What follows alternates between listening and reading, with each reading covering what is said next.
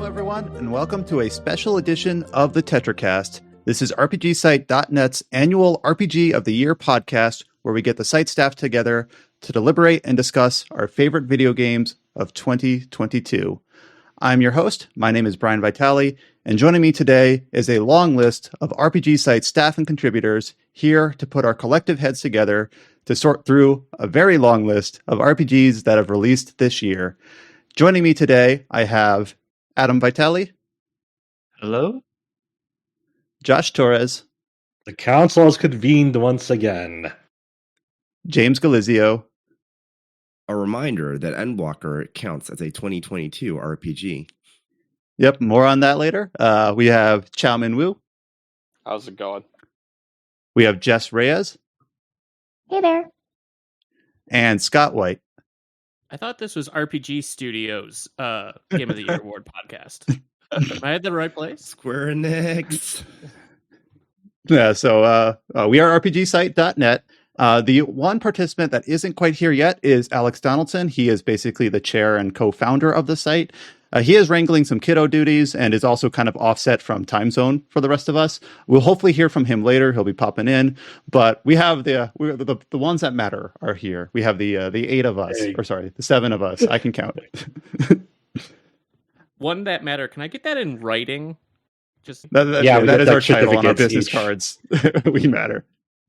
Well, after a couple of strange years where our lives were collectively upended both within and outside of the gaming sphere, 2022 felt like a little bit of a long-awaited return to a semblance of normalcy in a few ways.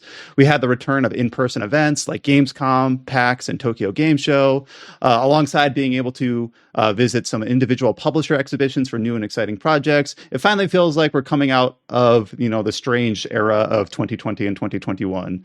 Normal doesn't necessarily mean that this year wasn't also exciting and incredibly packed. We all know how many games that Square Enix decided to release this year, for instance.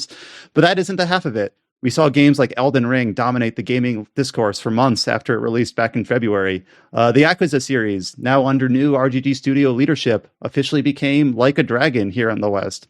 We got a new generation of Pokemon from a couple of games that kind of upended the conventions of what a Pokemon game can be. We saw some interesting smaller scale highlights as well. We saw Babylon's Fall release and claim to be shut down within a year of its release.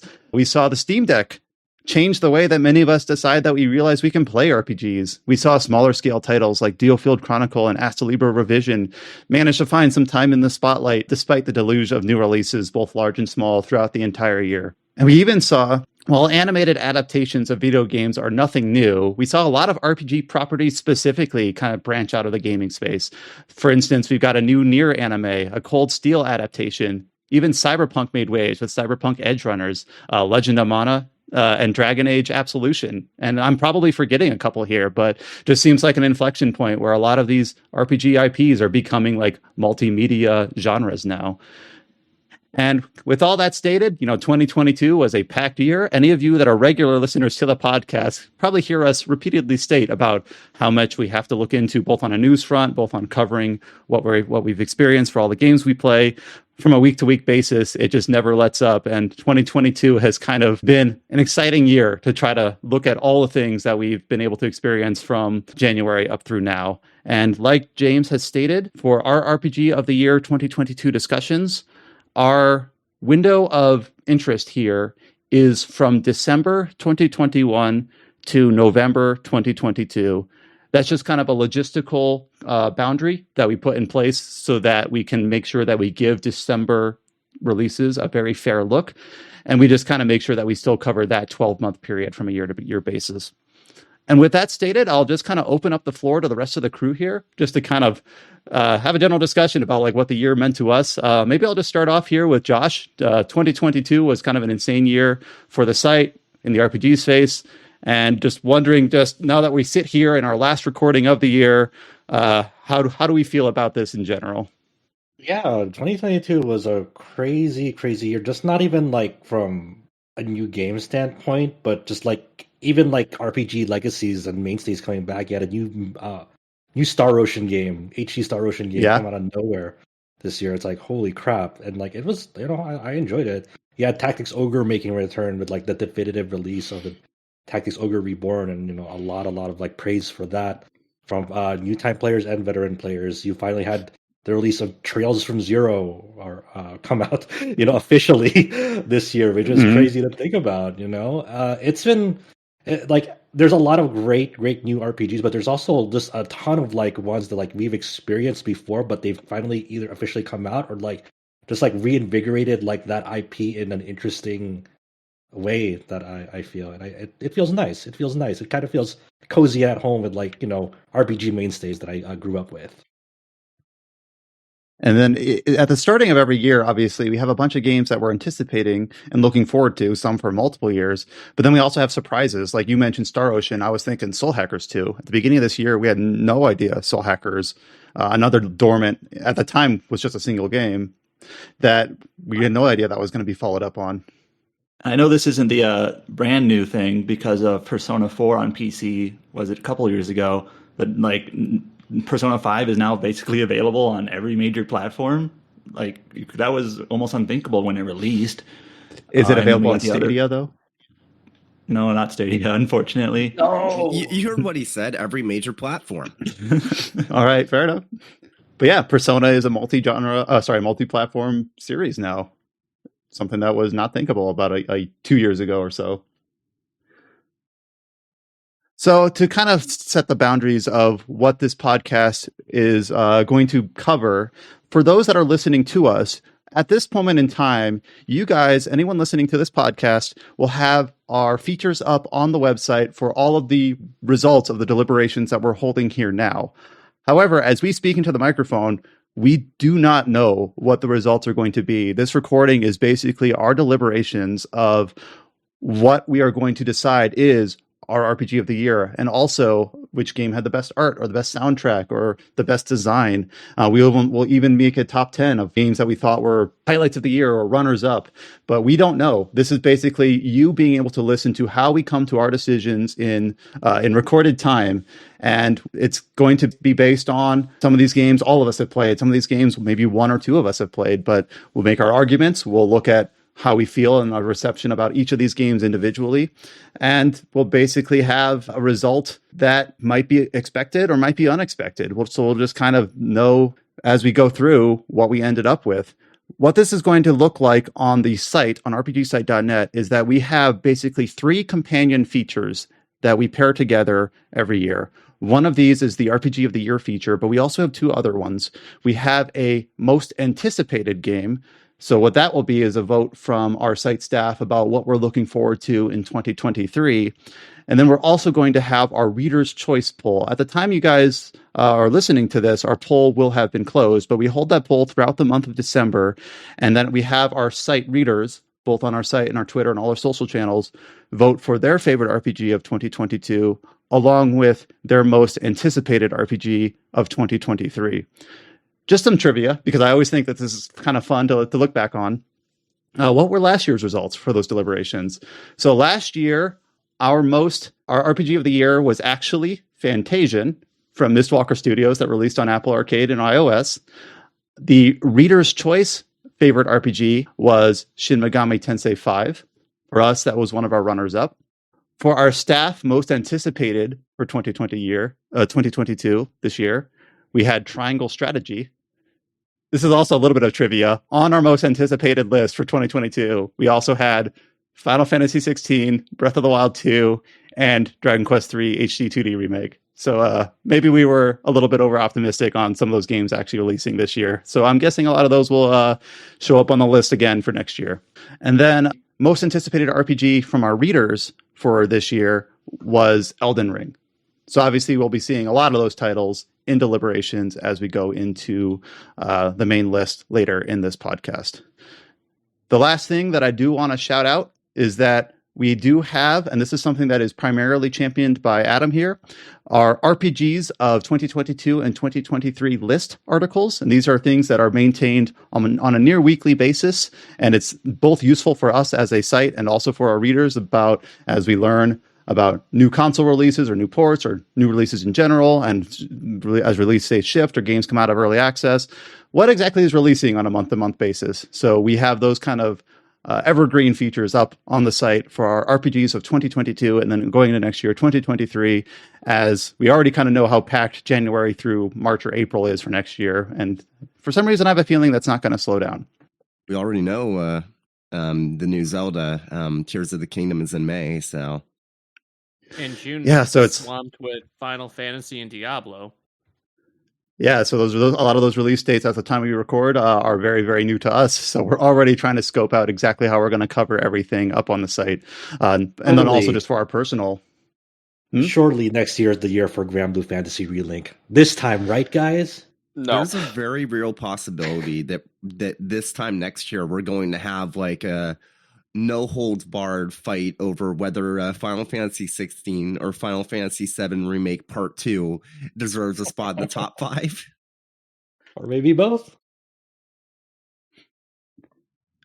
So I think that kind of covers it for all of the boundaries and all of the kind of year in review. I will just, before we go straight, I don't want to dive straight into our category awards segment.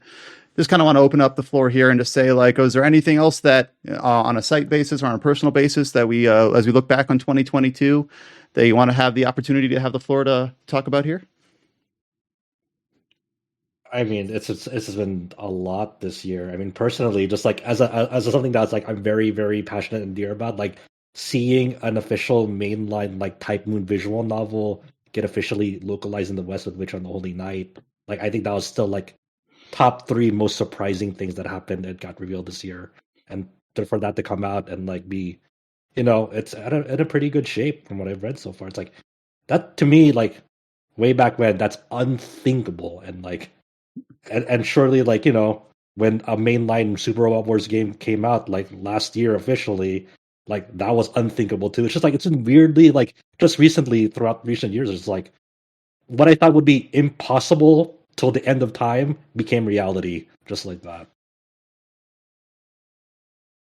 I feel like studios just randomly remembered that tactical RPGs exist and are a thing. That's a good one. Yeah. And they were like, we should release those. And everyone had the same idea. You say that, but I feel like it's basically been just Square Enix.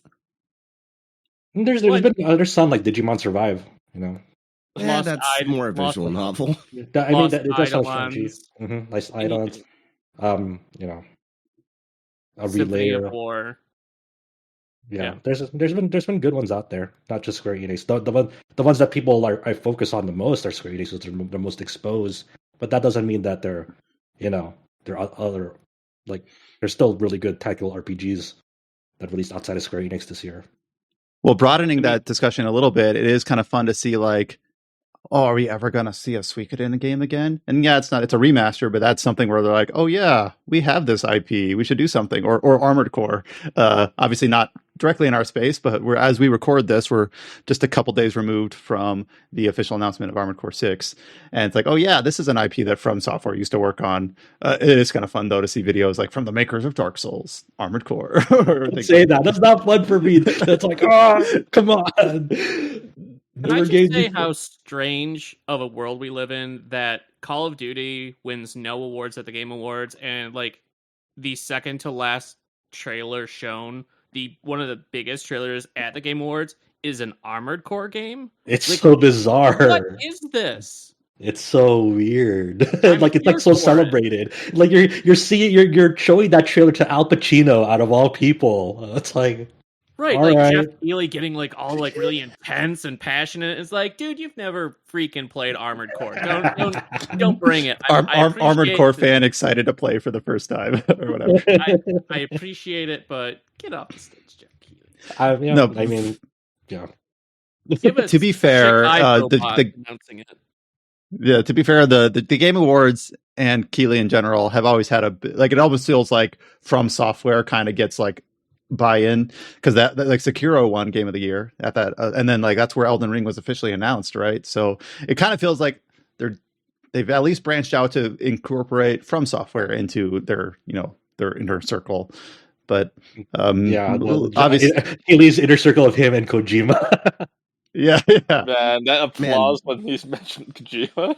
That hug between Jeff and Kojima, it's like the way that Jeff just like marched up to him. It's like, man, I was almost expecting tongue.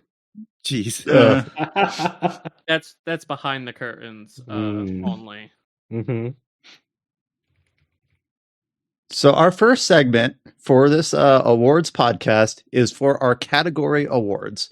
So each of these categories has anywhere from like 5 to a dozen nominations. And these are just nominations from the staff about any game we feel like could potentially win the categories that they're in. All these categories are the same as from last year. We don't have any new ones, and I don't believe we've dropped any. And the categories are best writing, best art, best music, best design and immersion, best ongoing support, best re-release, and best non-RPG. So as we go into each category, we'll kind of talk a little bit about what this category means, what specifically we're looking for, why does this category exist, though most of them I think are pretty kind of self-evident. Our newest category, for instance, as of a couple years ago, was the best re-release, because we see those kind of more and more often now. And that'll actually be the one that we'll be discussing first. And we originally didn't have this category. So when we would have remasters or re-releases, we kind of didn't know, like, well, now we're just crowding out new games just to talk about, oh, remember this, we got a new remaster for something, I can't remember a specific title, but I think it was like Xenoblade Chronicles Definitive Edition, where it was like, yeah, this is a great game, but it came out in 2010. So this way we can still kind of look at games like, for instance, Chrono Cross Radical Dreamers Edition or Tactics Ogre Reborn, and give them the credit of when a remaster does a stellar job to make a classic, well-regarded title available to people to play in 2022 and beyond. So without further ado, our best remaster or re-release, the nominations are Chrono Cross The Radical Dreamers Edition, Tactics Ogre Reborn, Persona 5 Royal as it released on PS5, PC, Xbox, and Switch, 13 Sentinels Aegis Rim got a Switch release, and the Final Fantasy VI Pixel Remaster came out this year, I believe, earlier in February.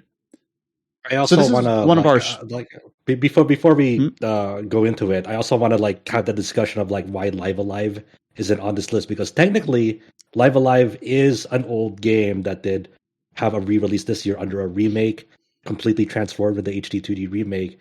But the technicality we have here is Live Alive in its original release never released in the West before, so this would count as its quote-unquote first official release in the West.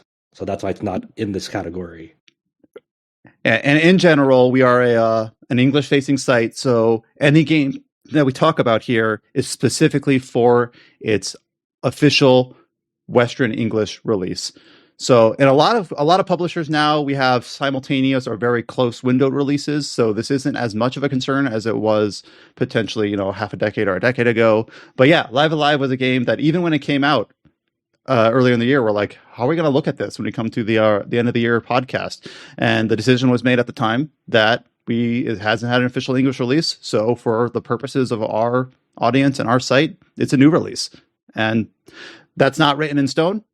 So that's something that could be altered, but I don't think that anyone kind of feels strongly the other way. So as of right now, Live Alive is not on the best remaster or re-release list because it is on the main list that we'll get to later. So for our best remaster or re-release, this list of 5 games that I have read off is probably our shortest list of nominations this year. But it has a lot of very strong entries. We've already heard a lot about Tactics Ogre Reborn, for instance. And basically, we're just going to kind of go round robin and discuss which of these games are in contention for being the best remaster of the year, and which of these games potentially were received well but don't quite hit that mark. So I'm going to hand it off, I think, to let's see here, Adam. Adam, I know you've played at least a couple games on this list, like potentially the Final Fantasy VI Pixel Remaster, but you don't have to talk about that if you don't want to. Just kind of, you look at this list, is there anything that really sings to you as a game that really should be in contention, or anything that you feel like doesn't quite hit the mark? So if it's like 13 Sentinels, I've never played it, but as far as I understand, this is mostly just a port. I know it had like a small edition. So like when I compare that to things like Chrono Cross or Tactics Ogre or even Final Fantasy VI, I don't know if it like, it's a good port, but it's not really like a remaster. It's not really anything more like significant or notable about it. So I mean, obviously I'm not saying anything about the quality of the game. I'm just saying in terms of this category, I'm not sure if it should be something to consider as the winner of this category compared to some of the other ones. Persona 5 is maybe a little bit, I know that's also just a port, but as we mentioned earlier in this recording, I think that's probably a more significant port, considering it's kind of coming to everything, and it's obviously a massive IP now in the RPG space. So that was my immediate thought. Yeah, I was going to ask about that actually. Like, is this based on how much it's improved or improvised on the past release, or is it just which one was a good game this year? Because that's what I was thinking about Persona 5. It's kind of a combination of both. It is honestly and kind of deliberately a little bit of a vague category. For like a great game that was locked away on a single console that is now available to more people, I think that's worth commending. But also the amount of work that was done into remastering it. For instance, if we look at something like the execution of Tactics Ogre Reborn versus the execution of Chrono Cross Radical Dreamers Edition, I think, at least in my opinion, that we should look at this kind of holistically, and not basically punish a game for not adding as much as another if the additions weren't anything that were really significant. But it is kind of admittedly a bit loose. So it is kind of just making sure that we look at each whole game as it released as someone who's playing it for the first time. If they play Persona 5 Royal on Xbox, the experience that they have. At least that's the way that I'm looking at this. Can I just rip this Band-Aid off? It's not going to be Chrono Cross, is it? No, I'm kind of glad that someone stated that. Please, because you mentioned Xbox, and the thing I keep thinking back to is that literally you'll have a better like performing experience emulating Chrono Cross on Xbox and playing the actual Xbox version. Yeah, there's the tragic thing about the Chrono Cross remaster re-release that came out this year is like, they didn't have like a lot to work on when it comes to like original like development materials at the time. So this released in a pretty dire state. It's kind of like in a state where like they can't really improve upon it, unfortunately. And it's like it doesn't run well. It's like it almost feels like a straight port in some respects, in like not a good way. The only thing that could make the experience better, honestly, is with PC mods at this point. And then everything else is kind of dire about it. Like Chrono Cross, fantastic game. I know Chrono Cross has its haters, ciao. But it's just not. When you think about the other titles on this list, I don't think it's in contention for the winning at all. I don't think it has any shot. No, so Chrono Cross's defense, though, it was the first officially localized release of Radical Dreamers, kind of the side game, and I would honestly put it above Sentinels and Persona just because it actually does release something new. Okay, yeah. It was also technically the first official release of the game in Europe. Yeah, so it's like how I view it is 13 Sentinels I hear was a fantastic Switch port.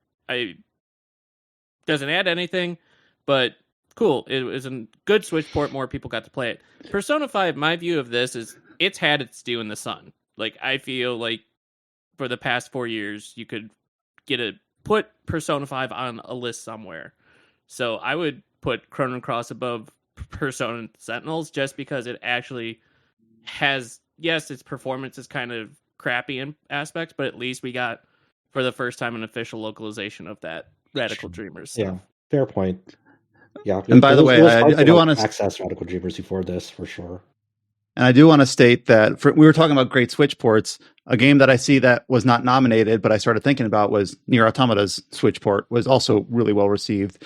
So these nominations, I want to keep the door open for any of these categories, that if there's something that somehow just slipped through the cracks and wasn't on the list, I do want to allow for, hey, what about this game that released or whatever? Because if it's something that just so and so didn't realize that it was missing, and like, oh, let's do a late addendum. I just want to say I'm totally okay with that. In this specific case, I don't think the Nier Automata Switch is going to do any better than Persona 5 Royal PC, for instance.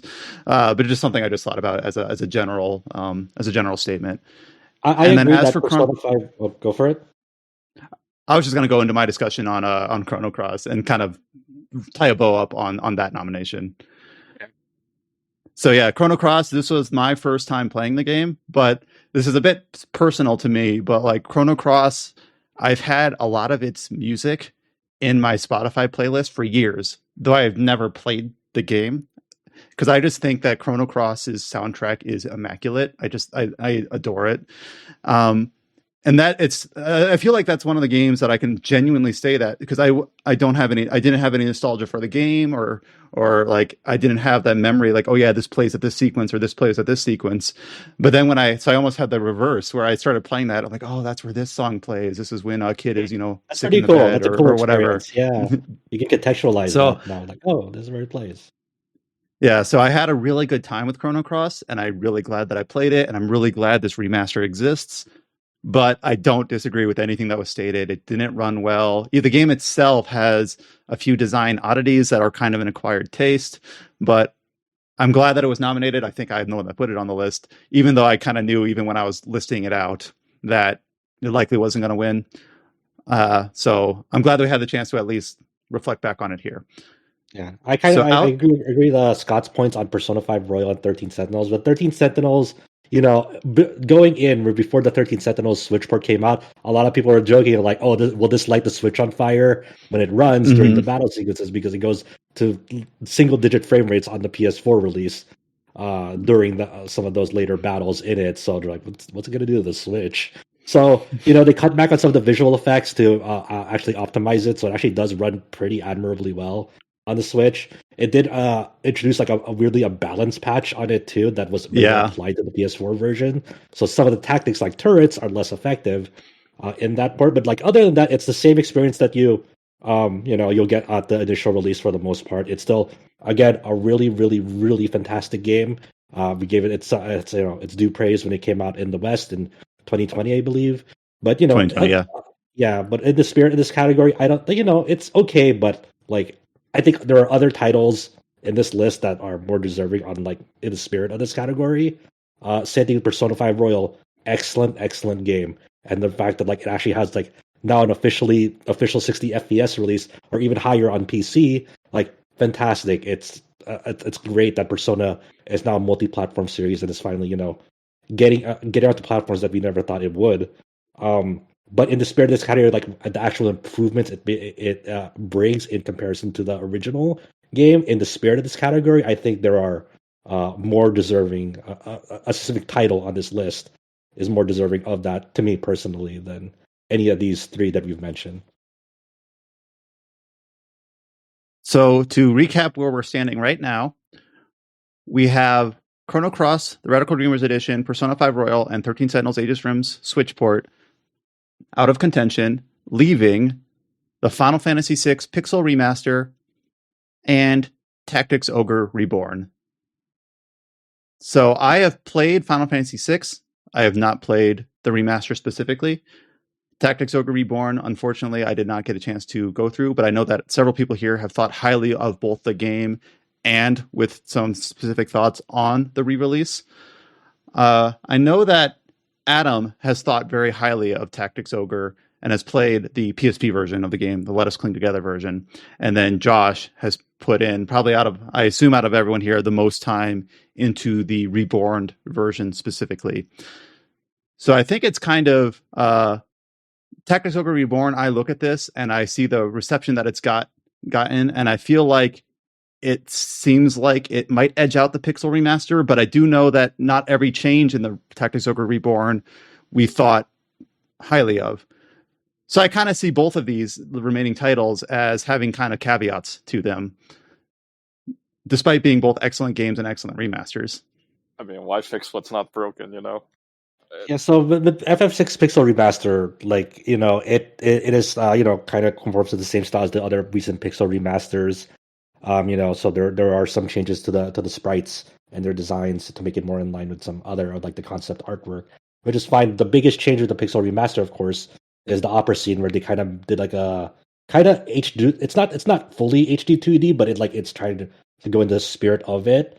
And even Alex wrote up a feature. It's like did they really need to do this to the opera scene to change it to HD 2D? It kind of just feels like the style shift to it like kind of doesn't fit in like the rest of the game. Like you kind of just you like with the HD 2D style, it's either you go for it or you don't. It's not like something you slot in there and like be like, isn't it cool, guys? It's like, I don't know. Like I think it takes away from that opera scene, to be honest. When I see the HD 2D, like the shift to it, it's like I still prefer the original way they presented that opera scene. I think that was very effective back then. I don't know why you needed to put it into HD 2D out of nowhere, to be honest. The nice thing about that opera scene, though, is all the languages they decided to like dub it into. That had a lot of that was impressive. Yeah, so I remember that during the time of release. But for me specifically, when I have to, like personally, when I have to pick between one or the other, I think Tactics Ogre Reborn for me is the like it easily beats out the rest of these to me because of the spirit of the best remaster re-release category. Because for me, it enhances the original like release and the PSP version by just like with quality of life enhancements alone, along with all the other additions that they added to it. Like there's some divisiveness about the stat card buffs on the field for sure. Like some people don't like it. I personally like, like I learned to like play around it, and like it's something that like okay, like I'll deal with it, but it's not like a game breaking thing. But when you think about like all the things they've done to it, like the formation, saving, the turbo mode, just the way you can like just eat like the swap back to like how instead of like a job level, universal job level, they went back to unit by unit jobs, and how you can easily level them. They just basically took a look at like the past two releases, and they're like, we'll just basically make the experience so much better on almost every front of that game. It just goes the extra mile to like really, really put justice into like the Tactics Ogre release. It's just impressive all around for me.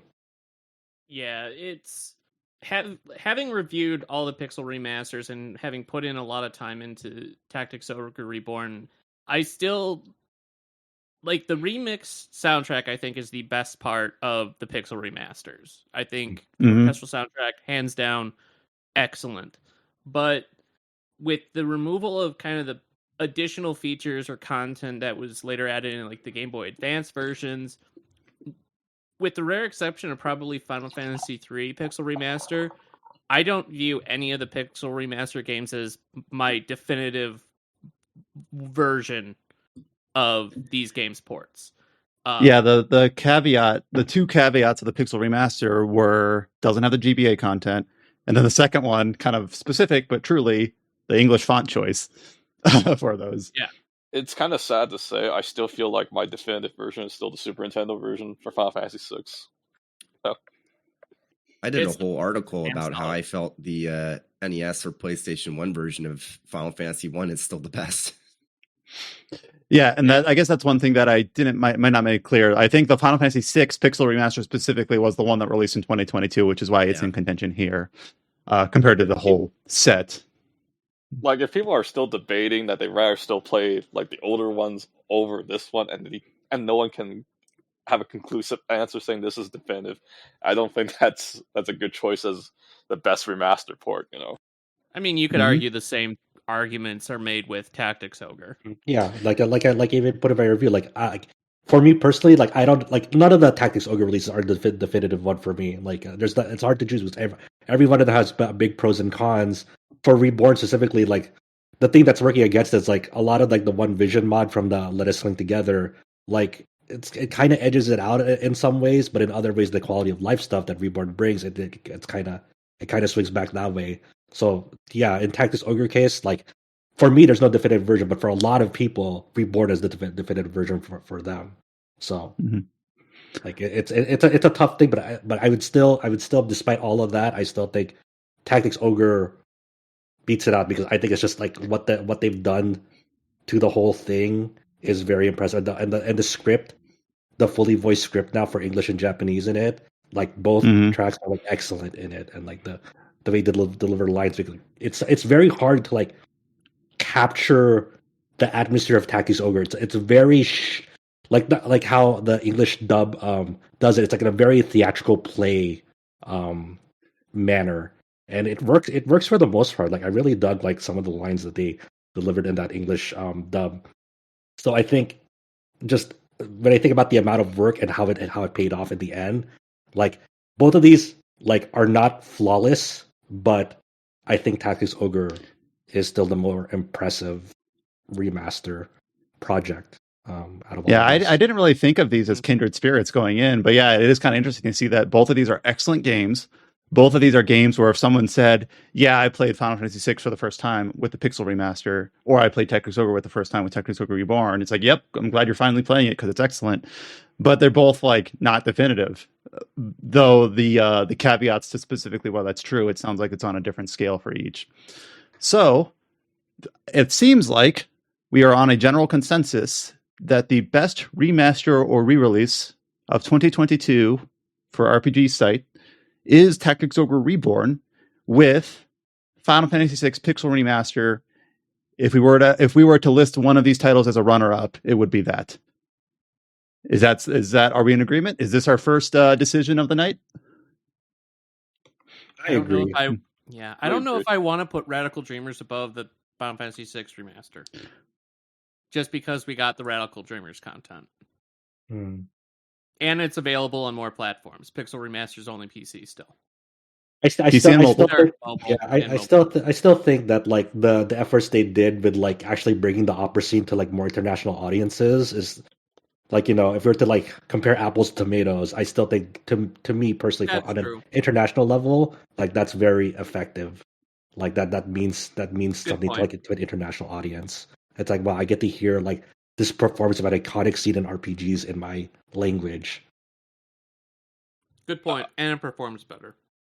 I forgot to ask: is Romancing Saga Mistral's song? December. That's December release.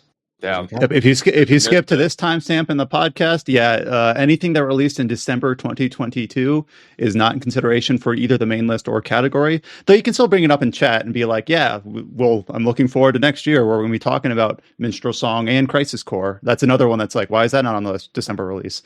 So my guess is that next year, I made it. Nothing's going to beat the Battle Network collection, so all other games should just throw in the towel now. Okay. Mm-hmm.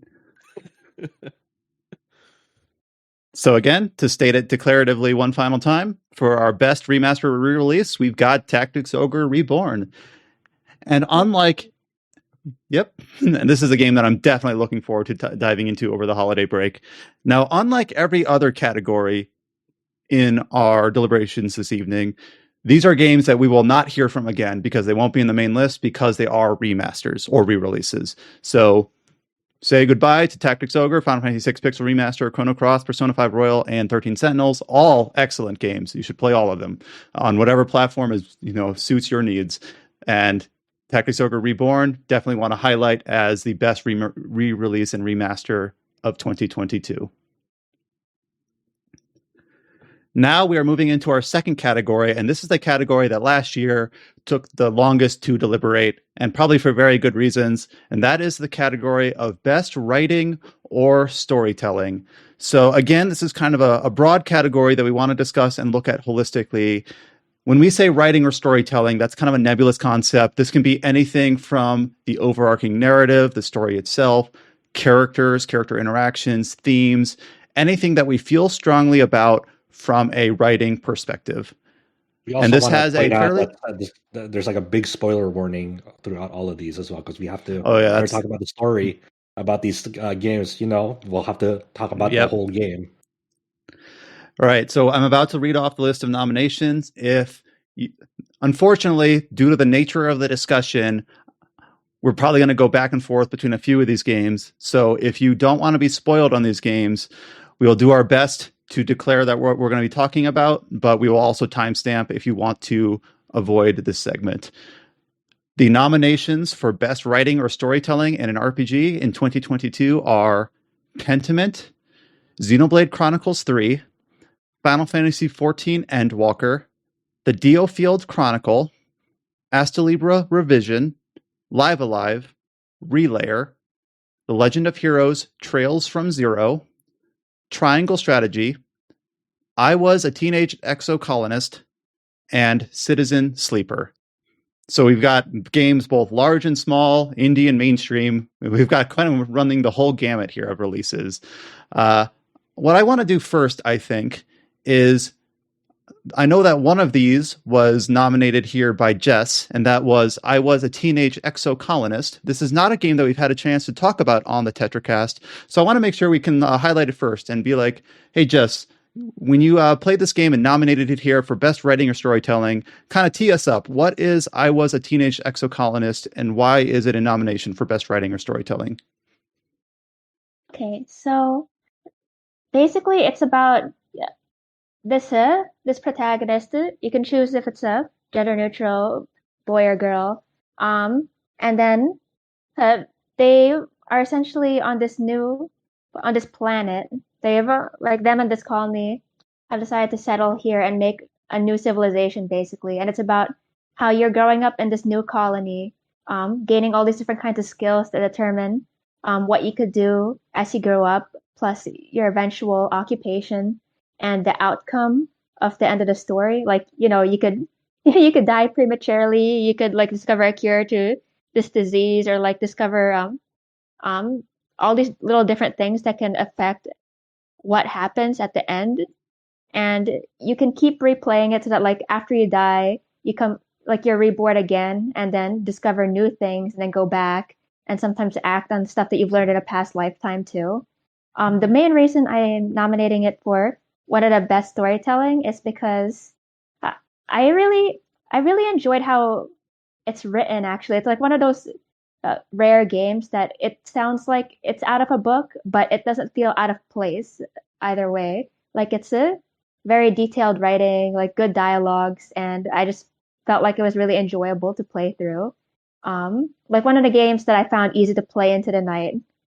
And I'm not sure if I would really nominate it over Xenoblade 3, but I just thought it was a very good game. Like I didn't expect that level of storytelling from an indie, to be honest. Well, the way you describe it, not only are you kind of giving testament to the quality of its writing, but you're almost describing it as like a narrative roguelike, where when you're talking about where you can die and replay as, a different character, it reminded me of a game like Rogue Legacy or something like that, but only with a narrative slant. Am I kind of understanding that correctly in terms of the branching narrative that ends up recycling? I guess it's like you're always born into the same scenario. It's just that you could take a different path afterwards depending on what skills you decide to level up. Like you're either you're always the child of these two particular people. You could choose your childhood friend. You could choose who to romance in each lifetime. Like you can become for example, you could really focus on biology and learn about the local fauna, or you could become a soldier, and it's just puts you in a different depending on how high your skill levels are for these particular stats, it can you can't do certain things unless you're like certain bravery stat or certain biology stat. So it really determines what you're able to do and discover during your playthrough. No, that does sound really neat. And I'm looking at, so this is not a game we've had a chance to talk on the podcast before, but I'm looking at the Steam page now, and it's got that recent and all overwhelmingly positive reception. So I'm like, oh, all right, this is now on my radar.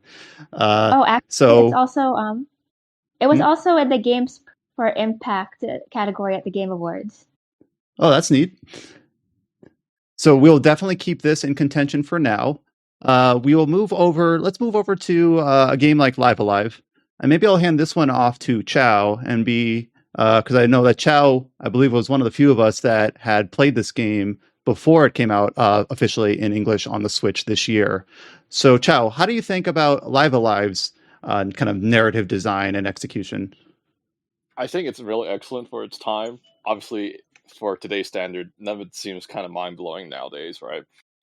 But like how all 8 characters connect. I say 8 characters because obviously there's the secret character that comes at the end when you beat all the scenarios. Obviously, I had to go for that because all of them, how they all link together, and how well they connect. It's really mind blowing for its time. But nowadays, people don't see it the same way, and the plot twist that links from Orstrid and the things that he goes through. It's like, I don't know. Paige laughs at this twist nowadays. It'll be like, it's like, what the hell? It's like I could see that coming from miles away. But I also think maybe a lot of like modern takes to it maybe makes it a lot easier to find these twists, because when you see in the Super Nintendo days, seeing the sprites, maybe it's a little harder to pick out like the twist coming. But I don't know. I'm seeing a lot of different takes when they added like the whole voice acting to it.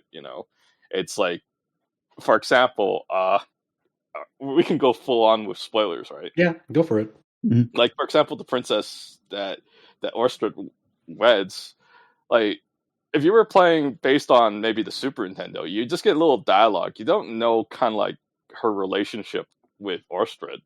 While in the remake with the added voice acting, you can play in English, you can play in Japanese, and both versions I feel like there's a different take. In the Japanese version, I felt that she betrays Orstrid because he didn't come on time to save her. While in the English dub, it felt more like she was like she was already in a relationship with the backstabber, and that it's like, screw you, kind of a whole different take. I don't know. I just find it's really interesting for me in general, but I don't know about you guys. For me, so I played Live Alive for the first time this year, obviously with its official English release.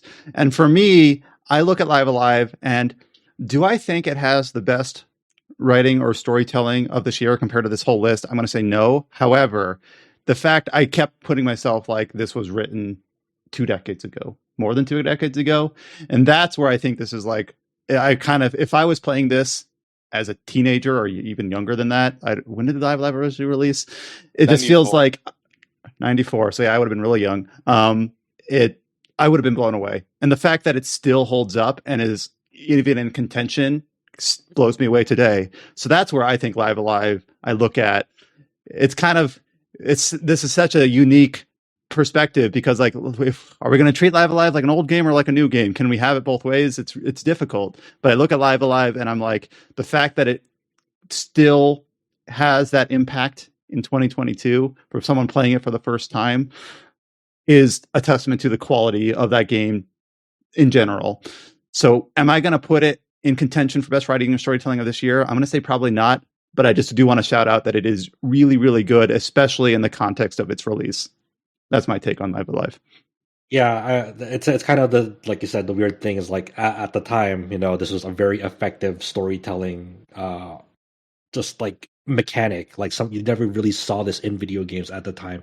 It came out. It is hugely influential to how narrative was told in video games moving forward, how it was presented, what the possibility of the medium of video games can achieve, and a lot of that was attributed to Live Alive, like kind of like almost a pivotal moment in JRPG history, but we are living in the modern time, and at the time Live Alive, like, it's still amazing.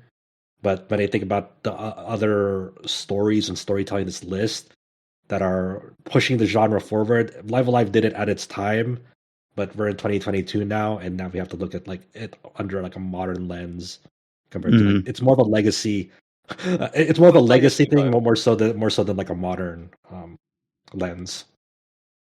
All right, so we got a fair few other titles on this list. Let's look at The Legend of Heroes Trails from Zero. I'm just picking out of a hat. I'm throwing darts. So this is a game that, similar to Live Alive, released officially in English just this year, though isn't quite as old, though the original release was like a decade ago. So still kind of in a similar space. So Trails from Zero, I guess I can start off the discussion here. Similar to Live Alive, I played this in English for the first time within the last year. And obviously this is a game from a long-running franchise with a very, very interconnected story. However, Trails from Zero, I think, is one of my favorite entries in that series due to the scope of its story. So unlike a lot of the other, especially more recent Legend of Heroes games, Trails from Zero has a much smaller cast, both just in general and playable cast, and kind of a much more localized narrative with a much more targeted kind of conflict and climax.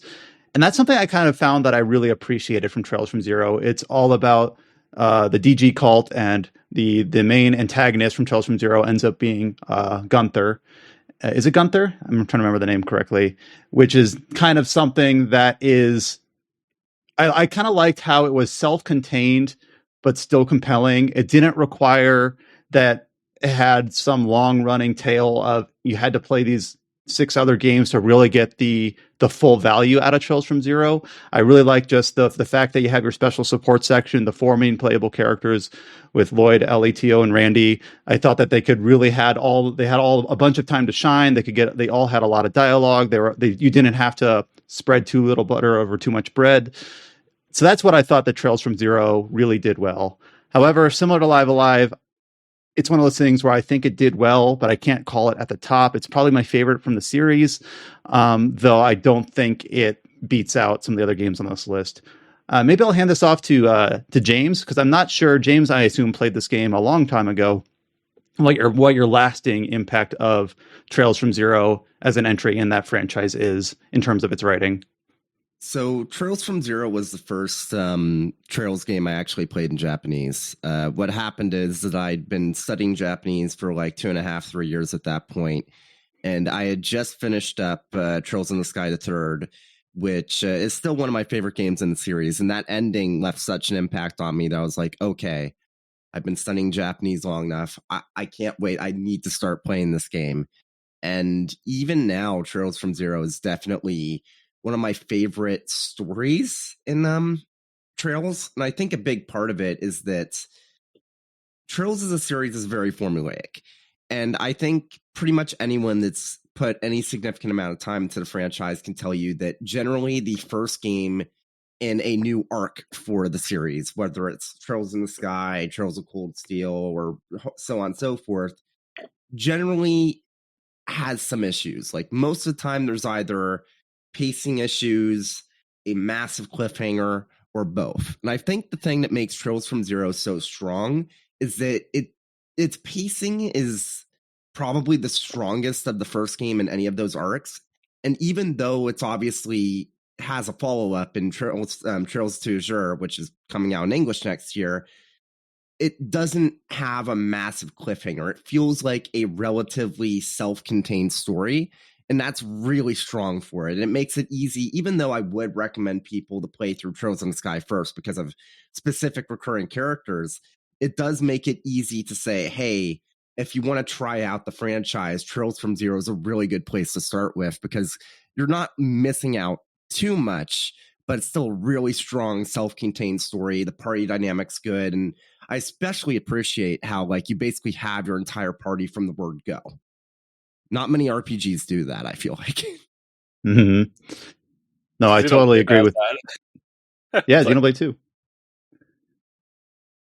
I want to say one thing about Trails from Zero before we move on, though. Shout out to the wonderful translators and fans over at Geofront that did most of the work. And also shout out to the wonderful writing of the Treasure Chest comments. And those stayed in the official release, right? Yeah. That's sweet. That's really cool that they were able to do that over at East America. But yeah, I'll go for it. Rest in peace. God, I'm gonna butcher his last name. Scott Serena, or God, that's not right. But we understand. Yeah, it's a tragic loss for that community. You know, for the gaming community in general this year. I'll echo what James said. You know, I've played this game many years ago now. I didn't get a chance to play the official release yet, but I have really fond memories of Trails from Zero. It's like James said, like it's one of those games that's like one of the very few games in the Trails series where you can just say you can try and give this game a shot, and like you don't have to play another Trails game after this if you don't want to. Like it's like a nice story that has like a conclusive ending, and you can just end it there and be like, okay, that was cool. Like it was a nice, just like small scope story about like this almost like a ragtag team almost, even though they're part of like a special like section of the police. And it does such a great job at like character work and making you care about these characters, how they grow into like a family unit almost. It's lovely, especially like with how they restored the environments, like for like this was originally a PSP game, and how they restored it to all other platforms, HD platforms. The one caveat is one of those versions, like the PlayStation version, not real up to snuff with the PC and the Switch release. But in terms of just writing and storytelling only, like this game's got it all. It has a really strong main narrative, really strong characters, and really strong themes that it's like going for in general. But when I think about other games on this list compared to them, once again, kind of like Live Alive, it was great for its time. I don't know if it holds up like in a 2022 modern lens compared to like some of these titans of the series.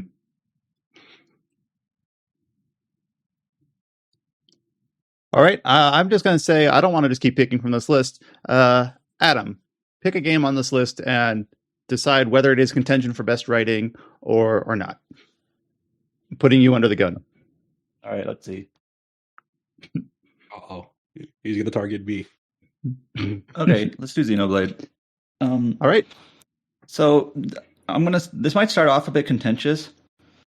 I think the front to back plot of Xenoblade 3 is actually not that great. In terms of like half the game is basically we need to get to City, and then it's we need to get to Cloudkeep, and then we need to get to Origin to defeat the amalgamation of uncertainty. That is the plot. And I think that part is sort of weak. However, where I think Xenoblade 3's writing is strongest, and why it's on this list, and why it could potentially win this list, is not its front-to-back plot, which I'm not that high on. It's more the world building, all the side quests, all the character stories, all the heroes, and those hero quests, and basically how the world is built through the writing of those quests. It's obviously a very unique world in terms of its rules and how things work and function, and like the laws of physics in this world, if you will. In terms of how these characters are like clones that live for 10 years and kind of breaking away from that, and how these different factions from Kevez and what's the other half? Agnes. Sorry, Agnes. Right? Kind of like you seeing these like colonies, and every colony has its own little story. I love the story of Colony Mew, for instance. They're kind of cute with their almost like Boy and Girl Scouts, if you will. And all the different colonies. The first colony, I forget, kind of is like they're like a war colony, but they kind of become like an agrarian agriculture, and it's kind of fun colony. And I just think Xenoblade 3's strongest writing component is basically like when someone's playing this game, it's like you want to play these side quests, and because this is really one of the most interesting parts about it is how these quests and the writing in these quests and the characters you meet and the interactions they have, how they kind of build this world, and it's compelling. And there's also all the different the main cast, all the different side stories that there are all really well done. And we mentioned earlier that you see that you basically have the whole cast from the get-go, just a couple hours in, you have the whole cast. I mentioned on Twitter when the game released, I didn't review it, Josh did, but I think he shares a similar sentiment, is that the character interactions in this game are also very, very good. It's kind of funny in that Xenoblade 3 took away the heart-to-heart mechanic, where there are no like labeled heart-to-heart scenes. Like they don't exist as like a function or as a gameplay mechanic.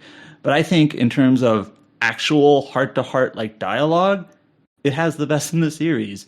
There's a lot of really good scenes between like Mio and Uni, and basically every pairing of the class all has like really heart-to-heart, heartfelt moments. There's a really nice one between the two main characters, Noah and Mio, at the end of chapter 4, for instance.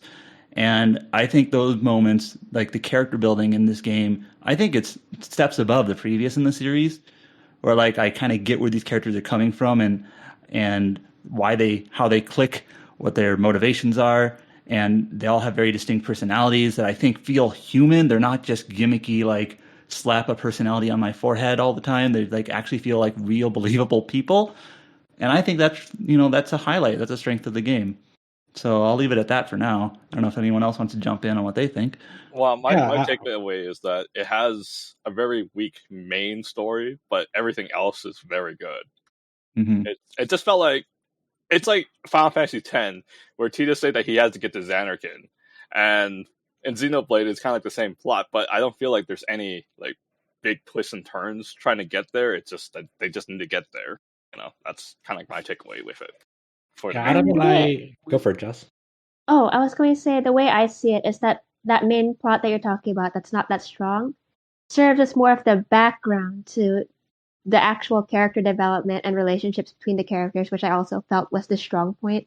Like they spend so much time and like pacing it so perfectly, I think, where it's like, in the beginning you're learning the backstory between like, oh, like what are how have their lives been living in this world, and then when they meet the opposing side, kind of like connecting them and then building on the inter-team relationships throughout the story as they get to know each other and become a real team. And then like, their own personal issues and insecurities that they also try to work through while, essentially saving the world. So yeah, Adam and I talked about this a lot when I was playing it for review and he was playing it for guide work. And like we always think about like, when we think about like the strongest character interactions in this game, like there are two scenes for us that always, when you think about like how impressive the character work was in this game, we always talk about two particular scenes. Not to say that like these were the only two.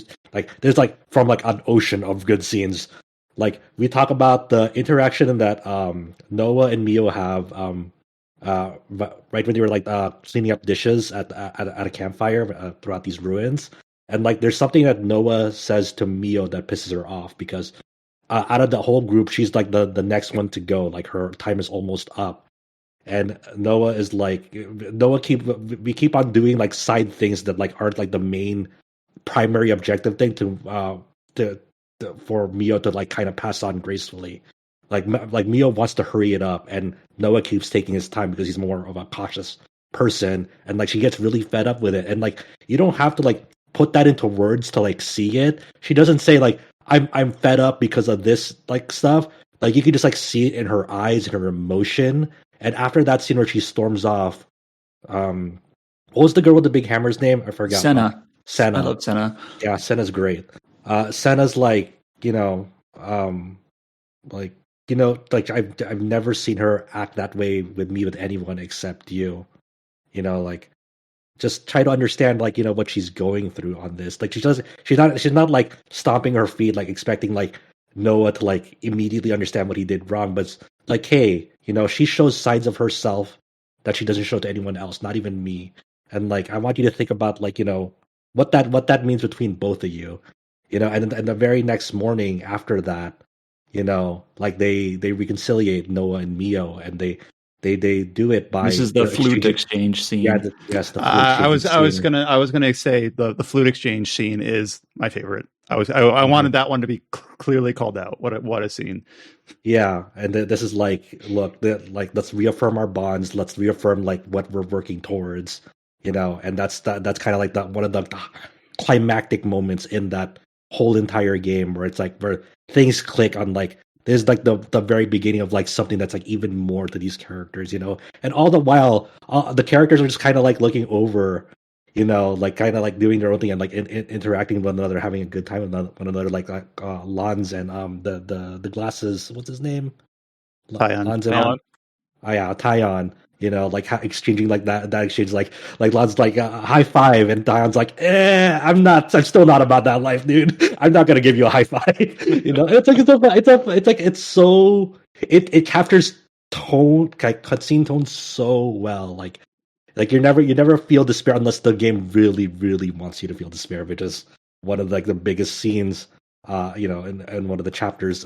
Chapter ends in that. But the other scene that I also wanted to call out was there's like this chapter where you're going up against like there's a childhood friend that Noah, Uni, and Lons had, and during a chapter, like they're faced with this childhood friend becoming a council, kind of like the group of baddies, and like they come to this realization they're forced to fight him because if they didn't do anything, their life would be in peril because of his abilities. So after this, after they fend him off, Lons is so traumatized by that.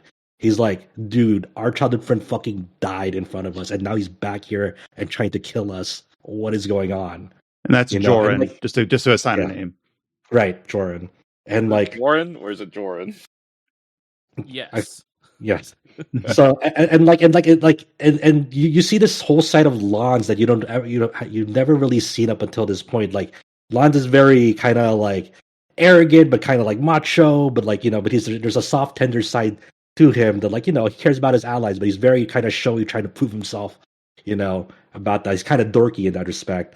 But but after this scene, it's like I don't know if I can go on. Like this is insane. What are we doing? Like, and it's one of those things that like him and Noah get into an argument over that because Noah's still trying to like process it, but he does it in a very calm, collected way, and that pisses Lons off. Lon storms away, and Uni's like, what's up, Yeah, Uni specifically says, "Hey, I was there too." Yeah. And like basically saying, "I'm with you here. Like we're in this together." Yeah. And there's kind of like an understanding between these three. Obviously, they're lifelong friends, and it all feels so believable to me in terms of these interactions. Like it feels like they say exactly what they should say in a way. And they all have believable, they have different but believable responses to these events that are that are traumatizing. Like in Lons's case, just yeah, like those are like the two scenes that I always think back on. And there's like on top of like just on top of like all the other side stories, like each colony has a theme and has like a different way of like how their citizens in those colonies, how they try to like have an existential threat in their own way of like being free from the clock, and how it characterizes like different philosophies throughout the game. Like they each of them like do not like have the same reaction to it.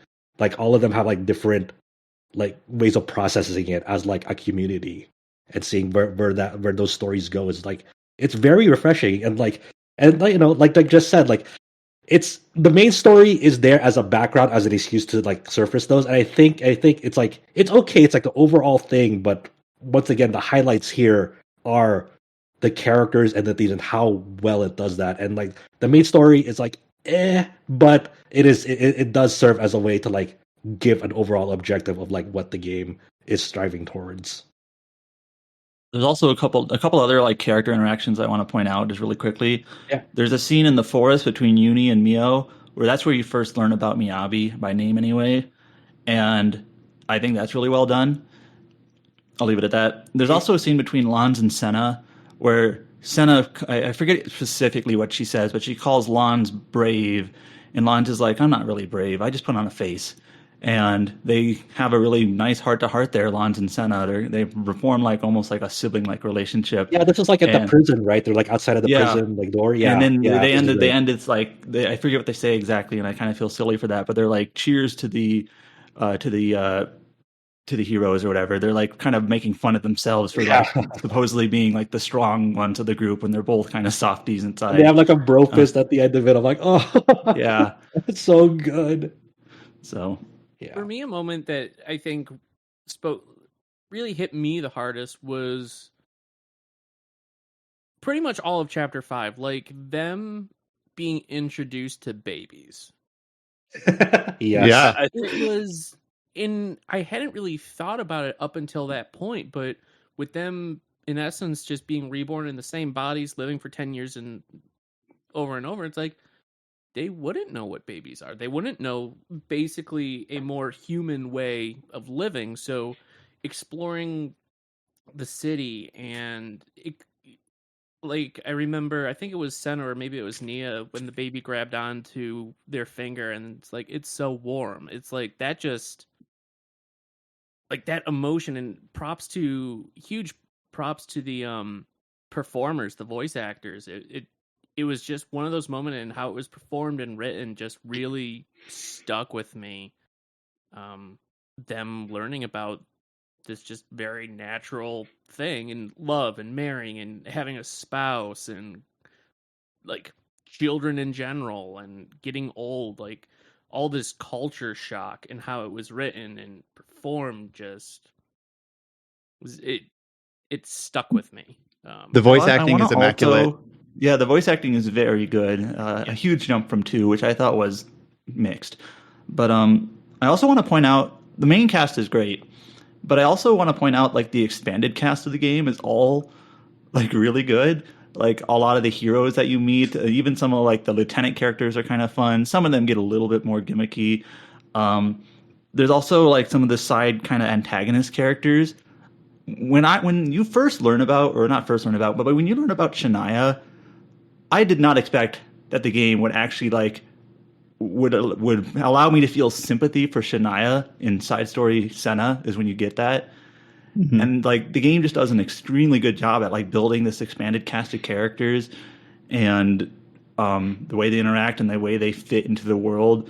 And I think Shania was like a really big part of that. And like that I think that's, or I should say, is more emblematic of just like how the game can make these believable characters, even if they're not like good people, really. I think it does a really good job. So it certainly sounds like we're going to be talking about Xenoblade Chronicles 3 in a few different contexts throughout the rest of this discussion. It seems like it is a clear front runner here. So just in the interest of time, let's just look at some of the other games that are on this list that we still want to kind of give their props and have done really well and are emblematic of some really strong writing or storytelling in RPGs, but might not top the high bar that Xenoblade Chronicles 3, based on the discussion we just had, seems to have set. The next game that I'll look at on here is Triangle Strategy. Obviously, this was our most anticipated game of the year. It is a game that, in general, I feel like the more distance that I have from having played it when it first released on Switch, the more I do appreciate it. It was a very strong entry and set out to do exactly what it's set to do as an homage to the grid-based SRPGs of yesteryear. And on terms of a specific writing standpoint, Triangle Strategy's main crux is that it has its branching narrative based on your liberty, morality, utility decisions. And it is the sort of game that maybe borrowing from some of the kind of themes and framework that a game like Tactics Ogre Let Us Cling Together set so long ago, it allows for that branching narrative based on your decisions in a very specific mechanic of the scales of, what is it? The scales of conviction, conviction. All right. The scales of conviction. So it is a game that I think I appreciate that it does allow for a lot of variability in which units you recruit. I'm trying to keep this specifically tailored to writing, which areas you go to, exactly how the game concludes based on the decisions that you make. Though it is also kind of a thing that we've seen done before. It's not something that is wholly unique and novel. And on top of that, I feel like I would have appreciated it more if the scales mechanic wasn't so overt. I kind of wish that Triangle Strategy allowed you to make the same sorts of decisions and even branch in the same way, but just kind of cut the scales of conviction scenes out. I just kind of felt like that wasn't needed. Like the outcome of the decisions were fine, but I didn't need like a narrative like, let's have a vote and decide whether we're going to this country or that country. I kind of wish you just made the decision. Just you got an option, you went to one place or the other, or the option was predicated on something you did in a battle or something like that. So Triangle Strategy, I appreciated it a lot, but I don't think it stands up to some of the other titles here. Yeah, I think if we had a character of the year category, like Benedict from Triangle Strategy would be like a clear front runner for me. Like incredible character, one of the best I've seen this year. Crazy, but like in general, like it does a really, really like great job at like foreshadowing like future events at like early scenes. But like it's kind of, but it's kind of a weird mixed bag because like once you get to like the three routes on like what they actually like tell, like the Roland route, like the context behind that is like crazy. It's like, oh my god, like Roland, please, when it comes to folding, his convictions, and then the Benedict route is like really crazy too. But in terms of in general, like it has a decent like overall story and like some memorable characters, but it doesn't like once again it doesn't stack up to like a lot of the what we have on this list for me.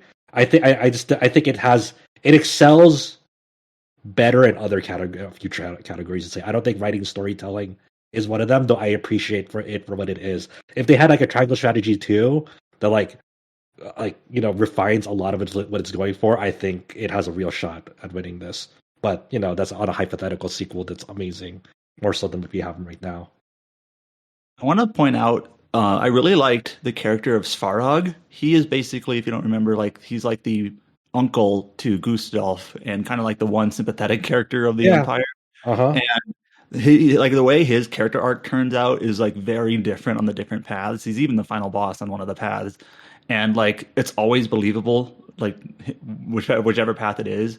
And I think just like how his sort of story ends is really well done, based on depending on like what you choose to do, and it's almost like the consequences of your actions. So I thought, like, I just kind of, when I think about like the different paths, I kind of think about him mostly in terms of his basically role in this world and the story that you kind of shape depending on the decisions you make. The one unforgettable scene for me, story scene in that game for me, is like when you pick Frederica's route and like how strongly Benedict opposes it, and you have the showdown between Serenoa and Benedict. Or the showdown between Serenoa and Frederica, if you don't choose a route, is also really good too. Right? Like, those scenes in the game are just like fantastic, and I wish it kept that energy throughout more of the game. So there's still about 6 games on this list, so let's just kind of roll through them. One of the games that's remaining is Pentiment, which this is a game that I think I'm the only one here that's both played Pentiment and Xenoblade Chronicles 3. So it's kind of like it falls to me to decide whether Pentiment deserves to be at or above Xenoblade Chronicles 3. Well, to spoil the ending, I thought this might have been a toss-up as we went into this podcast, but now that we've had the Xenoblade Chronicles 3 discussion, I do think it falls a little bit short. So Pentiment, of course, is a narrative RPG that released late in the year that takes place in like the late Middle Ages in what is now modern day Germany. Pentiment is a game that I strongly recommend. It is a game that I think it's a narrative game. Everything that this game does well is because of the way it handles character and storytelling and narrative, and it does so many things that we've seen in other games, but combines them in a way that I do think is wholly unique. So it's the whole game is basically one big dialogue tree that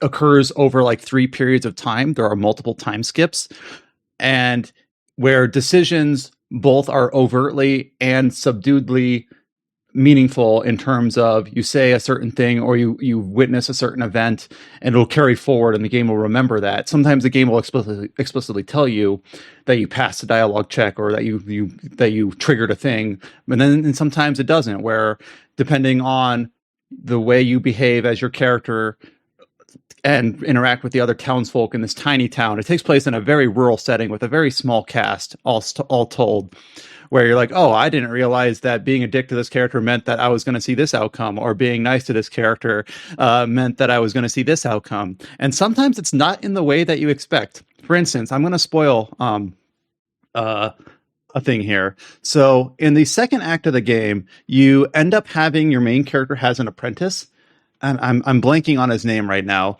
But obviously, when I first played this game, it's kind of almost a meme where it's like, whenever I'm going to play an RPG, I'm going to be the asshole. But then you realize, oh no, I'm just going to be a nice person and be kind to everyone.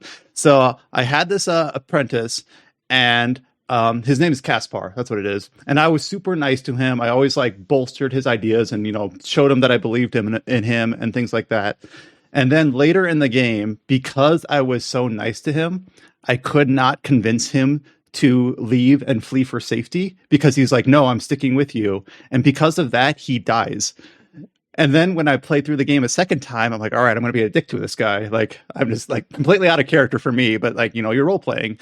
And then, so I was, and when I got to the same moment in the story, you can convince him to leave and he lives. And that's just kind of, I think, the sort of thing where your decisions have consequences in ways that aren't predictable. It's not written on its face like, oh, obviously this is going to lead to this or this is going to lead to this. And then the game is all about gathering information about these murder mysteries and do you speak to the right people? Do you spend time in the right places in order to push the dialogue and the narrative into the outcome that you want? So it is a game that I think does this.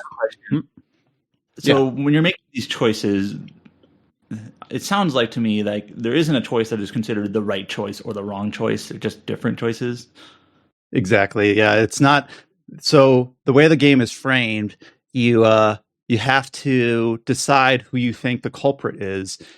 And then the game is very coy about, was that the right choice or the wrong choice? Certainly you had a bunch of evidence. And the game is not about like, this is the good ending, the bad ending, the Paragon ending, or the alternate ending.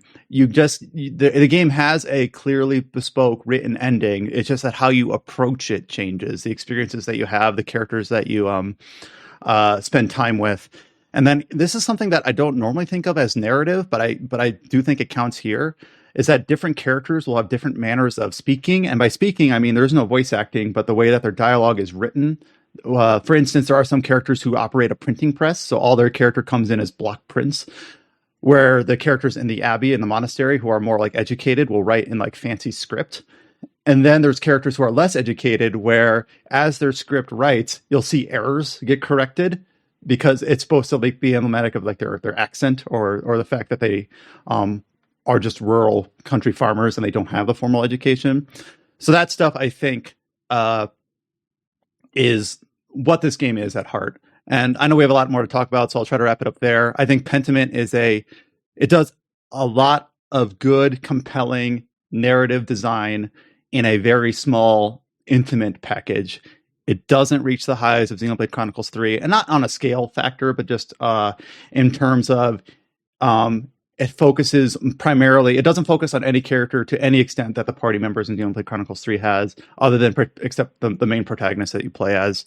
But I do think that what it sets out to do, it does at a very high level.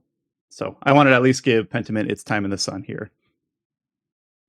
I need to get around to that. Yeah, I need to play it too. Yeah, I really want to play it. All right, a few more titles on the list. Here's one, and this is one that, again, because of our December to November window, is in consideration for this year, and that is Final Fantasy XIV Endwalker. So this one is, we have to my knowledge, we have two big Final Fantasy XIV players here, and that is James and Chow. So for Final Fantasy XIV Endwalker, I hand the discussion over to you guys to talk about Endwalker as a whole, Endwalker as it stands compared to other expansions in Final Fantasy XIV, why it's on this list, and what it does well from a writing standpoint. I'll hand it off to James first. Okay. So overall, I really enjoyed Endwalker's writing. I do think it has some issues. The major one I think I've seen most people talk about is it kind of like pulls a penultimate villain for the like entire like 14 story arc kind of out of a hat. Which I mean, some people really didn't like that. I think generally it was fine. The way that the writing was handled was fine. And I do think that the overall conclusion and how you get to it and the atmosphere of especially the last area, Ultima Thule, is handled really well. The one problem when talking about 14, it's kind of like a similar problem that we had like years ago when we were talking about Charles in the Sky the Third, where it's like, how do you judge just the conclusion of a story when there's all these other aspects of the story beforehand. And this is even worse because it's like you've had like A Realm Reborn, Heaven's Ward, Stormblood, Shadowbringer. So it's like the only people that can really talk to Endwalker's story are people that have put at minimum like 300, 400 hours into 14. And that's if they were rushing to just do the story and nothing else. So, I don't know. How do you feel about Endwalker's story, Chow? I felt it was great for the most part, but I do agree with this element. I do not like Twitter being the last boss. But yeah. Hey, what does that mean? What do you mean Twitter being the final boss? The last boss is a blue bird who doom scrolled too hard. That is literally it. Okay. Okay. So they call it Twitter. Okay. I didn't know. But yeah, I think it's okay. So Endwalker is having some pacing issues from the beginning, and I think it kind of like it starts to get really good. Like when you're about like 15 hours in, it takes a very kind of like a slow build up, but when it starts picking it up, it kind of picks up very good. Then it just has like a slow moment again. It's a very weird kind of pacing, I would say. Like overall, I don't think we should judge it too harshly just because the conclusion is not perfect. I feel like a lot of games don't deliver the perfect conclusion, but it's out there on one of the better conclusions out there. And with all the things that have released before it, and it sticks to landing somehow, I think we should not demerit for that. That's my take with Endwalker. Also, it's very much Endwalker's conclusion is more about the themes rather than the actual like events, and I feel like it handles it really, really well. Like again, Ultimate Duel, like everyone that's played Endwalker, like that, like especially doing it on like the launch week, just getting to Ultimate Duel, going through that whole thing, especially if you got there before like most people got to the end of the game. There's just like the atmosphere, and that's not writing, but it really adds to the storytelling when you have like both the text and the like aesthetics kind of working together. And I think that's an interesting thing to consider because it's like when you talk about storytelling in games, I feel like it's not just the writing that like influences storytelling. It's like everything else about the game. And I think it's a real testament, especially like this is not storytelling. This is not writing, but the way that the music for the final area of Endwalker slowly builds up as more and more of your party members basically, I guess, spoiler for Endwalker, sacrifice themselves.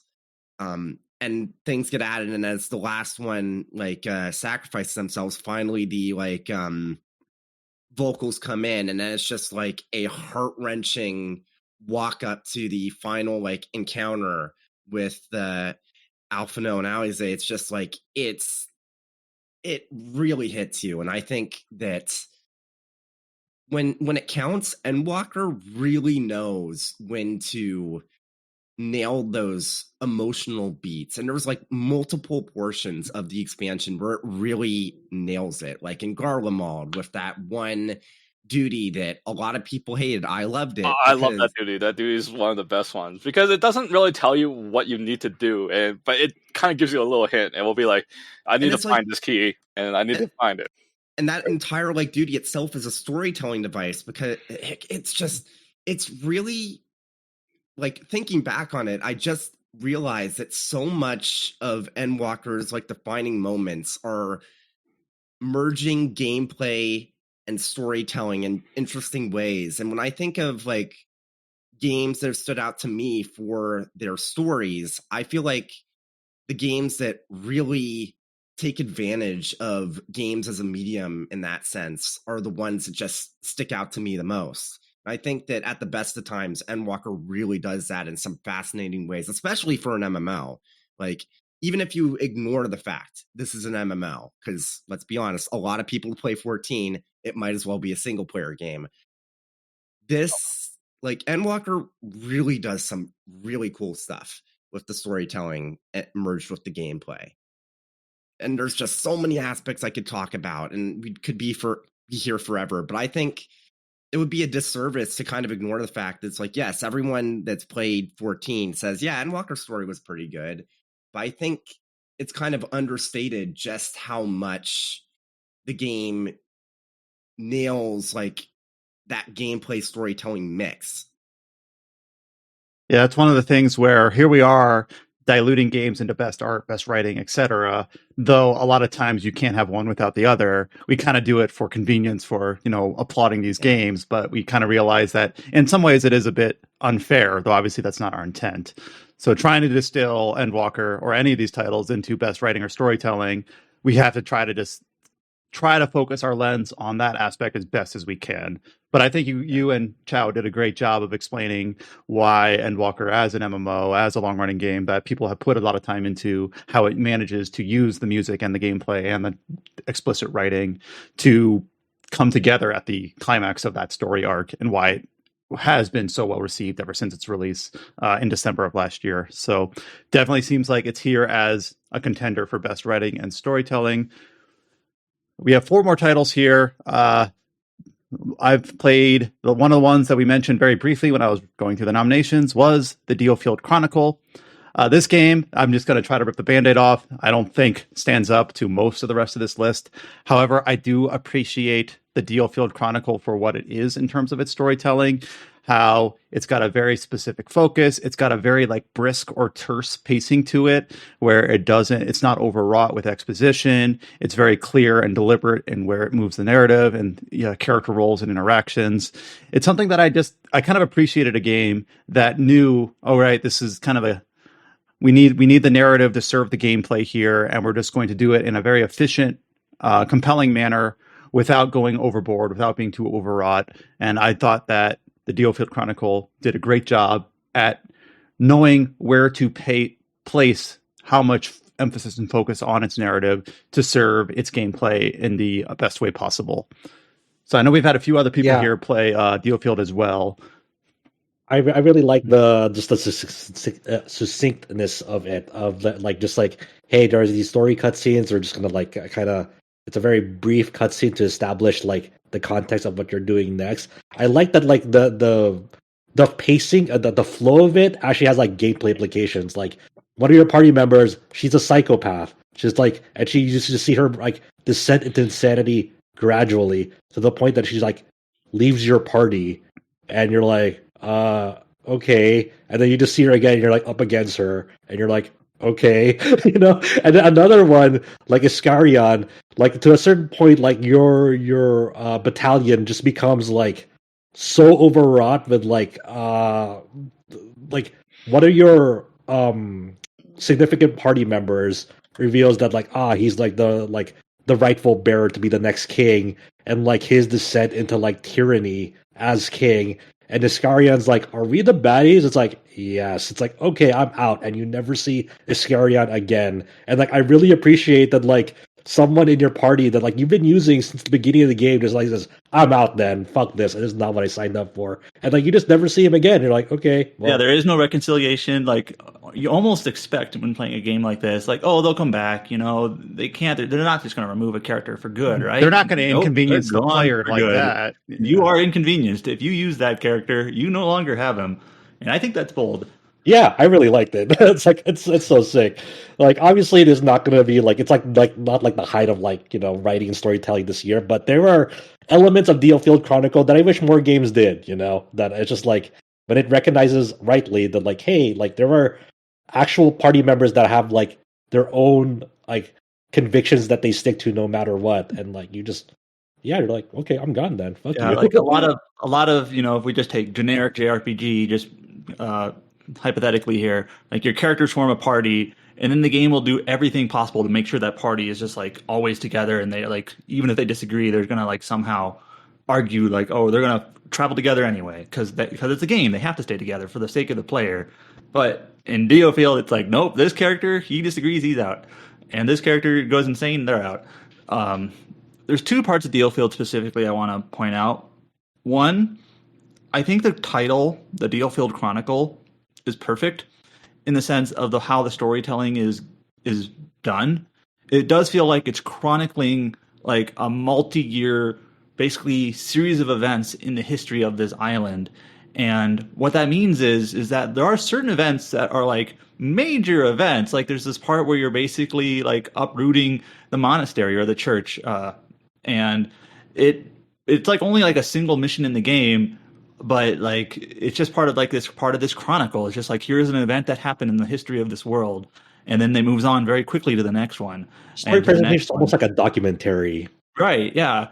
Like it's like we can't spend a whole lot of time on this because a lot of other things happen. And you could argue like this game is just not giving anything any time to like sink in or settle. And it's like, no, but this is a chronicle. You have to go through the whole thing of like what happens from the beginning of this war to the end of it. And then two, almost every RPG, Western, Japanese, or whatnot, is some form of like a hero's journey. You know, good guy versus evil. DioField is not that. It's the way the game ends specifically. If you played it, you know, like it is not a happy ending. It is not really a sad ending either. It's just an ending. Like, this is what happened. Here's the result at the end of this war. This is it. And like it's pretty abrupt. And you know, I also think this is another way in which the writing is just bold. Like, there is no winner here. I guess there is one winner, but like it's not necessarily good defeating evil. It's just, you know, chronicling the events of this kingdom on this island. Yeah, like when your main character is Andreas Ronderson, and he is just like throughout the game, every step of it, he's a morally gray person. He sees things on like by results. It's like, if I go this route, will it actually benefit like us in the end, like in the grander scheme of things? He's not a person that like really weighs like the morality of like doing something. It's more about like the ends justify the means type of character, and he does it in the most efficient way possible. And I kind of respect that out of that. Like, he is a person that doesn't like really bend the knee so much as like, okay, what is the most just efficient way to go about this? And he doesn't necessarily gain your sympathy. And I'm not saying that's a good thing or a bad thing. He just doesn't. Yeah. Yeah, the ending of that game I still remember very clearly. And like it's a very memorable ending, to be honest. And the post-credit scene is like, holy shit, you know? It's like, wow. It's like, see how, like, I wonder if they'll ever revisit this again. I'm fine either way, you know, if they decide to. It turns out they are sort of revisiting it. We get to see what happens with Walter Quinn. So yeah, once again, if we had a character of the year along with Benedict, I'd have Walter Quinn on that list as well. It's like, this person's insane, but you know what? Hell yeah. I know, the way that you make this comparison, it kind of reminds me of Romance of the Free Kingdom, how it just suddenly ends and the guy that you least expect to wins, and it just abruptly ends because that's how history turns out. It pretty much ends on like an assassination that you didn't see out of nowhere, of like someone does something, and it's like an assassination, and then boom, credits. It's like, okay, holy shit. All right. Oh man, but yeah, like I said, it has that shock factor. It has like some like nice like gameplay like beats to it that like how it's reflected in the writing and storytelling. Like, it has elements of like games. I wish games were more bold like this game in terms of like how it presents its story and like the gameplay ramifications of that. But it doesn't necessarily win this category in the spirit of it. Yeah, I am really glad though that we had the conversation about it, because it is very. I wish there was a better word than interesting. It just does a lot of things that other games aren't bold enough to do. They're too scared to inconvenience the player. They don't want to have a protagonist that is not going to win your sympathy. So it's bold. It's a bold, interesting game that I think is worth at least mentioning and commending for that. Like, your faction is like, when they hear democracy, they're like, oh, democracy. Yeah. That's disgusting. What are you doing? Letting people have free thought. What the fuck? That's disgusting. My succinct takeaway from this game when I played it, like my tweet review, was other RPGs are cowards and DioField is not. That's right. Yeah. All right, you have convinced me to buy this game. It's on sale. Yeah, it definitely give it a shot. It's a very interesting game to play through. So we have 3 more games on this list. I know we were at the 40-minute mark. I can get through them very quickly. Like, as Libra Revision, I put it on this list. It's a very, very commendable, uh, like just game in general, like the 15-year development history of it from like largely a solo Japanese indie developer that I did have an interview with on the site. But like the way that he segments the story like in a very episodic vignette type of way. Very basic like premise of the story just from the get go is you're separated from like a childhood friend due to a demon invasion. You kind of flee for your life to this log cabin in the middle of nowhere, just like a remote log cabin, and you don't really interact with people for like 8 years because you're kind of convinced at this point that like you don't know if like what the state of humanity is at this point after that demon invasion. You do meet a crow that can talk, and that is like your companion for the game. You don't know like where this crow has come from. Crow doesn't know where he came from. Yep, exactly. And you kind of travel with this crow, and then eventually at the beginning of the game, you do meet other humans, and from then on, it becomes like a very episodic tale of like chapter 1 is like the story about this girl's father who went into the mines to try and like find like a cure for her sickness or one of the daughter's sicknesses, and you go there. You find that you find this guy who's been trying to find this cure. You come across the scales that have like the power to manipulate time, shifting it forward and backward. And then you kind of learn like what the ramifications are of time travel if you decide to mess with the timeline.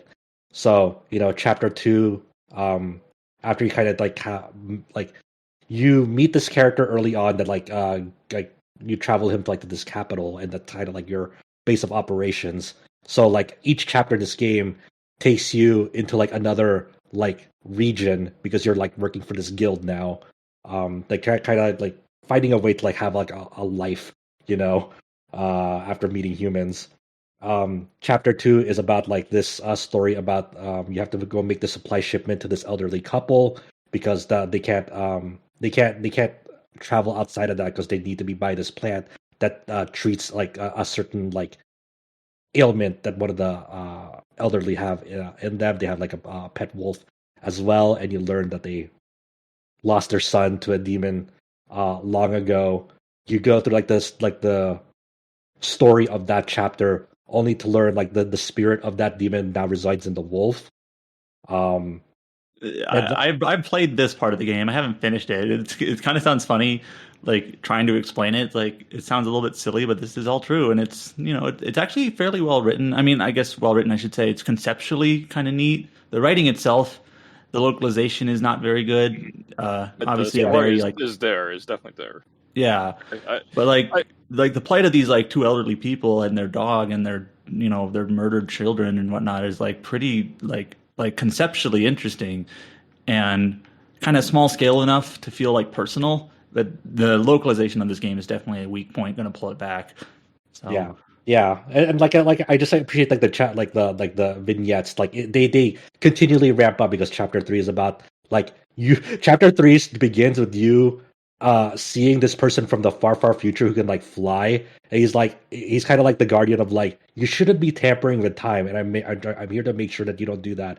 And he flings you back into a place of like a volcano is about to erupt, and you meet these two witches, and you meet their backgrounds. They become very significant characters as the game goes on.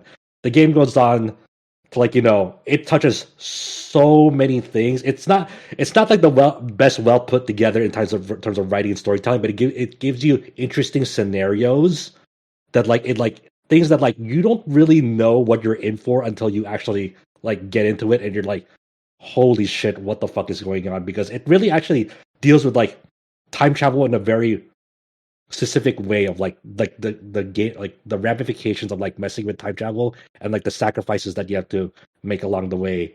So like this game ends on a very grim note on the main scenario.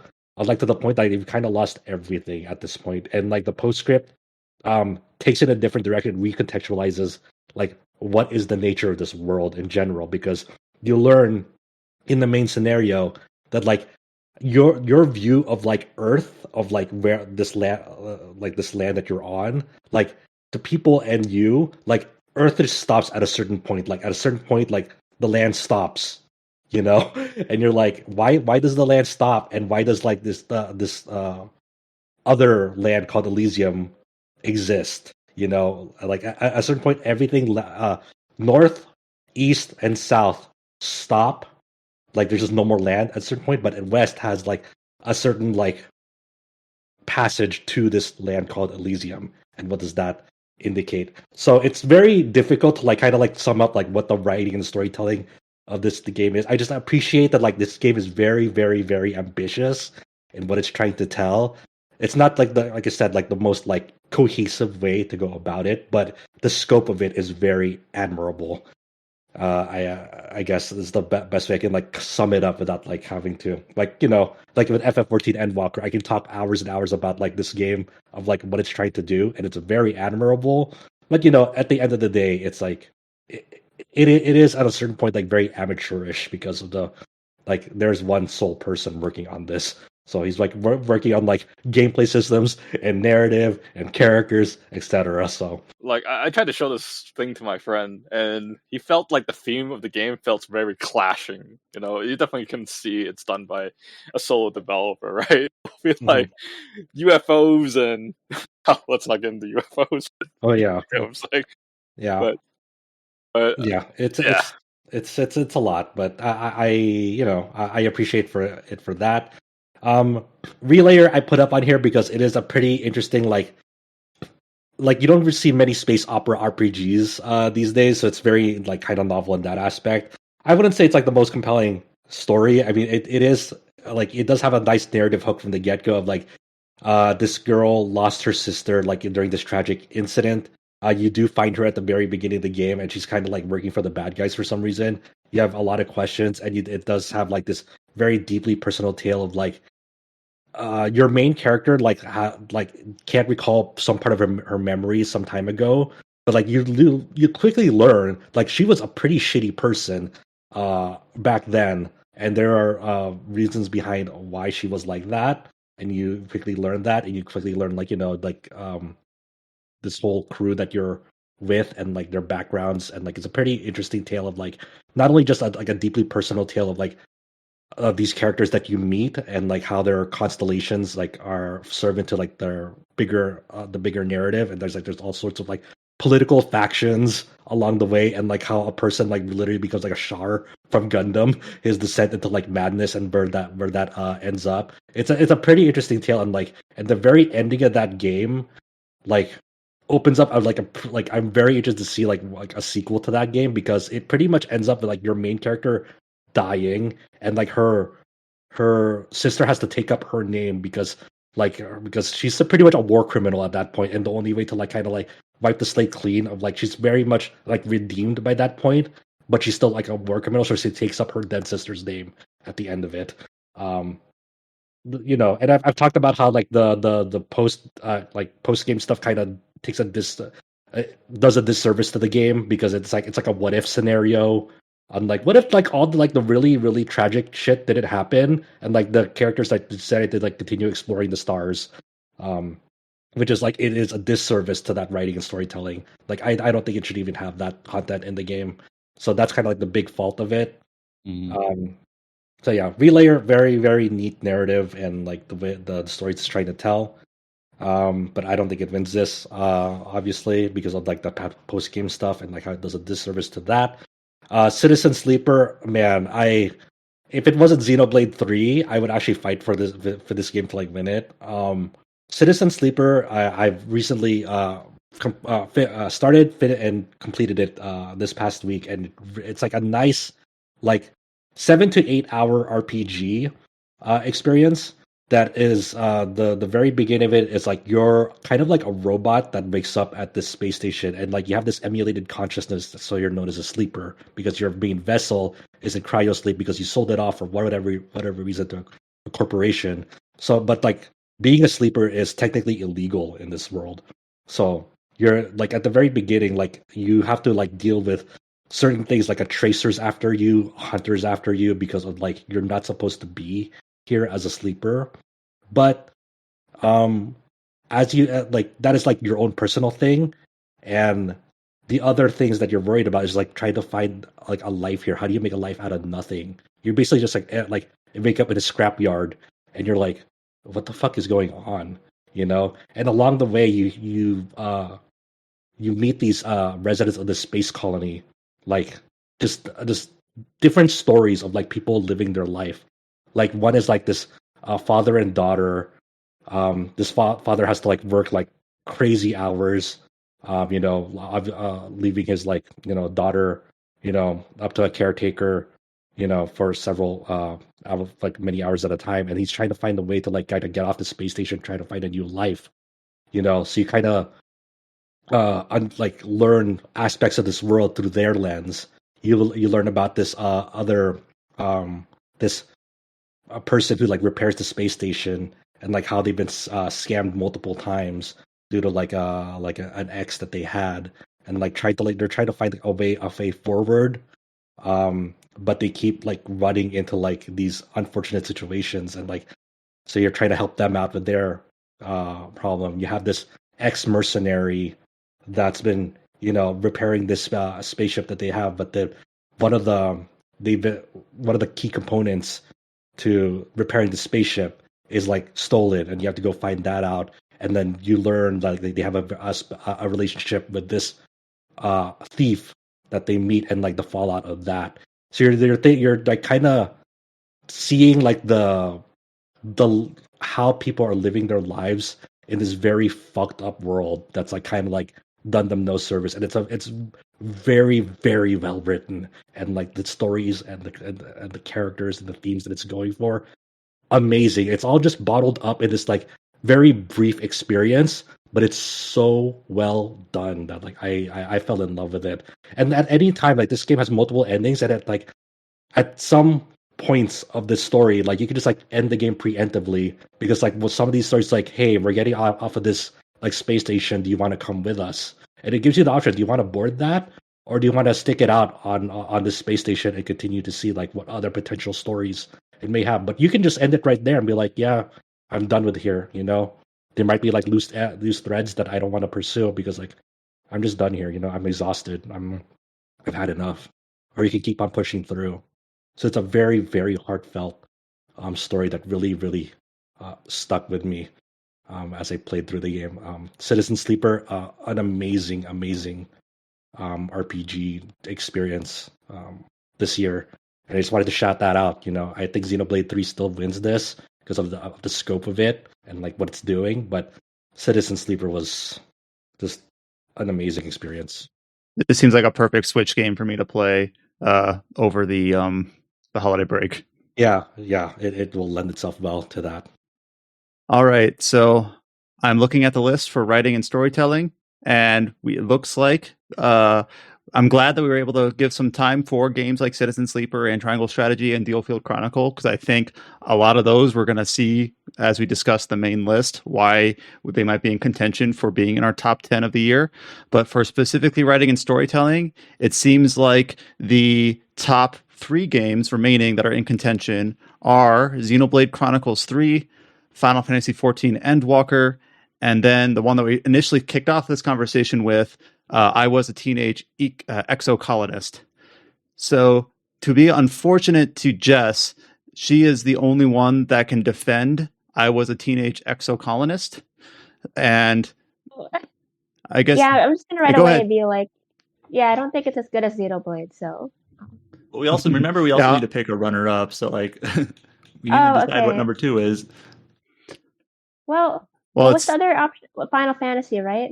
Yes. Yeah, 14 is a strong argument. So, I guess just to get there, it seems like, are we in agreement that Xenoblade Chronicles 3 is our winner here? Yeah, I'd say so. I'd agree with that. But I'm with Jess though. Like I feel that with like a very similar scenario with Citizen Sleeper.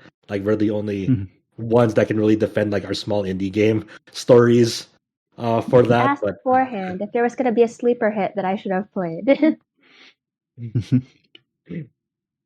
That's the unfortunate reality of RPGs is that there's a lot of them and they take a while. I really enjoy Endwalker's story, and I think there is something to be said about the way 14 works and how there's like a bunch of smaller stories interspersed throughout that entire expansion through like side quests and whatnot that quite frankly, most people will never even see because there's just so many, and a lot of people, the way they play 14 as an MMO is very streamlined. But yeah, I mean, I'd probably vote out for Endwalker as well. I felt like at the most climatic moment in Xenoblade 3, the game just kind of have you find this ship stuff to fix the ship so you can get to the last point, which really kind of ruined the pacing after the extremely well done chapter 5 to 6, I would say. Yeah, the more I think about Xenoblade 3, the more I realize that for me specifically, I felt like the conclusion of that game really kind of like the wheels fell off a bit, like from a pacing standpoint, and also the way they kind of conclude things in general. But at the same token, there are so many really, really good side quests in Xenoblade 3. And even if it's not the main scenario, some of them, quite frankly, should have been part of the main scenario. And it's really hard to argue against the sheer quantity of really, really strong stories within that game world. And I also accept that trying to argue for an MMO that, as far as I can tell, only 2 people in this call have actually played through the most recent expansion is losing battle. I have to. Oh, you have. Oh, so you have. Can you defend us? It would definitely be my number 2. All right. Yeah, number 2. I wanted to say that Brian made a compelling argument for Pentiment also. Once again, like sitting alone as its defender, but like he convinced me to play it. I have played Pentiment and Xenoblade, and luckily I'm in a place where I can say I played Pentiment and Xenoblade. Pentiment I don't think quite reaches, so I'm voting for Xenoblade. And Pentiment, I feel like it could be a runner-up, but I'm also okay just calling Endwalker. Again, one of the boundary conditions of this site is that we can't have everyone play everything. That's obviously an impossibility. So there is a little bit of in equilibrium. I don't know, with the fact that some of these games, all of us have played. Some of these games, one of us has played, and we try to navigate that as best as we can. Yeah. To put it into perspective, like I had to choose between Pentiment and Citizen Sleeper to play this week before Game of the Year, and like if I didn't play Citizen Sleeper, I don't think it would get any representation on this whole podcast if I didn't play it. Mm-hmm. So that's kind of the reality of it, and I feel like that would have been a shame if Citizen Sleeper didn't get any representation whatsoever on this Game of the Year podcast. We say every year that there's too many RPGs, and it has never felt more like accurate than especially the last like 4 months. It's just been impossible, like physically impossible for all of us to play everything like notable that's come out. Did you sorry, I was gonna ask, did you finish Monochrome Mobius or whatever? My review will be up by the time this podcast goes up, so people can see why I haven't brought it up then. That's auspicious. So right now I have listed that Xenoblade Chronicles 3 is the winner. I have marked Endwalker as our runner-up, though I guess here is a chance to see whether Citizen Sleeper or I Was a Teenage Exocolonist should be a runner-up if Josh or Jess feel that they are deserving. I mean, it's so hard to argue that because the FF14 journey is such like it's a culmination of like so many years of that journey, right? Mm-hmm. Like you cannot take that away from that. I don't know. It just seems like it's much more massive, and also I feel like the quality and the cultural appeal, it makes sense. Mm-hmm. Well, that's the reason why we record this. Our deliberations is so that we can give people who listen to this can know that those games were in the running. Beyond some of the more heavy hitters like Triangle Strategy or others, so give them their due, even if they might not appear at the top of the list at the end of the day. Before we move on into our third category segment, which is the best art in an RPG of 2022, we do have one more participant joining the cast, and that is Alex Donaldson. So welcome to the party, Alex. We will see how well this works, because I was late anyway, because I've got a small child, and it's sometimes difficult to wrangle, especially on a weekend. And then my internet just fell over, so I've sort of jury-rigged a 4G/5G, depending on how it's feeling. setup. So we'll see how it goes. Well, you sound okay right now, and then obviously you do also have the time zone difference being across the pond from the rest of us. So understandable. I'm good to stick around. I'm good to stick around for the duration, as long as the duct tape holds together on this setup. So yeah. Nope, totally understandable. The only thing you heard us, Alex, decide that Xenoblade Chronicles 3 was our winner for best writing and storytelling in an RPG in 2022. And for the best remaster or re-release, we went with Tactics Ogre Reborn, with the Final Fantasy VI Pixel Remaster being our runner-up. Yeah, I saw on the dock, and I can't. I definitely would have gone with Tactics Ogre on that first one. The writing category, I probably would have been another voice talking for Pentiment, but equally, I don't know that I would have talked Pentiment up over. Same position as Brian. I don't know that I would have talked Pentiment up over Xenoblade, because it's that game is something.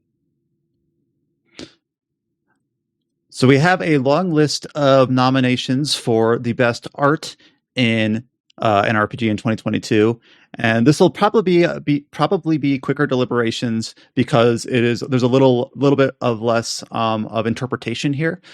But the nominations for best art in a RPG in 2022 are Pentiment, Triangle Strategy, Live Alive, Horizon Forbidden West, The Diofield Chronicle, Xenoblade Chronicles 3, Astalibra Revision, Digimon Survive, Elden Ring, Harvestella, Soul Hackers 2, Star Ocean The Divine Force, Stranger of Paradise Final Fantasy Origin, I Was a Teenage Exocolonist, and Citizen Sleeper. So again, that's a long list, but I do feel like being able to parse this list between contenders and pretenders, so to speak, should go a bit quicker. And then for art, this can be anywhere from production values to style to general presentation. It can kind of be anything holistically about the visual appeal of the game in general. So I kind of want to pick a game to start off with that we haven't had the chance to discuss yet. I'm looking at the list here, and one of the big ones I see is Digimon Survive. And I wish Quentin was on the cast because they were the one that spent a lot of time with Digimon Survive, but I also know that Josh was also able to as well. So I'm going to pick that one. Say that again? I also played it and sank time into it. Oh, gotcha. All right, I'll hand it off to Scott instead then. So just Digimon Survive. I'm not sure if you nominated this or potentially Quentin did or potentially Josh did, but what are your lingering thoughts about Digimon Survive and its visual presentation? I hope my biggest takeaway in things with this is I hope we get a second one that is a bit more refined, because visually this game is like the Digimon anime. Like, they nailed the visual aesthetic and kind of hand-drawn sprite work so well with this. Visually, it's really, like, from the Digimon on screen to the anime characters in the actual, like, cinematics, like the visual novel aspect, it's very, very pretty to look at in a lot of ways.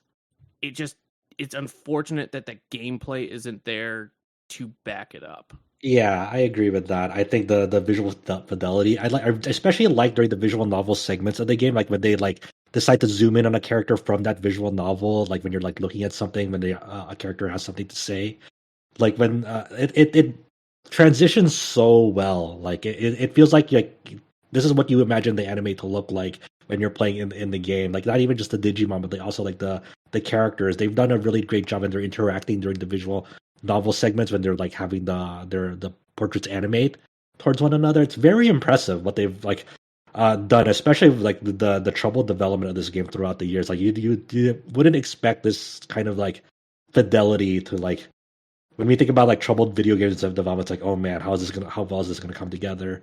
And like, it's definitely had problems with like its gameplay and like the story, but when it comes to like visual fidelity, it's very impressive. And I really like that the Pokemon themselves are very active participants throughout the story. So did you realize you just said Pokemon?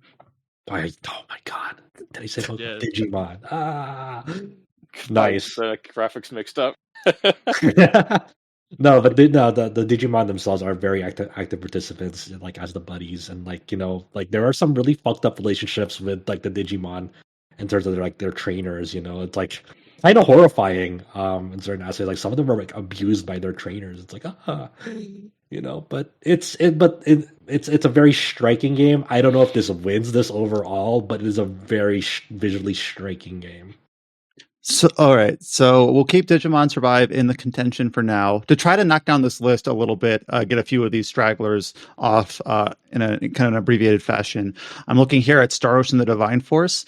I'm not sure who nominated this, and if it was someone present, they can go ahead and defend. But right now, I think that this is an easy one to knock off because I'm honestly, I'll just be candid. I'm not sure why this was nominated because it just seems like it's very average in terms of its visual presentation. It's got good 2D art and mediocre 3D art. Unless someone has a strong case for keeping this, I'm thinking it can knock it out. I will say Akiman's art on for the character designs, like well done. I think in terms of like environmental the environments in this game and like exploring it, especially like the capital and like exploring that aspect. But I think about the art design in Star Ocean: The Divine Force. I don't think about the characters. I think about the environments in this game and how fun it was to just explore around. Like I didn't personally nominate it, but like art doesn't even have to be about characters and their visual fidelity. I think it's it can be about environments as well and how fun it was to explore this game, especially with the Duma backpack and being able to like glide around. Again, one of those aspects where art and gameplay you can't completely divorce from each other. Yeah. So that's my 2 cents for Star Ocean: The Divine Force. Obviously, I don't think it wins it. It's a very visually rough game outside of that. Especially when you think about the character designs in game models. It is the best PS2 one in contention for the best PS2 game of this year. I don't know. Stranger of Paradise is right there. Mm-hmm. Yeah, that's true. All right, let's talk about Stranger of Paradise. That's also on the list. I think visually it's more impressive than Star Ocean, but also I'm not necessarily sure if I would say that it's much like Josh said. I'm not sure if it would be actually in contention to win an award. I think the most striking aspect of it from an art style perspective is how you see these reimaginings of like iconic locations from other numbered Final Fantasy games in each of the different like levels. Like Brian, like for example, like one levels is just straight up the one of the main dungeons from Final Fantasy 11, and it's really interesting seeing it recreated in like it's that tower, right? Yep. Mm-hmm. I also think those are really hit and miss, though, to be honest. Yeah, like some of them are really just unimaginative versions of that, right? Like I just remember being really disappointed by the Evil Forest from Final Fantasy 9. It was like just a really generic out of all the and I remember feeling the same about the Marco reactor, right? Like I just felt like it wasn't enough. Out of all the places they could have chose to base the 14 rep on, why did it have to be Sastasha? Why did it have to just be a random seaside cave? There are so many more interesting like locations you could have used from 14. Come on. They probably picked that one because of the first dungeon that Final Fantasy player has seen. Yeah, that is totally it. They said this because at the time, me and Andrew were obviously doing that, doing an article that was like tracking and predicting what we thought the stages were. This was before Square had even announced that that's what they were doing. And yeah, they totally quite deliberately like said in an interview or something like that when they revealed where that stage was. Oh yeah, we did this because it's a stage that everyone who has played the game has definitely seen. So, which is boring in its way, right? But you get it.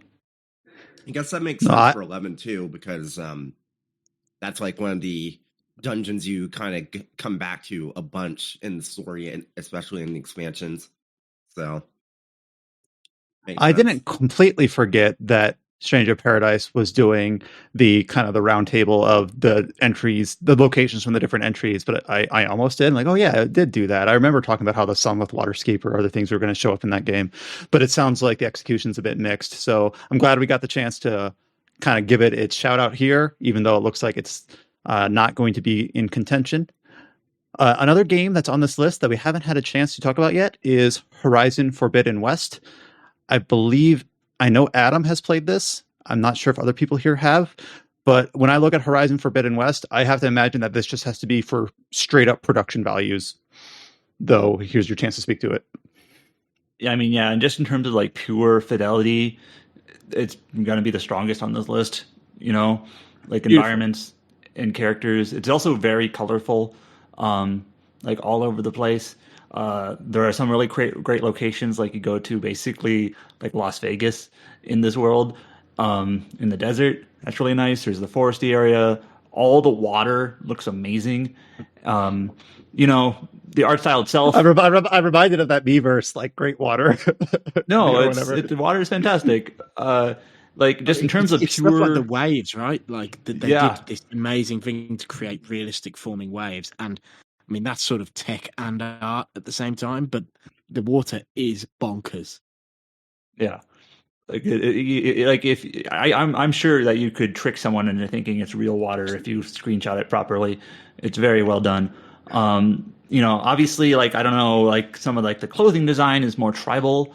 That's what these games are like. And all the different robot designs are all different types of, you know, dinosaurs and mammoths and other sorts of monsters that are kind of these mechanical type of enemies.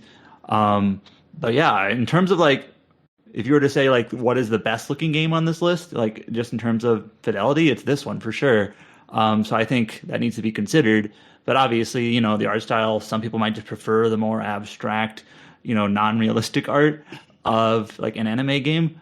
But, you know, Horizon, no real complaints. I will also say that, you know, one of the criticisms of the original Horizon Zero Dawn was like facial animation wasn't great. They heard that because they improved that tremendously in the sequel, you know, in terms of just like characters animating and things like that. So, you know, in terms of presentation, that's one of Horizon's strong suits, I would say. All right, so it sounds like it's definitely going to be in contention just because it's not just, it has great production values, but it sounds like it does some specific things in specific ways that are worth championing, and especially considering how they've improved from Zero Dawn, which already was a fantastic looking game. So we'll keep Horizon Forbidden West in there for now. I hate to do this for Horizon, especially since it's already had to deal with this enough. But while Elden Ring, from a technical perspective, is not especially impressive, I do think there is an argument to be said that the art direction for Elden Ring is very impressive, especially with some of the locations. Like the first moment that I feel like a lot of players ran into, even if you didn't finish the game, you find the well, you head down, and suddenly you're underground, but it looks like you're looking up at a starry sky with all the glistening crystals and particles in the air. And it's like, oh my God, holy shit. And there was like so many different areas in Elden Ring that just look so drastically different from everywhere else. And like above anything else, like Elden Ring has probably the most varied locations I can think of from an RPG this year, and the scale of it all. It just, I hadn't really thought about it for a while since like Elden Ring was earlier in the year, but like I saw it on the list. I started thinking about it. It's like, no, yeah, like Elden Ring's like art direction and like all of that is really, really strong. Like I was thinking like, go ahead, from the axis of like development to art, right? There's a lot of asset reuse in that game in the way that there is in almost any open world game, but you do not notice it very much in Elden Ring, and every area feels so distinct. And it's like, I think everyone talks about that first moment where you go down the elevator and you discover, you know, the pathways that lead to the eternal cities. But I just think about there's so many moments like that for me beyond that really obvious one, whether that is the first time you sort of go to the mountaintop of the giant and see the giant cauldron.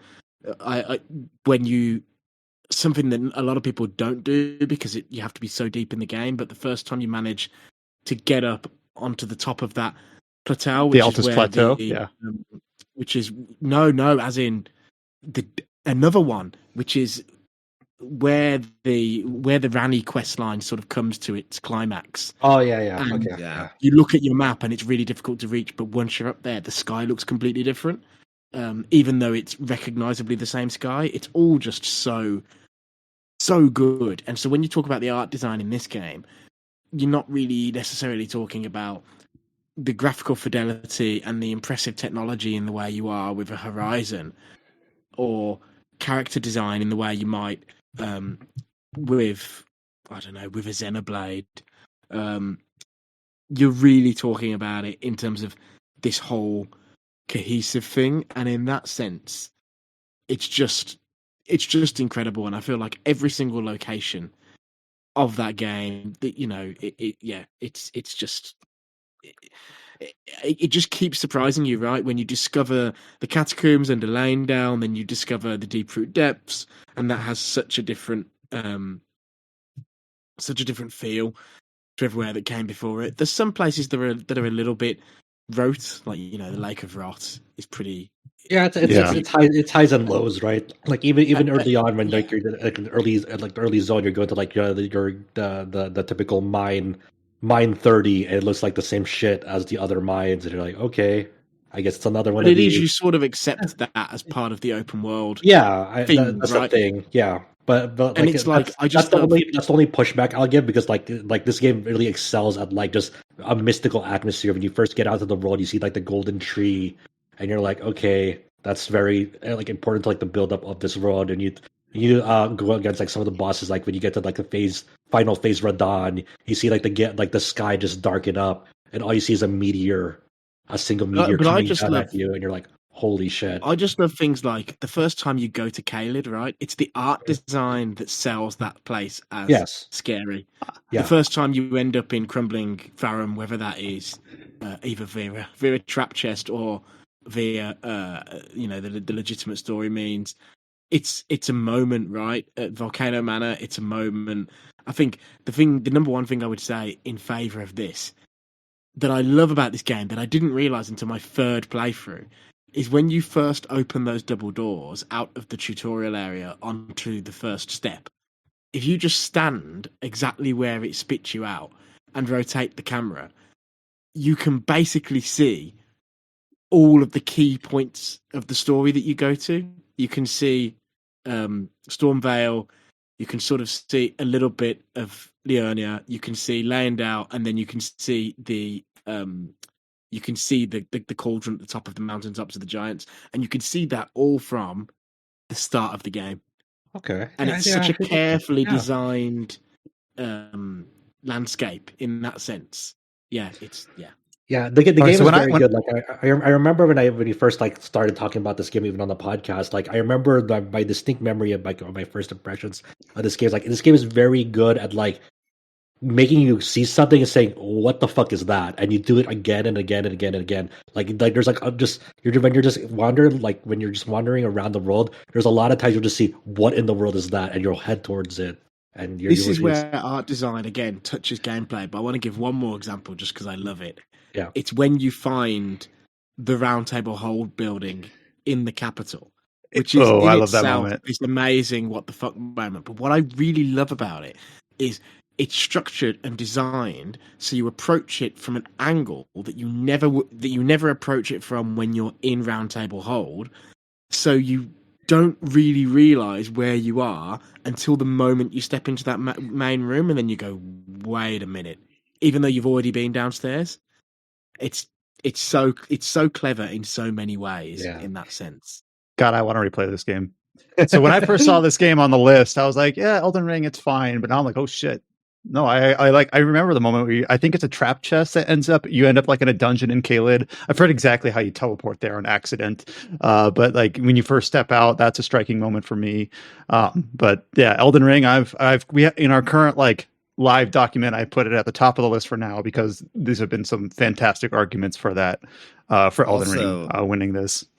Also, I just keep thinking back to that one dungeon. I forget the exact name, but with the giant tree, like basically the second failed herb tree. And it's like a lot of players won't run into that because it's like a huge task to even get access to that area. But like the scale of it all when you start from the very top of the tree and it's like huge, and you see so like the visual density of everything that's around there. And then as you're heading down, and then you see this huge like alternate capital, and it's like just so many aspects of the game, and especially the legacy dungeons are just striking, visually striking, and it's impossible to really forget them. And I think when I think of art direction, like I can like close my eyes and I can visualize pretty much every legacy dungeon in that game without even skipping a beat. And I'm not sure if I can say that for most of the ever games on this list for art direction that I played this year. There's just something about Elden Ring's like aesthetics and how much it like leaves an impression on you that there's really something to be said for that. This actually brings up something I wanted to say about Horizon that's actually a detractor. And I'm not the first to make this argument.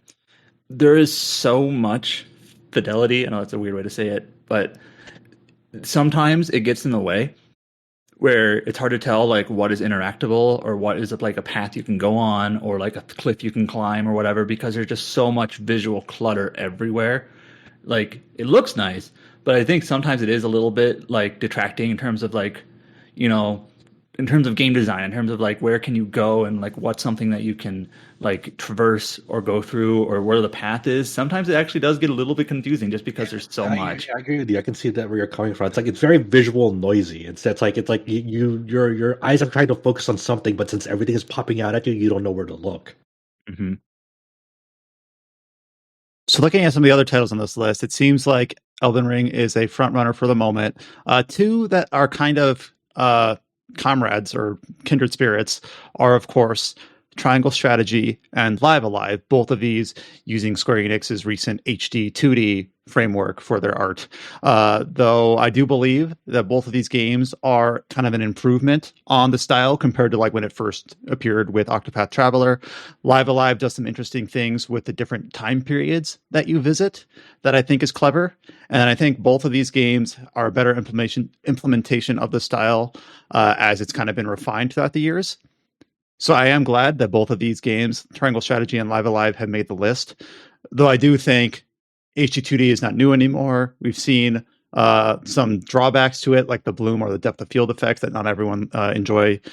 So I feel like they are visually striking, but I almost kind of see that we can kind of fairly easily knock these out of contention for this category. It's really, really cool to see, like, especially if you played the original Live Alive, like Chow and I, when you see it, like, how much of an improvement they made, like how they transformed that game into HD2D and seeing like the different time periods of different eras in the HD2D style. Especially like I forgot his name, the ninja that you're going through, like going around the castle, trying to do like a deathless run through that is like it's enchanting. It's lovely. Boromaru. Yes.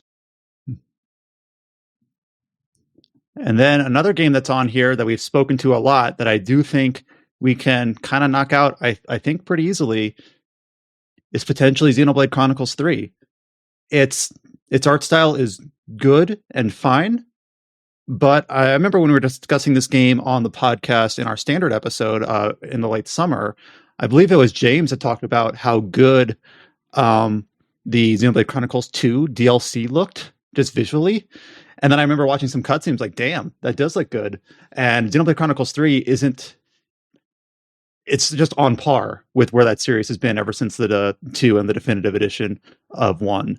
So Xenoblade Chronicles 3, it's technically very proficient. I will say, I think technically the size of the world, especially when you play bloody Pokemon and sit them next to each other and go, jeez.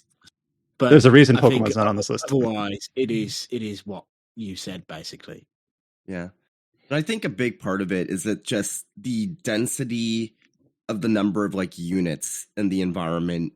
Like you see a massive upgrade there because you have a much larger party, you have more enemies on screen because you need to necessitate it, because it's like if you have a much larger party, it's like, well, in order for things to still feel like a challenge, you need just more there. Otherwise, it's kind of comical. It's impressive for a Switch title by all means, and like even like divorced of it being a Switch title, it's like it's very clear that Monolith Soft are very proficient at what they do. It's just yeah, it's kind of expected at this point. Yeah, it's fantastic, but the thing that it works against it too on a technical level is the adaptive resolution sometimes really screws up with the image of that game. To the point during busy battles, I'm I don't know what I'm looking at. It's like a blur. I have no idea, And it's I get it. It's on a technical level, but it is something against it. I know this will probably piss off some Xenoblade fans, but for my money, I still prefer the way Xenoblade X looks over Xenoblade 2 and 3. I feel like Xenoblade Cross, especially if you give it the best possible situation, if you play it on Semu and put out the LOD to massive levels and bump up the internal resolution, that's still the best looking Xenoblade game. That's also kind of cheating because that's not how the majority of people will have experienced that. Yeah. But even on the Wii U, Xenoblade has gotten the creepy doll look. Yeah, they've got that sorted out. They've gotten that sorted out where X is very creepy doll. Very, very much so. But the environment of Xenoblade Cross, though, oh my god, nothing still quite tops that. All right, I will hand the discussion back over to a game that was on both this list and the previous list, and that was I Was a Teenage Exocolonist. So I'll hand this off back to Jess, because I believe ostensibly Jess nominated this for art. So talk to us about why I Was a Teenage Exocolonist was nominated here for best artwork. I originally just thought about putting it because I think it has a very colorful art style with very distinct character designs, and it really goes into depth about the different environments that it creates, and takes care to make the characters very distinct from each other. But when I think about it more objectively, I'm well, the exploration bits, they're definitely, because it's kind of even though you kind of do build your character in an RPG kind of style, a lot of it is visual novel-esque, where it's lots of it are still pictures, and the actual exploration parts, they're kind of I think they're more primitive compared to these I guess more popular contenders. So I think I'm okay bumping it out of the running. But I as you for this, it has a nice. I'm doing the same thing. Lots of purples and reds and pink and blue. Oh yeah, I like very that colorful. Mm-hmm. But yeah, as Jess was discussing this. No, go ahead. Oh yeah, but I was just going to reiterate. Yeah, I thought it was good because of the the character designs, the color scheme, the backgrounds that they care to draw in these in the background, just it's still pictures. The backgrounds are very nice, but yeah, I think if you compare it to some of these other games, it's it's just I guess it's nice, but not as what do you call it? Not as groundbreaking, Yeah, it is very striking, though. And I also think I was doing the exact same thing Adam was and pulling up the Steam page to click through this as you discussed it. I also think you talked about the 2D artwork. Adam talked about the color palette. I also think that the UI of this game is very fitting. I look at Live Alive and I look at that UI and it's almost like it's from a different game or from some sort of catalog of UI that just kind of got transplanted on there.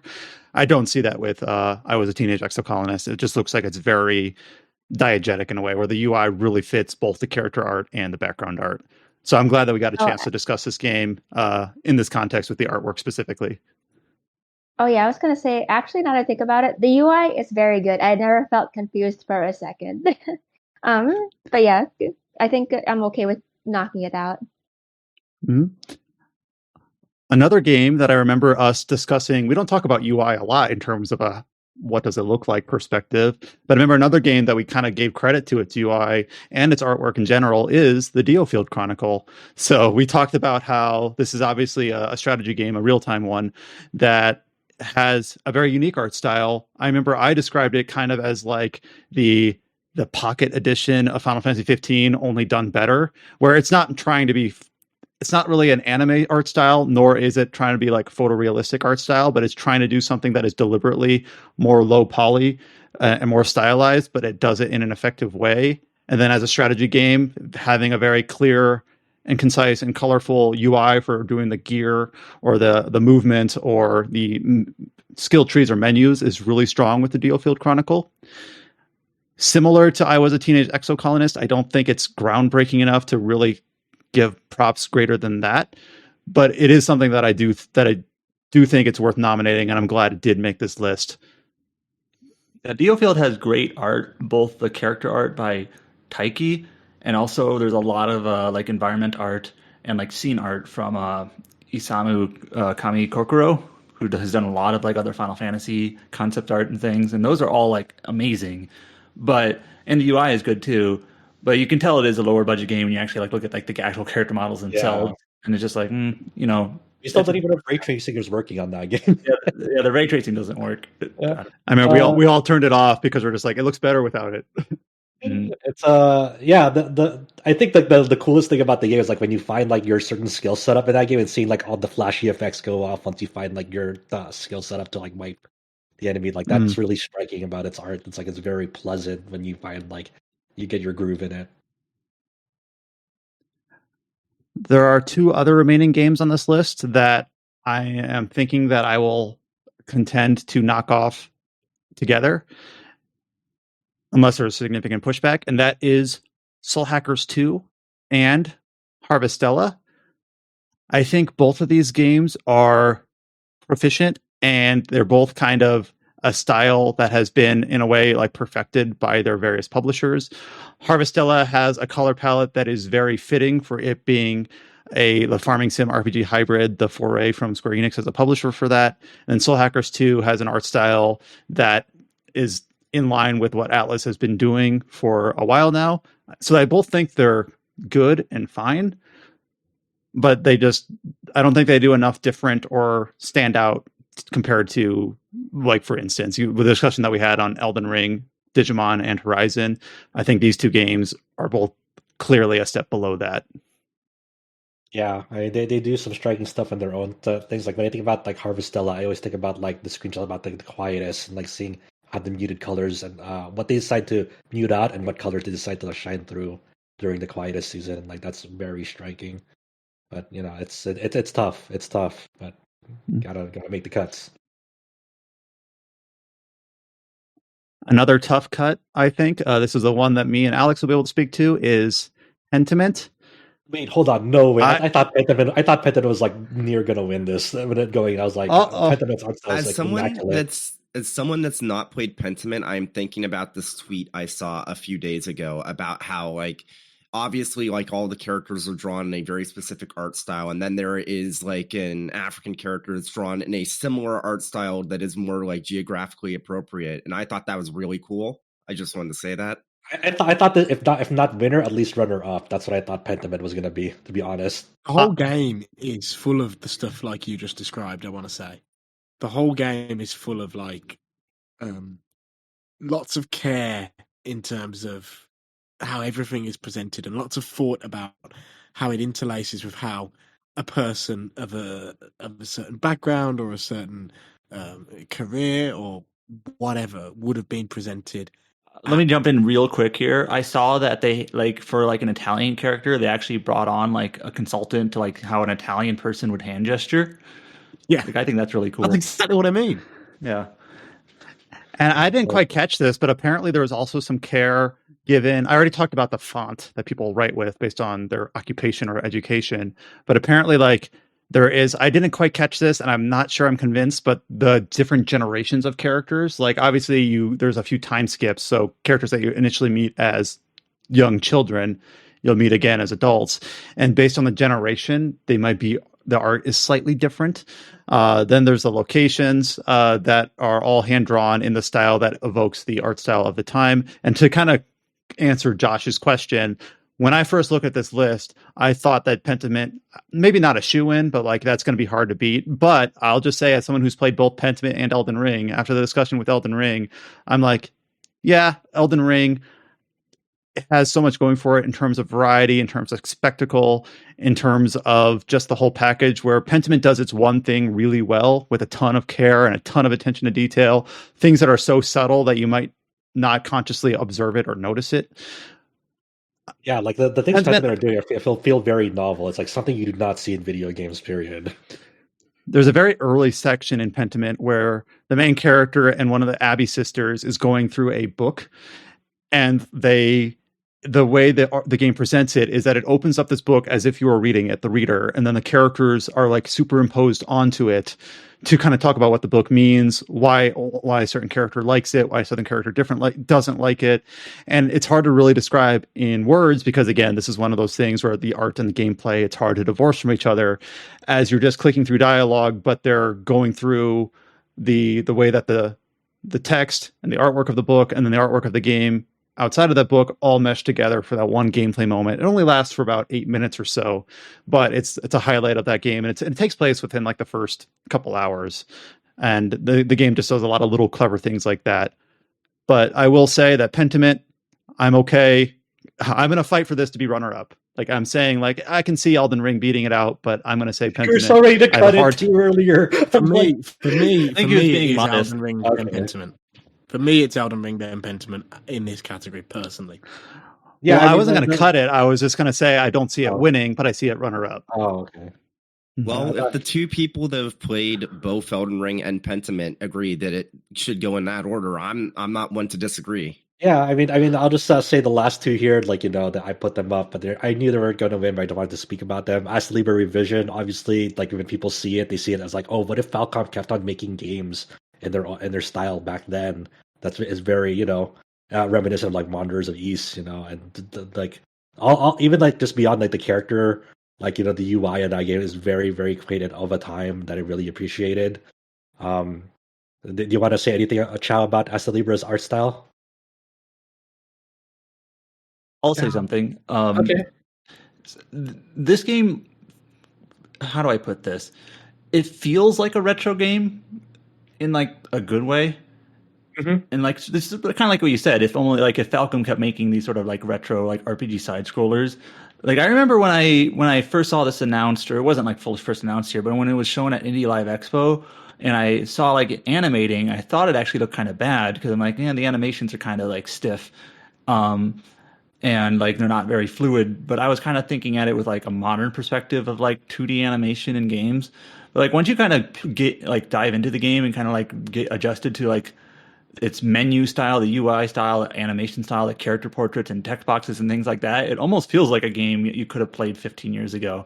In a good way. Yeah, in a good way. Like it's so like Chow loves retro games. He'll fully admit that. So I'm not surprised that he like latched onto this game because it feels like it feels like a Chow game. And that all the art style, when we're talking about the art category here, kind of all contributes to that. Obviously, it's a budget thing too, but I think it works. So I appreciate the shout out for sure. Yeah. Citizen Sleeper also like very very very very like pretty artwork, like for all the characters. They all look very distinct, they all have like their own unique traits to them. I really appreciated that, but also like it also has a very effective like HUD to you. Like the HUD actually enhances like the gameplay experience and the narrative, which actually I think contributes to the art of the game. Like a lot of the game is all about like talking through text and how the HUD reacts to it when something like hits you.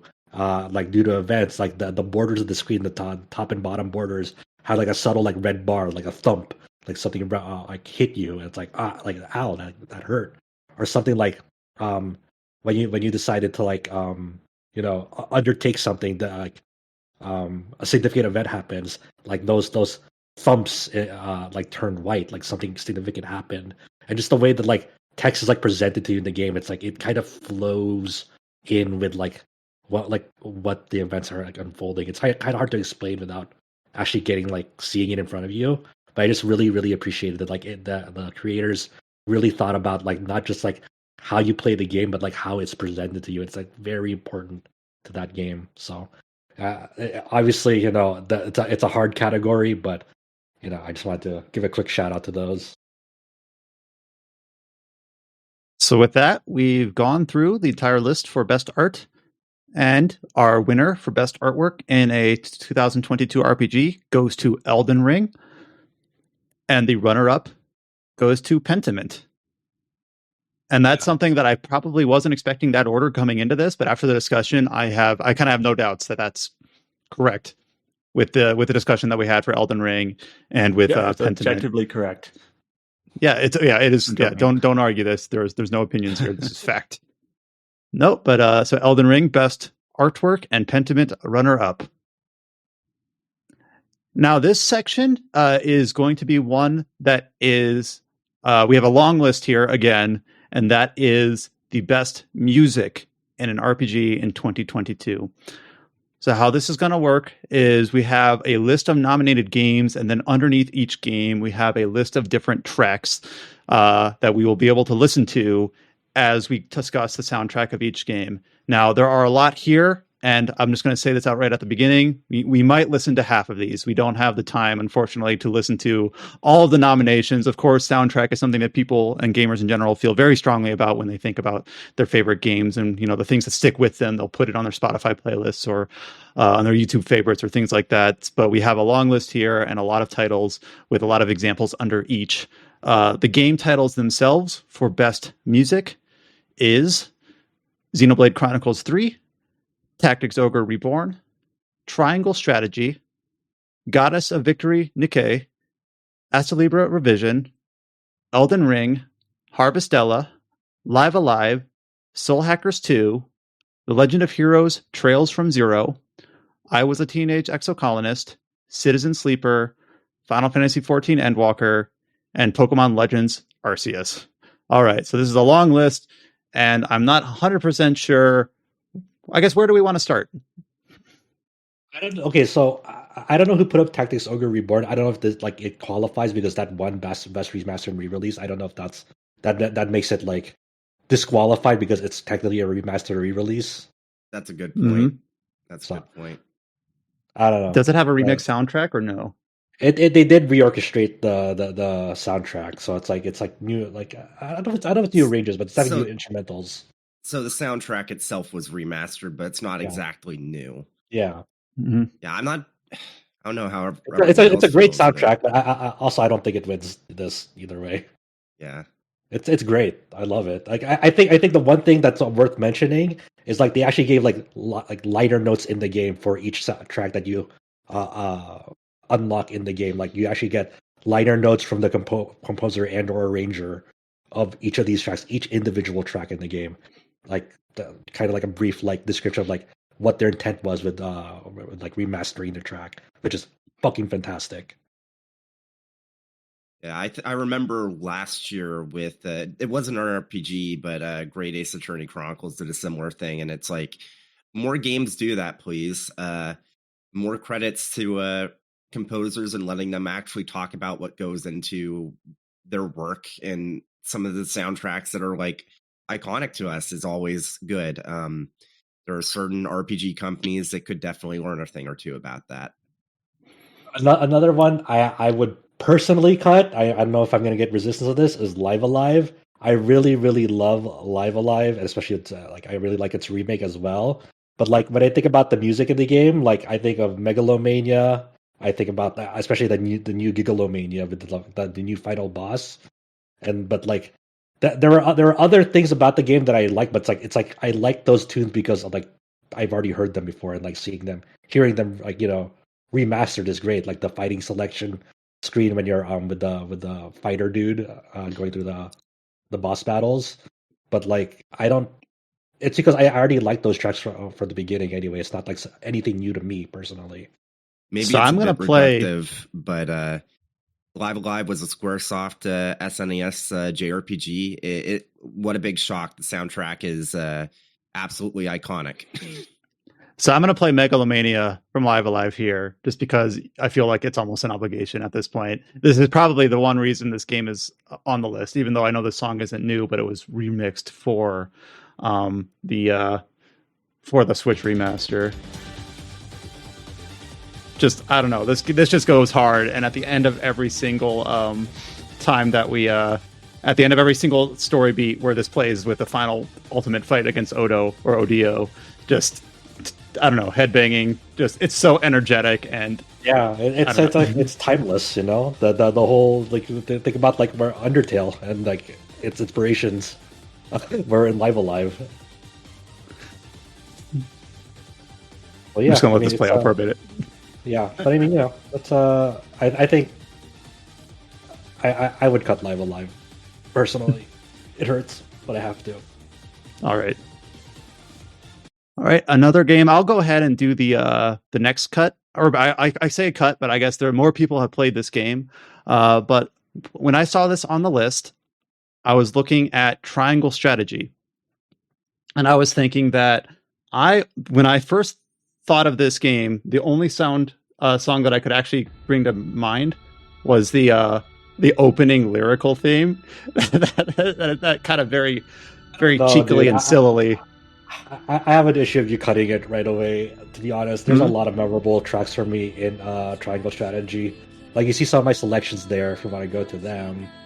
But like all the ones I put up, like Idor, Demira, No Matter the Cost, especially No Matter the Cost, Benedict's Battle, which does play during that argument between Cyrano and Benedict. When you go. All right, let me go to that one then. Yeah. So I'm gonna go to the name of it is No Matter the Cost. Yeah. No matter. All right, I need to get to a timestamp here. So give me a moment. Mm-hmm. But yeah, when it what's up? No, I was just going to say, while you're doing that question, since Liva lives on here, would that not also allow the rearranged soundtrack of the Final Fantasy VI Pixel Remaster on the best soundtrack? That's a good point. I mean, one, we're cutting Live Alive, and then two, I mean, I guess we can, like, we also disqualified Tactics Ogre because of the technicality on that. So if we're putting Final Fantasy VI Pixel Remaster, then you have to put back Tactics Ogre. You know what I mean? Yeah, I'm just curious. Yeah, because we had Tactics Ogre cut, but we had Live a Live on here, which was also a remaster, like a. Yeah, remember what we said about the best re-release though? Like that's why I had to like mention when we were talking about best re-release. Like the reason Live Alive isn't on this list is because it's technically a new release in the West because it never got localized in the original release. Well, that's why it's technically here. It's such a weird situation. I agree with you. Like it's such a weird situation. But the backing sound right here is the Benedict theme that I was pointed to. Mm-hmm.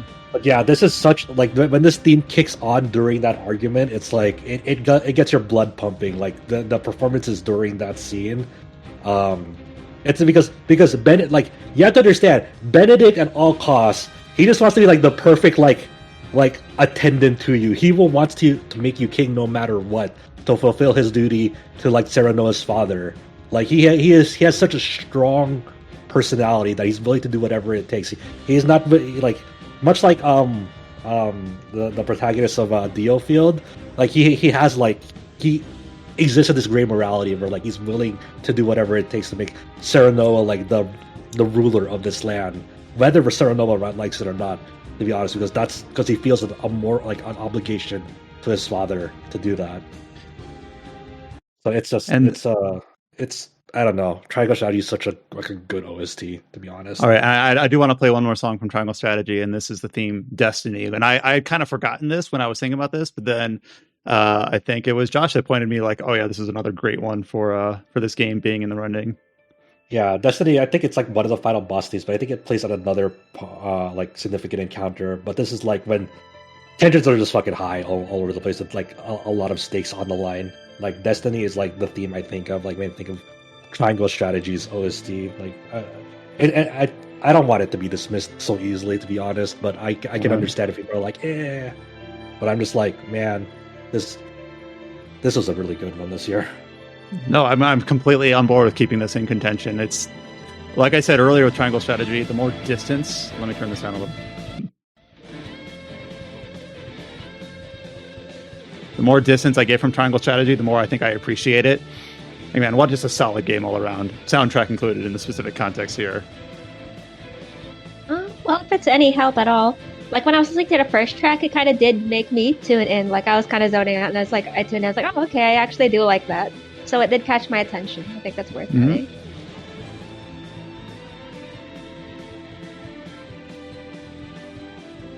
I love this. This is great. Yeah, this is fantastic. I have control over the backing music here, so like you guys just have to deal with this. I'm listening to. I'm kidding. I'll stop here. I know we have more to get to. Yeah, if I were to cut another one, I would probably cut Soul Hackers 2. To be honest. Yeah, so Soul Hackers 2, I'm glad is on the list because it has kind of the backing fact that this is from the soundtrack has been done primarily by Monaka and not by Shoji Meguro. So it's kind of has a different feel to it compared to a lot of Atlus's more contemporary games. Let me just put up the Soul Hackers like opening main theme here. Yeah, the opening main theme is fantastic.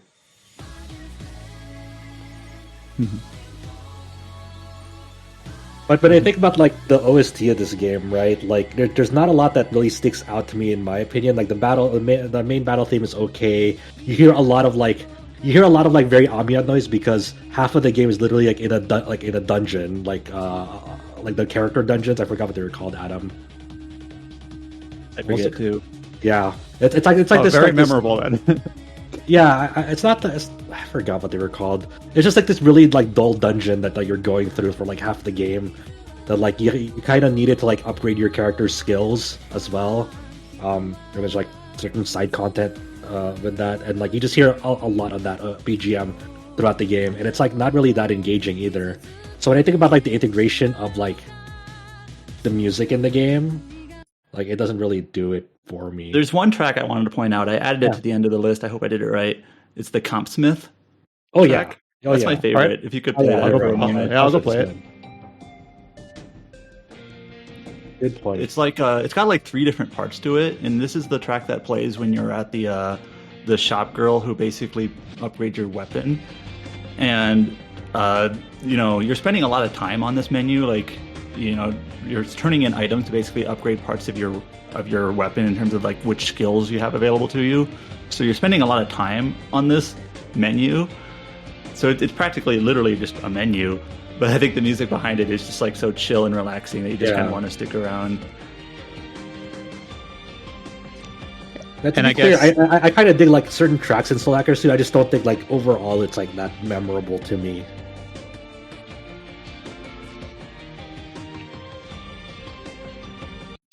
And I guess for that Compsmith song, the fact that it has multiple parts, unfortunately, we obviously can't listen to every song in their entirety, but the like having something that doesn't repeat every 40 seconds or something is probably good if you're going to be spending time in a menu. So having something that's got a little bit of an extended play time to it with some variety is good from a gameplay perspective as well. So one game that's on here that I will cut because I think it has a really strong soundtrack, but doesn't stand up in terms of the variety of some of these other titles is Legend of Heroes Trails from Zero. Of course, the Falcom sound team gets a lot of praise for being basically some of the best in the biz for decades now. And I know as we've talked about on our podcast for some recent titles, there's at least between Chow, James, and myself, and I'm not sure if Josh feels the same way, like it seems like they're some of the more recent entries with like Cold Steel, maybe 3 and on. They still have their bangers, sure, but maybe not as quite as good as, maybe we're a bunch of boomers like back in the day where they just couldn't miss. And maybe Zero no Kaseki. Go ahead. I don't want to misinterpret your opinion. Go ahead. So the one question I have for Josh and Chow, because I legitimately don't know the answer to this, is there anyone from the sound team when Trails from Zero was done that's still on the sound team at this point? Yeah, that's a really good question. Uni Saga? I'm trying to think. Were they there? No, like didn't Unisuga leave? Oh, but he still did something at least before he left, right? But if he left, then I guess nobody did. I know maybe Jindo. Maybe I don't know. That's a good question. Fuck, I wasn't prepared for it. Yeah, but it doesn't take away from the fact that like this might be the first time that the West is officially getting Trails from Zero. But I think, especially as far as Trails goes, it's probably one of the strongest overall soundtracks the series has, and yeah, I agree. A series that generally has like really damn good soundtracks. So this song that's playing right now is probably a fan favorite from the list, and it actually has an arranged version from, I guess, the Evo release that's slightly different, that has been on my playlist for years. I'm surprised and I remember that nobody put down for Trails from Zero. I'm surprised nobody put down. Let me check. I was already doing a lot of other titles. I just assumed people were going to fill it in. I already did a lot. Yeah, nobody put down Getting Over the Barrier Roaring version, which is probably the most iconic song from the soundtrack. All right, let me get it. But if I can get it easily, it's kind of weird, right? Because like I don't know, like this is not a new soundtrack for most of the people on this podcast, but at the same time, it's like for anyone new for the West, and it's like I would go as far as to say that for me, Trails from Zero is like definitely, maybe not top 5, but definitely like top 10 like JRPG soundtracks of all time. It's really high up there. Really good, yeah. So I don't know like about it getting cut immediately, but I don't know what else you do. But I don't know if it wins it either. So maybe just punt for now. Because it's one of those things, like, it's not new. That's the thing. I totally forgot it because it's not recent. It's like, it's old. I mean, this is a case, maybe if the Chrono Cross was out for the first time in English, it'll be like, oh, I put my best vote for Chrono Cross soundtrack. If Chrono Cross OST was eligible here, then it would be no contest. Right? So, I forgot. I see that the Final Dungeon soundtrack was actually put on the list too, and like that's still my favorite Trails Final Dungeon track. Okay, let me play it. I don't think we cut Trails from Zero yet. I want to hear the case for Elden Ring, to be honest, because I don't think Elden Ring. I have a question regarding Trails from Zero though. Yeah, I know this is an English English games only, games released in English, but Trails of Zero was released on the English Steam store in Japanese. Zero no Kiseki is available on the Steam store in the US. I don't think that counts. It has to be an official release. Well, it wasn't an official release. But an official release in English. Okay. If we're using that argument, then you could very well say that Kuro no Kiseki should be on this list this year because it got a release that people could buy on the English Steam store. That gets really messy. Like, we have to do official releases. We have to cut it there. Yeah, official releases with English text. Okay. No, it's good discussion to have. So and it kind of just reiterates for the listeners what the conditions are.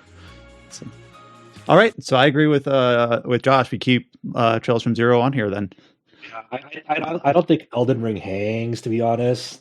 I think this. I mean, I know I'm going all ham for Elden Ring in general on this, but I think it's a great score. I think it's. I think all the Souls scores have been good, but I think the thing that the Elden Ring one is better at, generally speaking, is the sort of having just much more memorable individual themes for individual bosses and individual encounters. So, like, some of those themes, like, it's not on the list, unfortunately, because I was so busy. I didn't really get time to submit anything for the music list. But, like, the Godskin duo music, it just, like, lives rent-free in my head. And there's some really nice musical motif there with phrases and things that are used across multiple bosses and multiple classes of encounter, where they're used in that way deliberately to sort of indicate that they're connected. You know what I mean? That they're thematically. When the first phase of the final boss had like the demon souls like leitmotif in the like actual song, I clapped. And in fact, I think you can hear that right here. Well, this is the main theme from the title menu. The main theme is excellent, and of course, I mean, spoilers, but the main theme sort of is the final boss. It's a favourite thing of mine when a game does that. But I just think, in general, it's really good. But also, I think the underlooked. Whenever we talk about this category, it's easy to get caught up, quite specifically, in the big stuff. So you get caught up in. You get caught up more specifically in sort of the big big ticket songs, that are the big boss battle themes and the memorable stuff and things like that. But also, I would say the sound design and the ambience of when you're just sort of tooling around and sort of there's that discordant early in the game. There's that discordant sound that sort of creeps in and out as you're going around Limgrave, and it's sort of violins and a low rumbling of something. I don't know what instrument it would be, but probably also strings. It's not a sound I'm going to do an impression of, but I can hear it in my brain. And again, it comes down to, it's a similar conversation as the art. I think the way the music functions when you're just sort of tooling around, and the way the music sort of holds the world together is really, really good. I do think to some degree it comes down to how much you enjoy those big ticket moments as well, though I don't deny that, and there's probably some games on this list that are stronger in that sense. But I do love this score, and it's one that I've listened to on YouTube quite a lot and on Spotify quite a lot over the last year. So yeah. I do think it's kind of a good argument to say that, like, Elden Ring soundtrack, you can't completely divorce it from the way the game is structured, which is kind of a discussion that we had when we were talking about the art. So it basically, the art and the music elevate each other, and then we kind of give the art its props in the last segment, but then the music here we have to give a shout out as an accompanying component to that. The one thing that really impresses me about this game, I will say, is that aside from a couple of boss themes, the game doesn't use that trick, and there's nothing wrong with using this trick. Final Fantasy VII Remake, for instance, which won this category on a previous year, used this trick to tremendous effect, but it doesn't really use that trick of like having multiple phase boss themes. It just sort of, most bosses just have one theme, and yet those themes are composed in such a way, maybe not, but it feels like to me that they sat there and worked out roughly, when someone is doing this encounter right, how long it takes to see a phase the or encounter. And the song is written in such a way where it's ramping up at the right times and stuff like that. And like I say, I adore it. But it does have, some phase-based boss musics though. Like there are the big like 6 bosses have phases, but a lot of the other ones that you encounter are just one piece. And I think it's astonishingly good the way they've done it.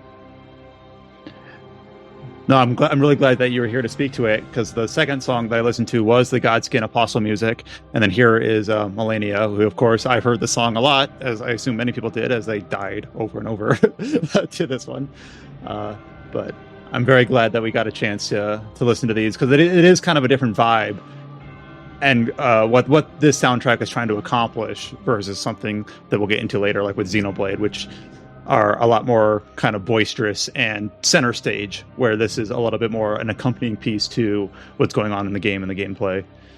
Can I use this as like a springboard to talk about Pokemon Legends Arceus? Because I feel like the way that game soundtrack is structured is kind of similar to what Alex is talking about with Elden Ring. Though the most immediate, obvious, comparison would be Breath of the Wild, and how most of its music, it's kind of hard to segment into specific tracks because a lot of it is more like ambient and whatnot. But I remembered when I was playing through Pokemon Legends Arceus earlier in the year that like some specific like songs from the soundtrack really stood out to me, and it was actually really hard for me to just think of specific ones to put down as like examples to point to. And it's especially interesting because they're using the original like Diamond, Pearl, and Platinum like songs as a basis, and like reimagining them like entirely for like a completely different experience pretty much. And I think it works really well for what it's going for. Yeah, it's been too long for me since I played Diamond, Pearl, Platinum to call out the specific motifs, but it does just the instrumentation reminds me of that era, which I think is an accomplishment on its own. And yeah, it does have a little bit of that Breath of the Wild vibe, where again, it's like backing music with a little bit more character to it. So I know the Breath of the Wild soundtrack is... Go ahead. Yeah, I'm not sure. I'm pretty sure this won't win mostly because like it's always a stacked year for like video game, RPG soundtracks, and I feel like this year especially like has been incredibly stacked. So it's like I just wanted to give it a shout because it was very early in the year. It was January, and I feel like people maybe forgot just how good the soundtrack was if they played it.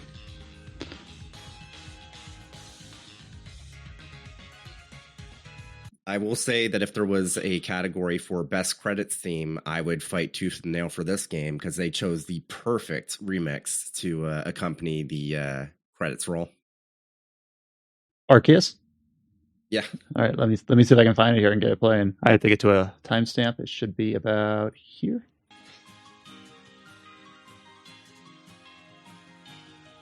This is what you're thinking of? Yep.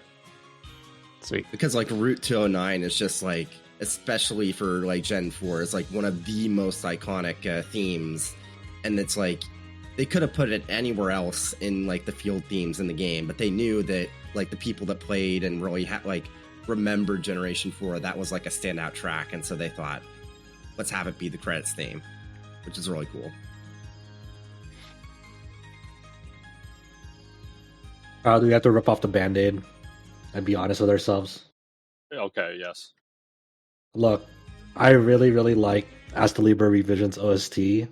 But it is license-free music that's been out in the internet for decades. Yeah, it's a lot of freeware OST. Like, it's used effectively in the game. It's very go to Enter Velocity and all right. Let me grab it for you real quick. Enter Velocity. It's a long list. Is the first BGM you kind of like hear in the game because it's like the starting forest. It sounds like Falcom.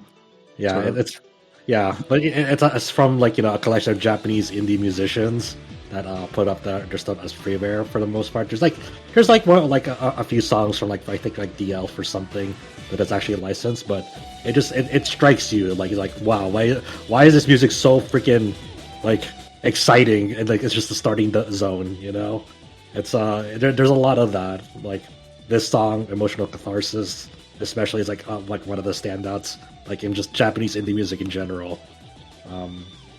But it technically is not.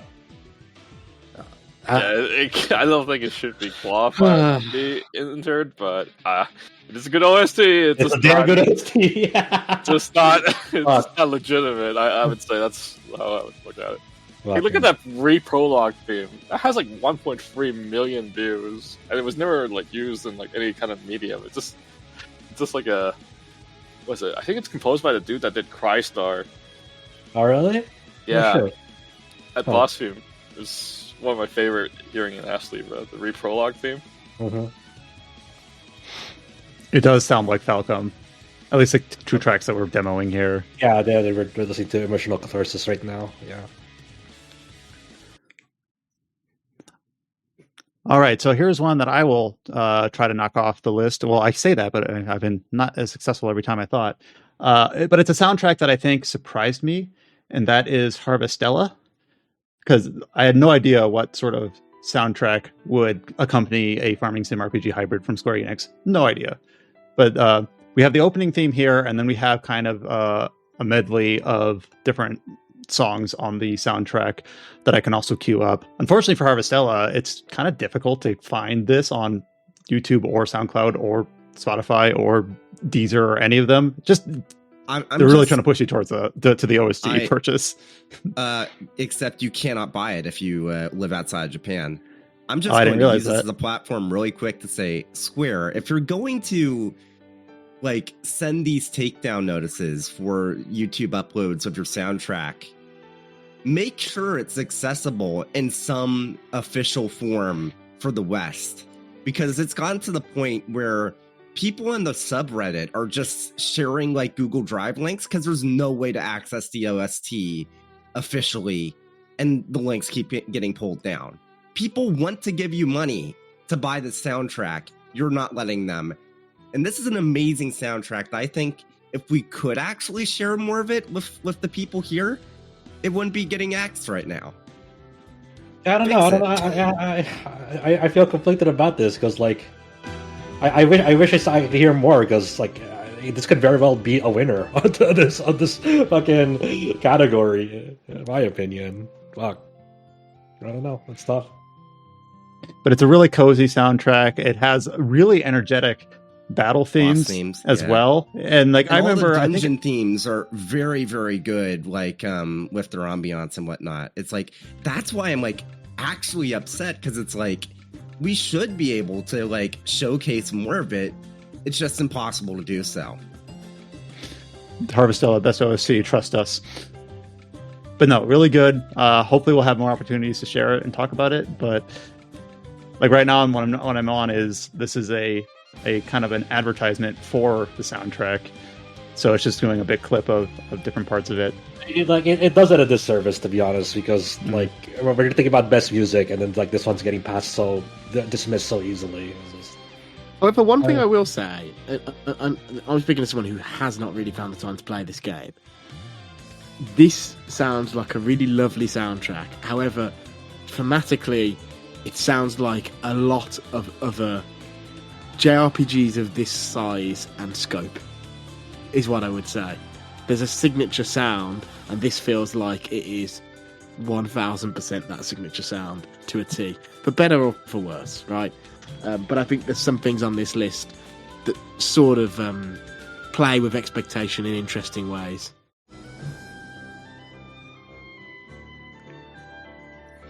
So trust us. Yeah, trust us. Harvestella is good. Well, it's not that I'm like cutting it, but I'm looking. I don't see it top 1 or 2. There's no way we're going to be able to make the argument with the tools at our disposal, which is entirely on Square Enix, is what I'm going to say. So I would say on this list, it's probably in the top half. But just looking at like Elden Ring, Triangle Strategy, games we haven't talked about yet, like Xenoblade, even if we had access to this whole soundtrack, I think it would be an argument to try to make it runner up. But that's hard to say, because this is like a hypothetical situation, assuming we had access to it. But Harvestella, really good game. Glad we were able to kind of highlight. This is our first time really highlighting it in any capacity on this podcast. And we'll maybe be discussing it further when we get to the main list. Soundtrack is exemplary, but we kind of just have to leave it at that, just due to the boundary conditions of what we have available. All right, so another game on this list, and again, we'll loop in Jess here, and that is I Was a Teenage Exocolonist. So a lot of these other titles and sounds I've been able to preview, but this one I haven't. So I'm interested in seeing what I've got here. So Jess, I am going to go to the first link that you've got here, the Pollen by Pong Ball, unless you think there's another one I should start with. Well, the A Shell in the Pit, like the Exocolonist theme, could also work. The Pollen one's just the one that I really like, because it's kind of more of like it's the tune that plays during the springtime, during your younger years, and I just find it really uplifting. All right, I'm playing it. Also, I like the animation for the soundtrack playlist. Mm-hmm.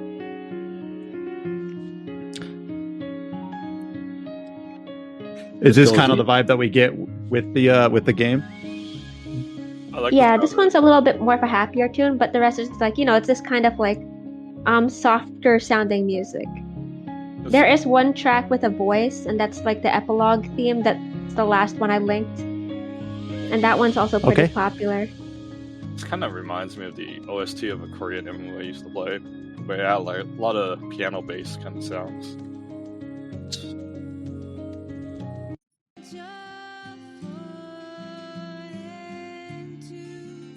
This is The Child You Were.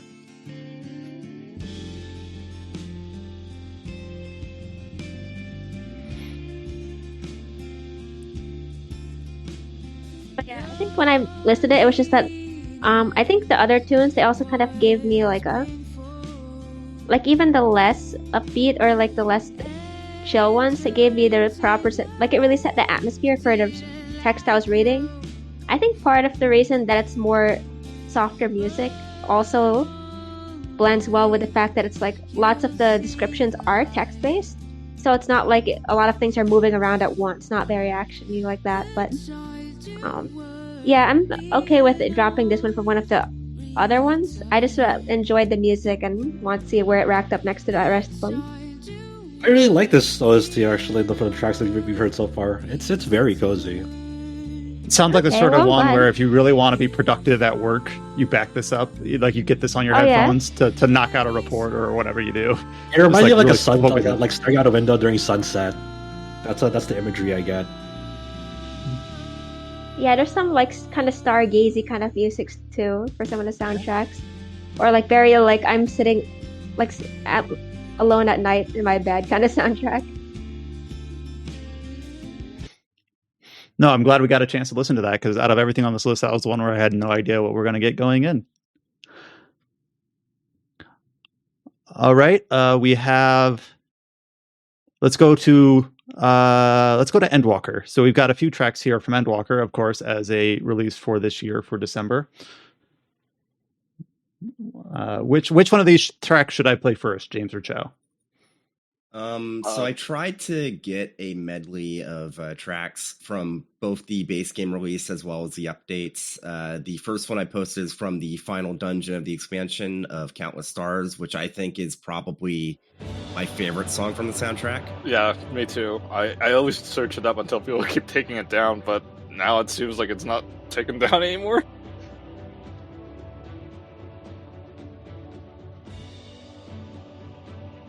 Like, it just fits the atmosphere really well, because this song, when it plays, the last boss is basically telling you, hey, this is what happens to the world when it gets killed by diseases. Here. This is what happens when the world gets nuked. Here. It's like, it just keeps like blowing your mind. It's like, this is the end of you. You know, it's kind of cool. Yeah, like the dungeon itself is called the Dead Ends, and literally you're being shown visions of the end of like all these different civilizations from like Countless Stars. And so it's like, it's not really an incredibly triumphant music, but it's like it really fits the tone that the finale of the game is going for. And it's like there's sort of like a desperation like tone to it that I kind of like. It's like subtle. Yeah, it's really, really good. But I mean, Water is Wet, the Final Fantasy XIV soundtrack, is an all-timer. Yeah, what else is new?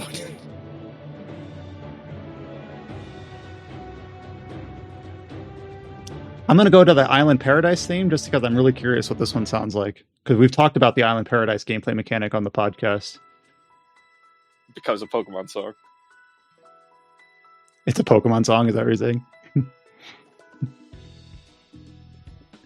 Reason I chose this one is it feels pretty distinct as far as like 14 soundtrack goes.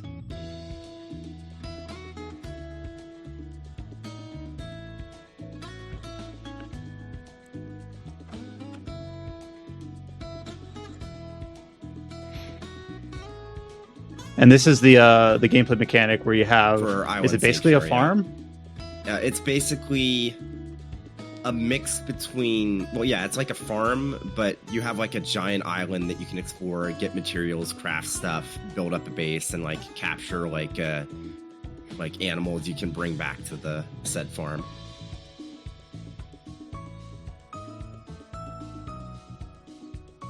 No, definitely very fitting, and also one that I could see listening to like while at work, trying to churn out a bunch of reports or just getting into productive mode.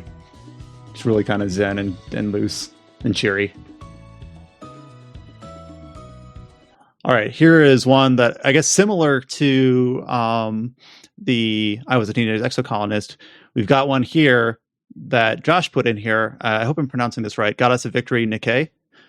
Is it Nikkei? So you have to like drop all your biases. Yes, there's a gacha mobile game, but fuck, dude, its soundtrack blew me away. Go play. I mean, you can just play. Rising from Ash. Play that one. I'll never forget you. I know. You can play the first one, or you can play Rising from Ash. Like pretty much fucking any track. Like it just fucking slaps. It has such a mixture of genres to it. Like this one sounds like something from Mick Gordon, you know. But it can do jazz. It actually has like a blend of like EDM. That like I typically do not like EDM, but like the way that this game presents its tracks to you, it's very like blood pumping in a very like a very encouraging sort of way, like in a very captivating sort of way. Like it's just it's like it's such an impressive soundtrack, like with all the variety that it has, and it scores like pretty well with what you're doing, and like any point in the game. Like I was trying to find the Rising from Ash. Yeah. Just because that was one that you both mentioned. I believe it should be here.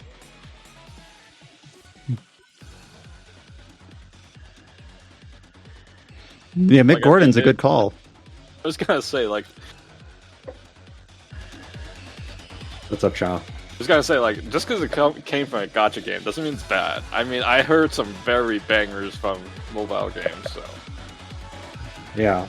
Not to mention, Romancing Saga Reuniverse exists. That's a Saga game. I guess we're cutting it. Yeah. Now you preemptively cut it.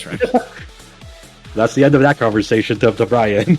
Even Genshin, I totally forgot about Genshin for last year. I would have voted one that's like the best OST for last year. Okay. Ominous Cross is also one that's really, really good. That's for a late game fight, and that's like a really, really fucking tough fight. And like the Ominous Cross is just such a fitting. So I mean, if you want to cut it just to move on to the conversation, that's fine. I mean, but it's one of those things where soundtrack. We have a long list here. I don't know how many games, like 16, and we have to pick a winner and a runner-up. So then we should start cutting things like just here and there. Then I guess. I mean, well, I've been trying, but soundtracks are just difficult because entries 3, 4, 5, and 6 are also bangers, and these are probably the toughest cuts we'll have to make today. So it's like, I mean, like it's just like if you, I don't know, it's one of those things that like, what do you want me to say? Like, can anyone make a case for anything pretty much in this category, right? Like, I'll say something's good. Well, that something's good too. Well, that's why we're trying to do the actually have this backing soundtrack, so we don't just say like, "Oh yeah, remember how great this was?" No, we can actually listen to it. So another one, I'll keep Nikkei on there then, because I didn't know what to expect from those soundtracks, but those two tracks that we heard, I can definitely see a much different sort of track that we've heard compared to the more low key backing vocals of something like Exocolonist and Final Fantasy XIV, or the more dramatic tracks of Elden Ring. So that's definitely kind of the quickest and loudest that we've listened to so far. Talk about Xenoblade 3. All right, yep, that's kind of a. So here's the thing about Xenoblade 3. Okay, I really, really, really love its soundtrack. I think its tracks are fantastic. The way it distinguishes the day from night in that game. I think that a lot of the unique battle themes are great. I think a lot, like The Weight of Life, like for some of the key pivotal moments in that game, like one of the best songs I've heard this year. The thing that really irritates me about Xenoblade 3's OST is the scoring is actually terrible in that game. In the terms of like how it's implemented and the way that like it does its music a disservice because of the way that it interrupts it so much. When you're thinking about music, I didn't even know why Chain Attack is here in the first place, because Chain Attack on its own is a good song, but it interrupts so much of the good music in that game. Like, I just want to hear like the fucking Mobius battle theme. You press Chain Attack, that fucking theme is gone. Final battle music, that theme is gone because Chain Attack is there. Like I want to hear I want to hear the battle music, but Chain Attack keeps fucking interrupting it, and it's like it's annoying as fuck to me. And like it irritates me. Like I had to deliberately sandbag battles just to hear the music in this game. I think what they should have done is that Chain Attack should only overwrite like field battle music. But if you're like bosses, story bosses, this should not be a case. No. Yeah, it's not that important. Like I can hear this theme all the time. Like I said, you'll hear the first like 45 seconds of the song, and then you have Chain Attack, and then you never hear this theme again. It's so irritating to me. Because I love the quality of the tracks. I just think the way that most of them are integrated is a fucking shame. The night tracks you'll barely hear because when you fast travel, you usually have it on. Because how they do night travel in this game, you can distinguish between day and night now when you fast travel. So you usually it'll also default to day, so you'll only hear the day thing, and you have to go out of your way to hear the night theme in this game, unless you're like just wandering around the field. When it comes to field tracks, like you won't really get a consistent like tune out of them because you have to activate go to the main menu theme often, so it'll be just interrupted by the main menu theme every time because there's nothing to like disable the override of those themes, even though they're so great and pleasant. Like, I love this soundtrack to death. I do not like the way it's integrated in this game. I mean, those are all points that I completely agree with. I'm just wondering to what extent do we weigh those? Because I think it is genuine. The fact that, some of my favorite songs from Xenoblade 2 are like Eleftherion Archipelago at night, but I don't know like what those Colony 4 at night sound like, sort of thing, because I probably never heard it. Personally, for my money, like, I prefer the way that High Girl Strategy integrates OST more so than Xenoblade 3. IMO. Mm-hmm.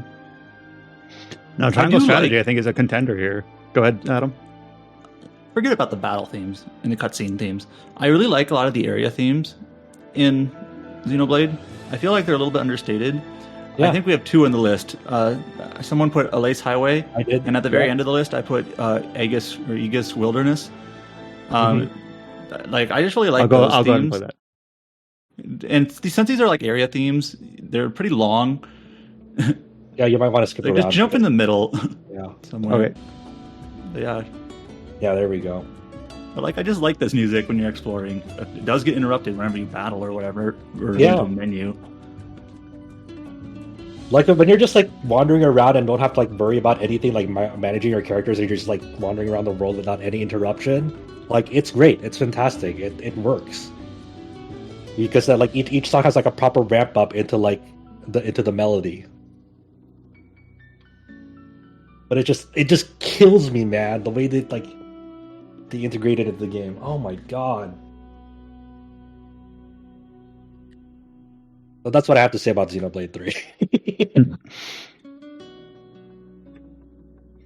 All right, so I think the only game we haven't talked about yet on the list is Citizen Sleeper. So let me go ahead and grab a track from that. I put a lot of the tracks on here. It's all very atmospheric and very into the tune of like this kind of dreary game, honestly. From the get-go, like the moment you hit new game, it's just like you're in a really weird fucked situation. You're like at the bottom of the fucking social ladder. People barely want to fucking associate with you because you're like half amnesiac robot, and your existence is kind of illegal in the first place. So it's a very like kind of it's I don't know how else to better describe it. It's like a kind of like dreary, kind of like almost borderline despair, but it's very effective at like kind of making you feel like you have to find a way out of this somehow, like finding a way forward. Especially when you like make a decision. Especially like I forgot the name of the tune. I couldn't find it like because I was in a rush. But like whenever you make a decision to like not like board an aircraft or to leave the station and get like another one of those endings, every time like you decide no, I'm not gonna board with you, like it has like the specific like piano key tune that like plays. That's like you made a really big decision but in a very subtle way, and like it kind of represents that kind of like bitter like on the spot heartbreak that you did. It's like you could have found a better life if you decided to board that craft, but you decided not to because you have to tie up loose ends. So I'm really a big fan of this OST, but I don't think it'll win this compared to like other things on this list, unfortunately. But I like this one that I just tabbed to, which is Prismatic Lens. Yeah. So I love it, but I understand that we will have to make cuts. No, and the way you were describing how it does kind of sound bleak when we were listening to the opening theme called Destiny, like I heard it as you were describing it, which definitely evokes those feelings. But yeah, that's...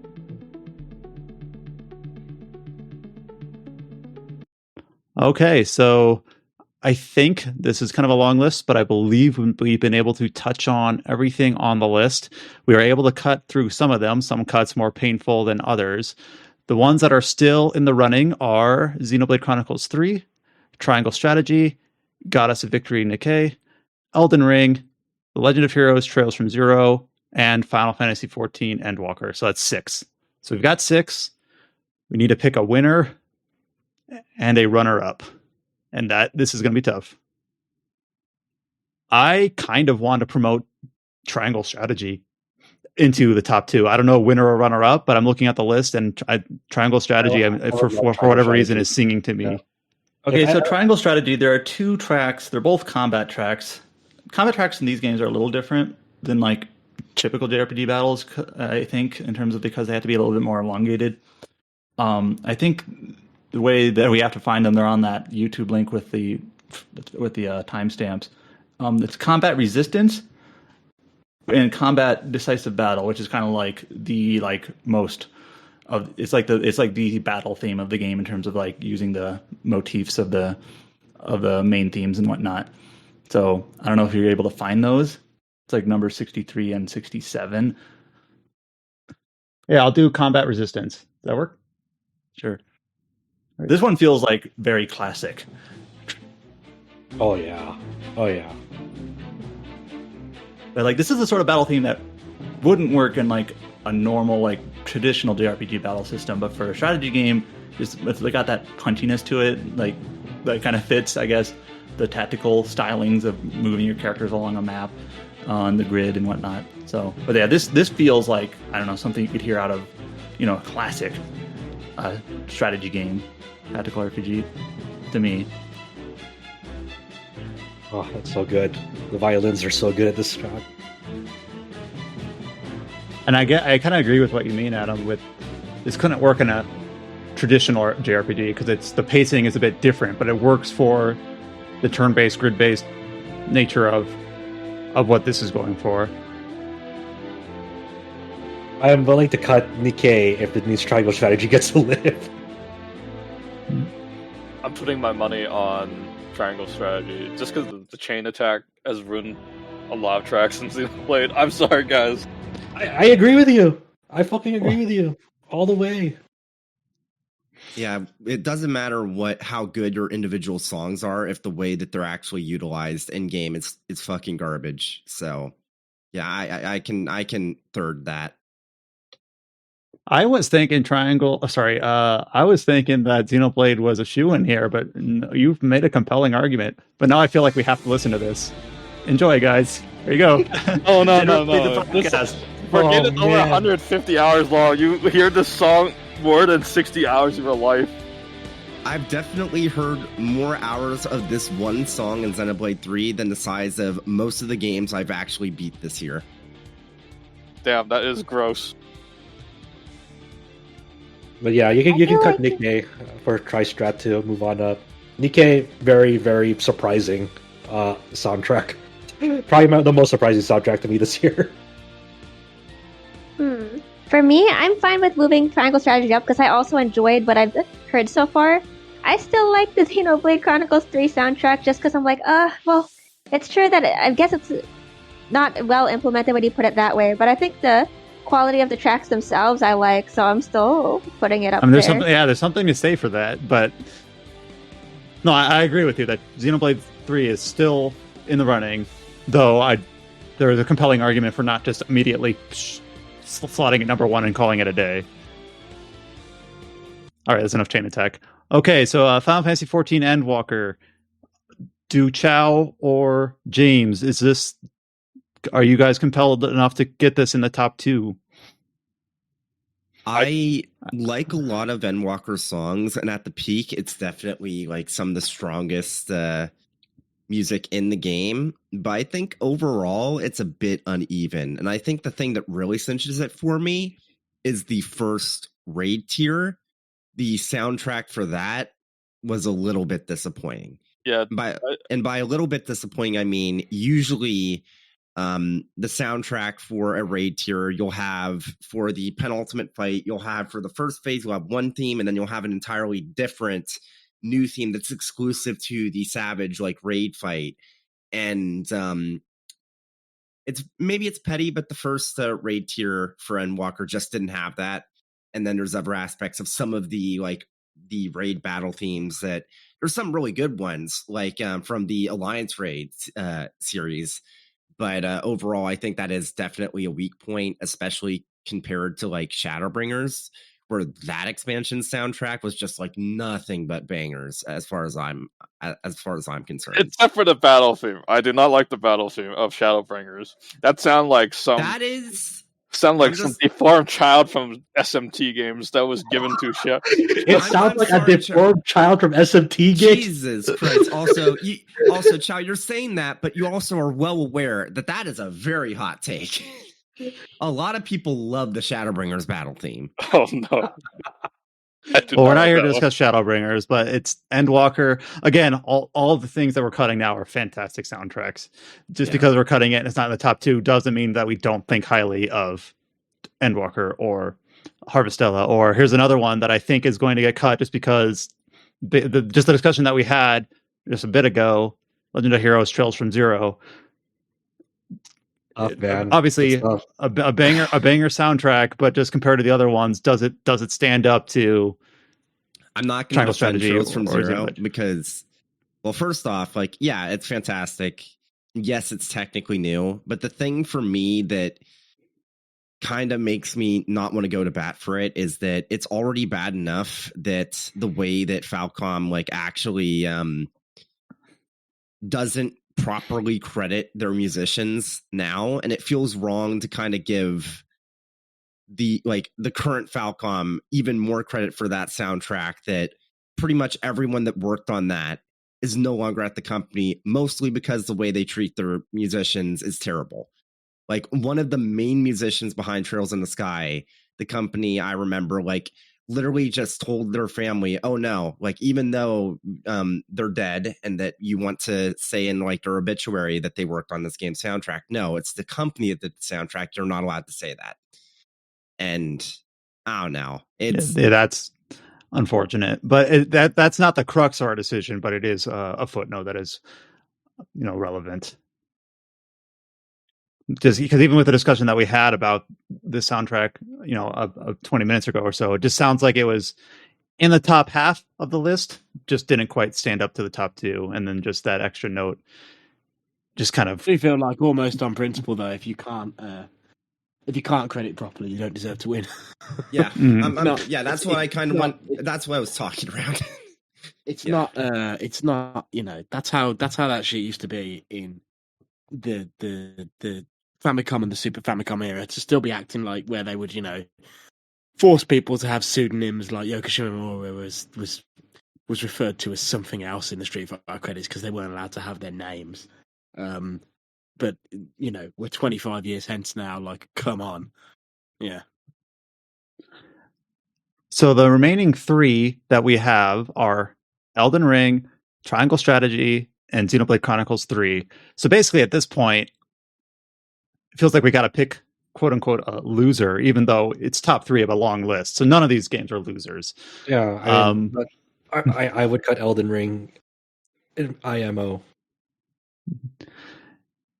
I do think that Alex was able to speak to this game's soundtrack in a way to put it here in the top 3, in a way that I don't think we would have if he didn't take the opportunity to do that. So a very strong soundtrack that we were able to listen to a few tracks from it that explain why it is still here.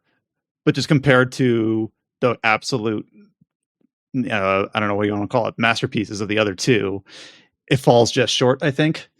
Because we talked about how the Elden Ring soundtrack works in concert with its gameplay, with its art, with the game design, in a way that the other 2 maybe don't quite do. But that's why we'll be discussing that again when we talk about Elden Ring in the main list. So I guess here is our last chance to keep Elden Ring in the top 2 or call it just a very near miss 3rd place. All right.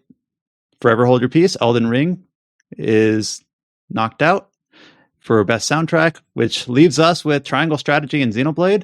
And unless people are going to try to swing it the other way at the last moment here, it sounds like we're kind of on board with calling this for Triangle Strategy with Xenoblade 3 in a very near runner-up position. Though I don't want to be presumptuous. Is that how we feel? Put on Resolute Heart for Triangle Strategy. I'd go for that just because of the chain attack theme. Ruined everything.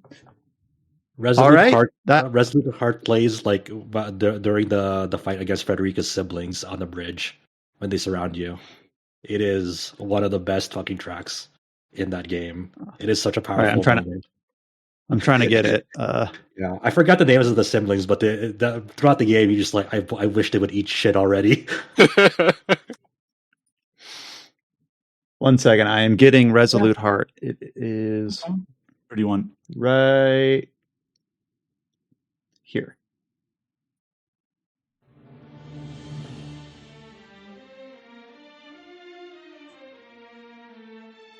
This is like a really tough battle as well, by the way, because there's like something you're ill prepared for that you don't know what's going to happen, and like they surround you on both sides of that bridge, so you're There's actually 3 different battles you can have fighting these guys depending on which route you take.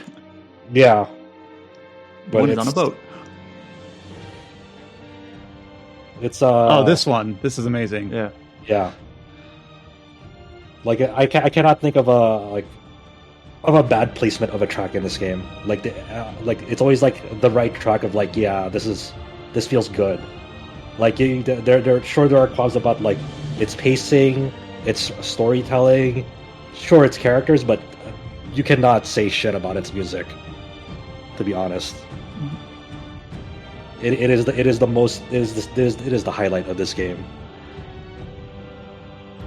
And I'm glad that, I mean, I know you did this very deliberately, but yeah, Triangle Strategy. Oops, let me turn the sound a little bit. Not only is the soundtrack itself immaculate, but the way that the game is designed, it plays every song exactly where it means to. So congrats to Triangle Strategy for winning best soundtrack, best music for RPGs in 2022, with Xenoblade Chronicles 3 being our runner-up. Okay, so we have a few more categories left here, and just as a performance note, Scott White did have to step out for a little bit, so we won't have his contributions for the time being, though he does have an opportunity to stop back in potentially later as we get into the main list. We'll go into best. This category is a little bit more particular than the previous ones, and that is best design and immersion. So this category is admittedly up to some interpretation. This is kind of like us trying to be a little bit more specific than best gameplay. I know some people absolutely hate the word gameplay. What this is a game that has a component that is worth recognizing, a game that makes you feel a part of it, a specific design intent, something about the atmosphere of the game, something that immerses you into it as you play it. So these are games that have a very particular aspect that we're trying to commend here in this category. So we have a handful of nominations here as well. I will go through them. I will list the game and then specifically why it was nominated in a quick little bite. We have Live Alive, telling a story across multiple scenarios. Pokemon Scarlet and Violet, with a significant change to the tried and true Pokemon formula. The same is true for Pokemon Legends Arceus. We have Elden Ring for all of its open world designs while still maintaining its identity as a Souls-like game. We have Asta Libre Revision for being kind of a modern take on a very classic style of game that not a lot of publishers are making these days. We have the Digimon notes Survive. Here say the immense journey of a man and a crow. Yes, that's accurate. We have Digimon Survive is an unconventionally dark Digimon game that blends strategy RPG with visual novels. We have Fire Emblem Warriors 3 Hopes, which is effectively it being a much better realized Muso game in the Fire Emblem, trappings compared to the initial Fire Emblem Warriors. We have Harvestella, basically being Square Enix's hand at the tried and true farming sim RPG hybrid. We have Stranger of Paradise Final Fantasy Origin for being effectively a bizarre retelling of Garland's origin story. Star Ocean The Divine Force for being basically a classic PS2 JRPG in a modern wrapper. The Dio Field Chronicle for some of the reasons that we talked about for its storytelling, for the way it delivers its narrative in a very straightforward, concise manner. We have Made in Abyss, Binary Star, Falling into Darkness, specifically for how it implements the narrative of that IP into a survival video game. We have Citizen Sleeper for some of its tabletop-esque mechanics blended into an RPG-esque system.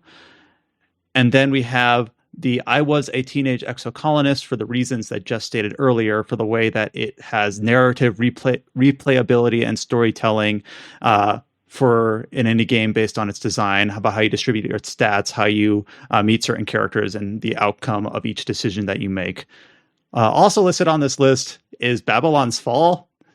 Who put this here? Let's go! That was me. I'm the only Game of the year, guys. Babylon's Fall. Yeah, it's treating real life. It falls.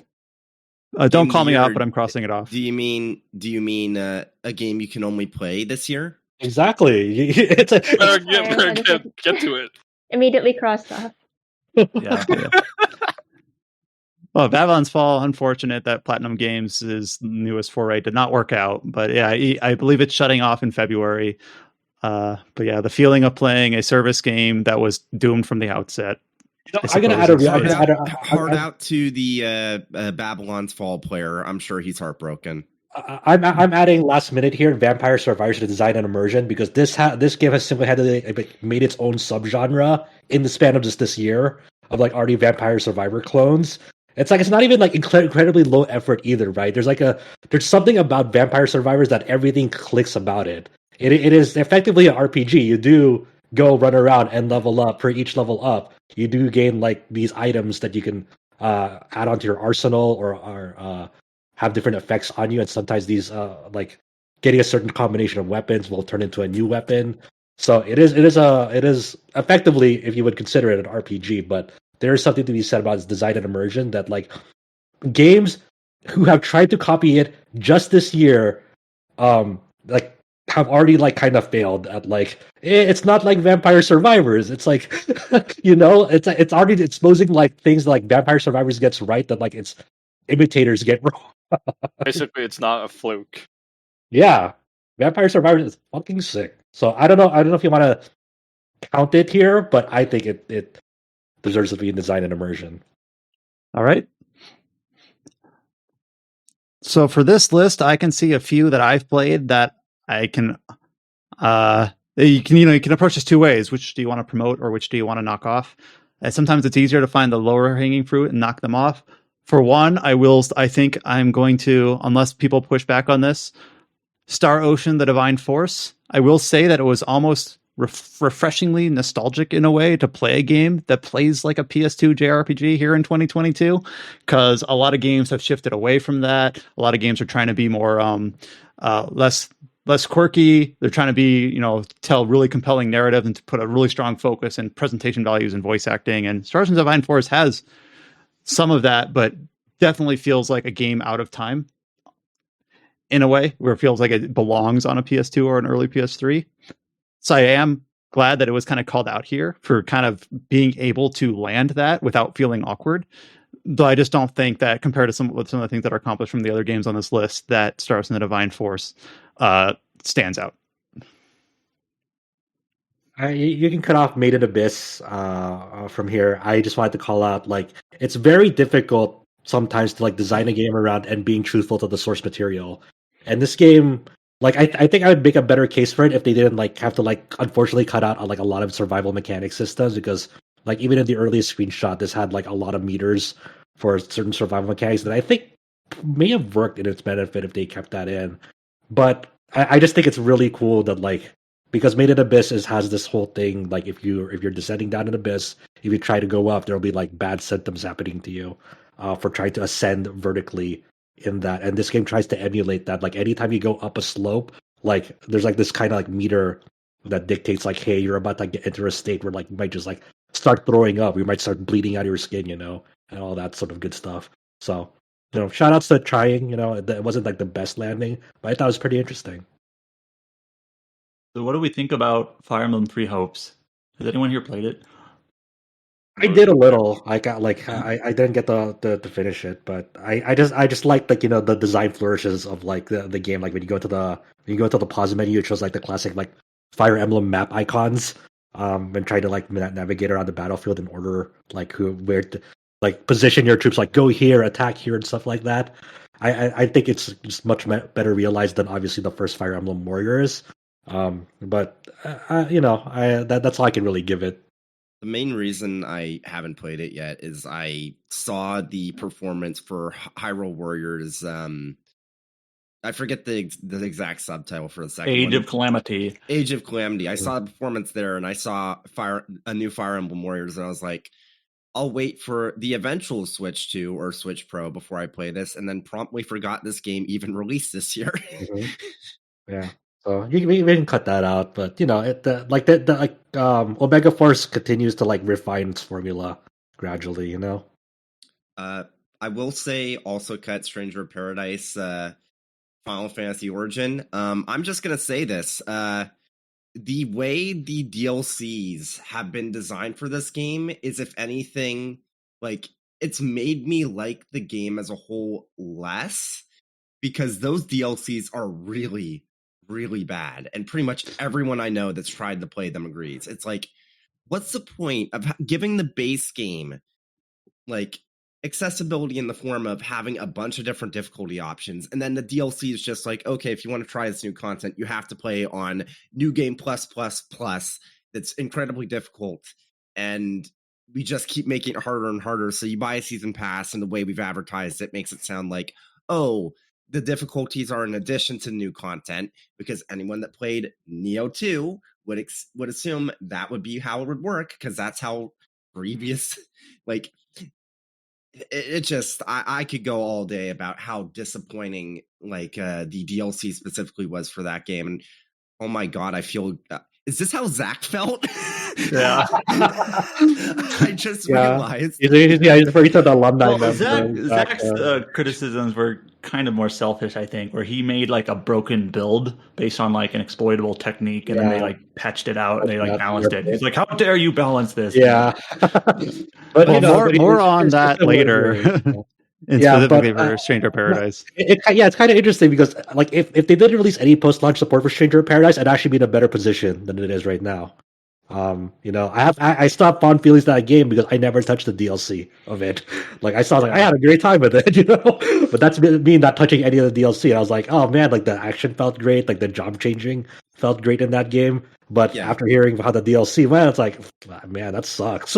Yeah, the game is still great, and I legitimately think that like the overall package, not counting the DLC, I'm gonna make an argument for it in the top 10. But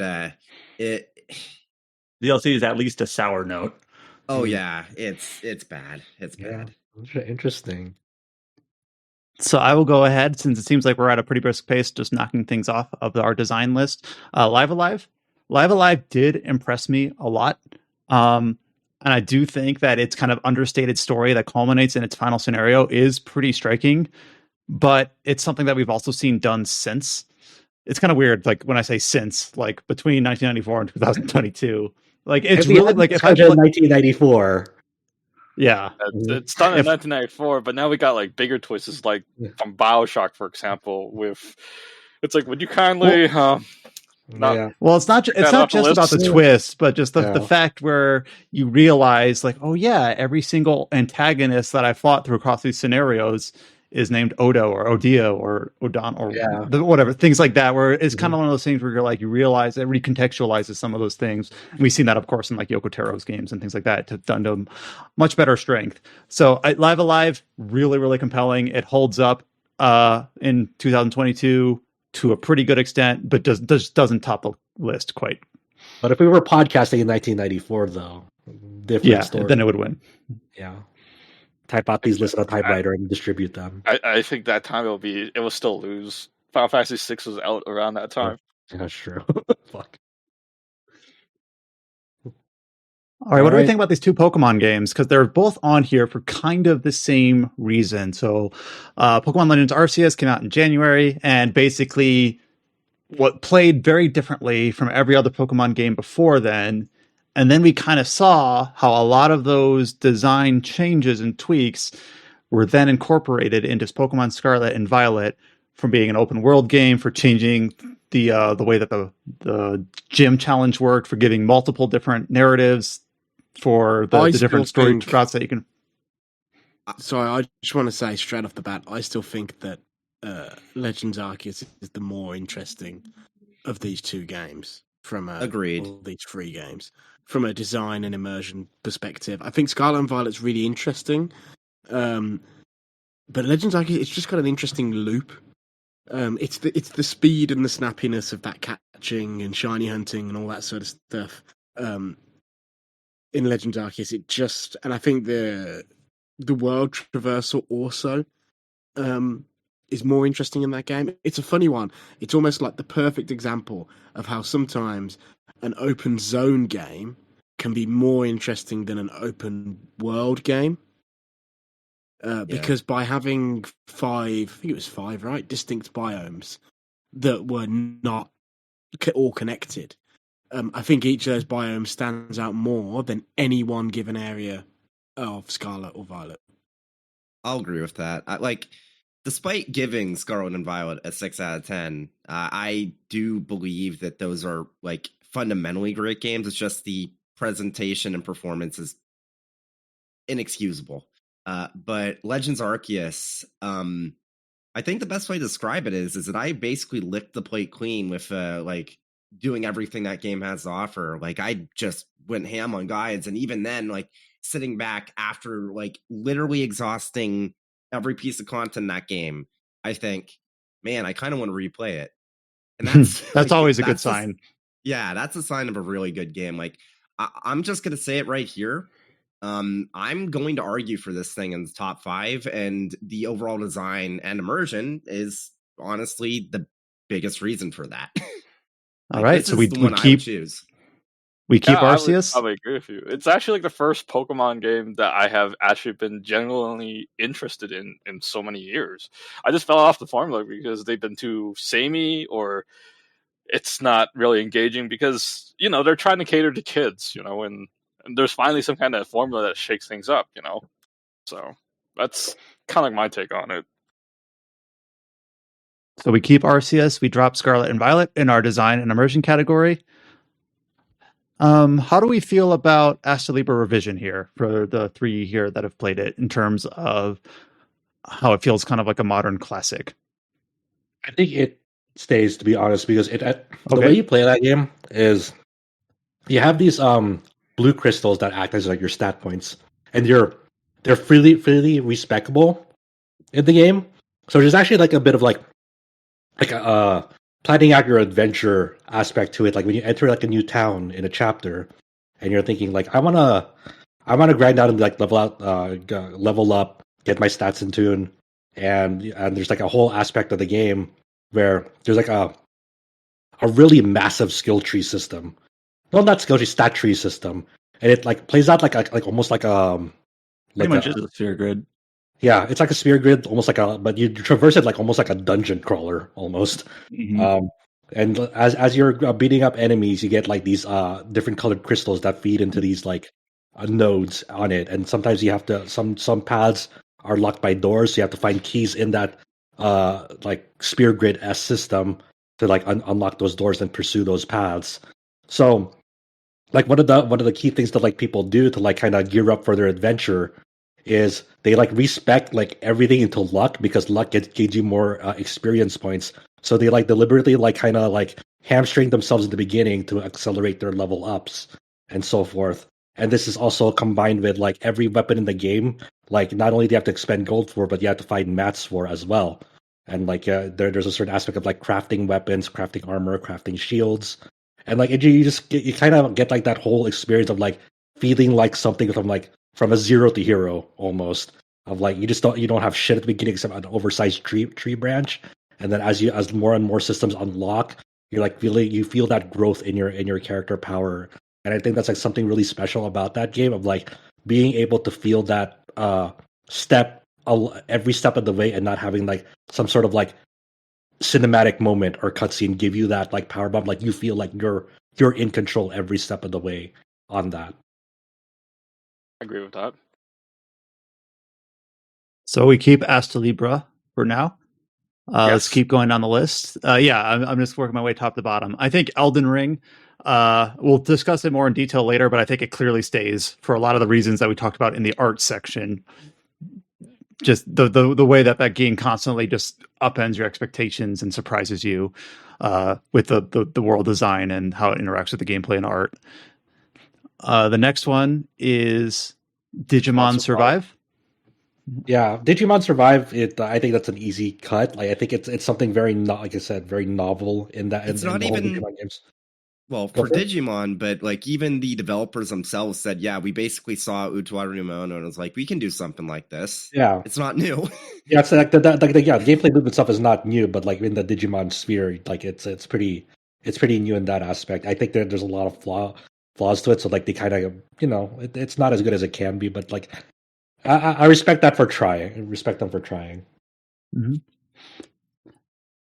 The next remaining on this list for design and immersion is Harvestella. I also think that this is a pretty easy cut. I think Harvestella does what it sets out to do in a genre that is very well worn and it's a good game in that genre, the farming sim RPG hybrid, and it does twist it a little bit by being a little bit more slanted towards the RPG aspect rather than the farming aspect in that game is more kind of like how you get your income and what some of the quests are based around. But the meat and potatoes of that game is kind of like the dungeon crawling and the combat and the progressing your character through the different jobs. But it's not as novel. Go ahead, James. I will say shout outs to farming being eventually just becoming a vehicle for me getting ingredients to make different dishes I can give to inns to get a shitload of cash. Just like real life. So yeah, I think the execution is great in Harvestella. It just loses because it's a bit well worn on a game in a genre that games are releasing every month, from big publishers to smaller publishers to indies. Diofield Chronicle. We've talked about this game in a few different contexts, and the reason why it is on the design and immersion list.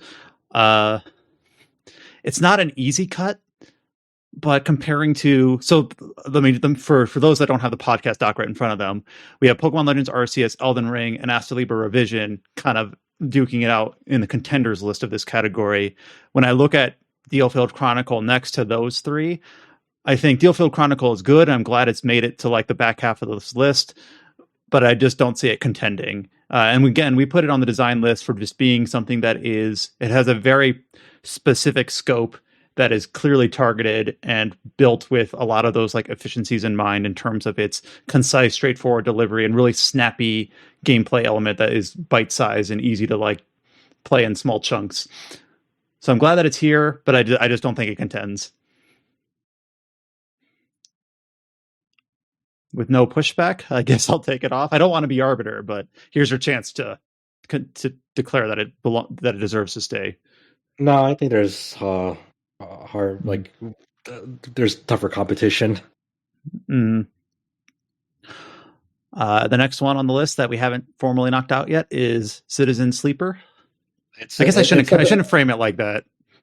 I mean, it's unfortunate, right? That this is like kind of the fate of Citizen Sleeper, and to be frank, I was a teenage exocolonist as well. It sucks, but like those are the two titles this year that are like both seemingly like very consistently excellent, but they only have a single individual backing them, which it's a big shame, because I'm sure I was a teenage exocolonist is like a fantastic game. Like I do not doubt that for a single second, but it's going to be a tough one. Like how do we push for them over bigger titles? It's kind of the nature of the game, unfortunately.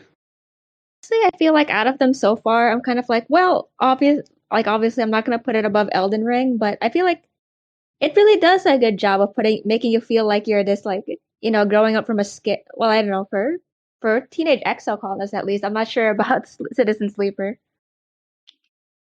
Yeah, I mean, like Citizen Sleeper is like it's kind of it's so hard to describe in words, to be honest. Like just seeing a gameplay video like makes it easier to like understand what it is. But the basic premise is like it's combining tabletop mechanics with an RPG experience. So like an in-game day is known as a cycle in that game. So when you wake up in a new cycle, you can have up to 5 die that are pre-rolled on that, and that is determined by how much health you have at the start of that cycle.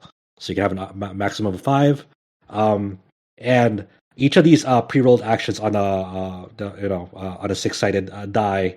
Obviously, the higher the number, the more the more in favor you are of achieving an action. So let's say you want to go steal some food to get energy.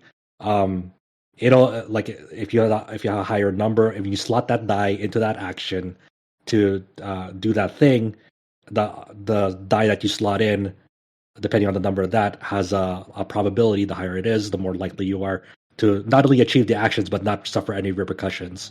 So let's say like if you slot in a 6, it's 100% positive, guaranteed outcome.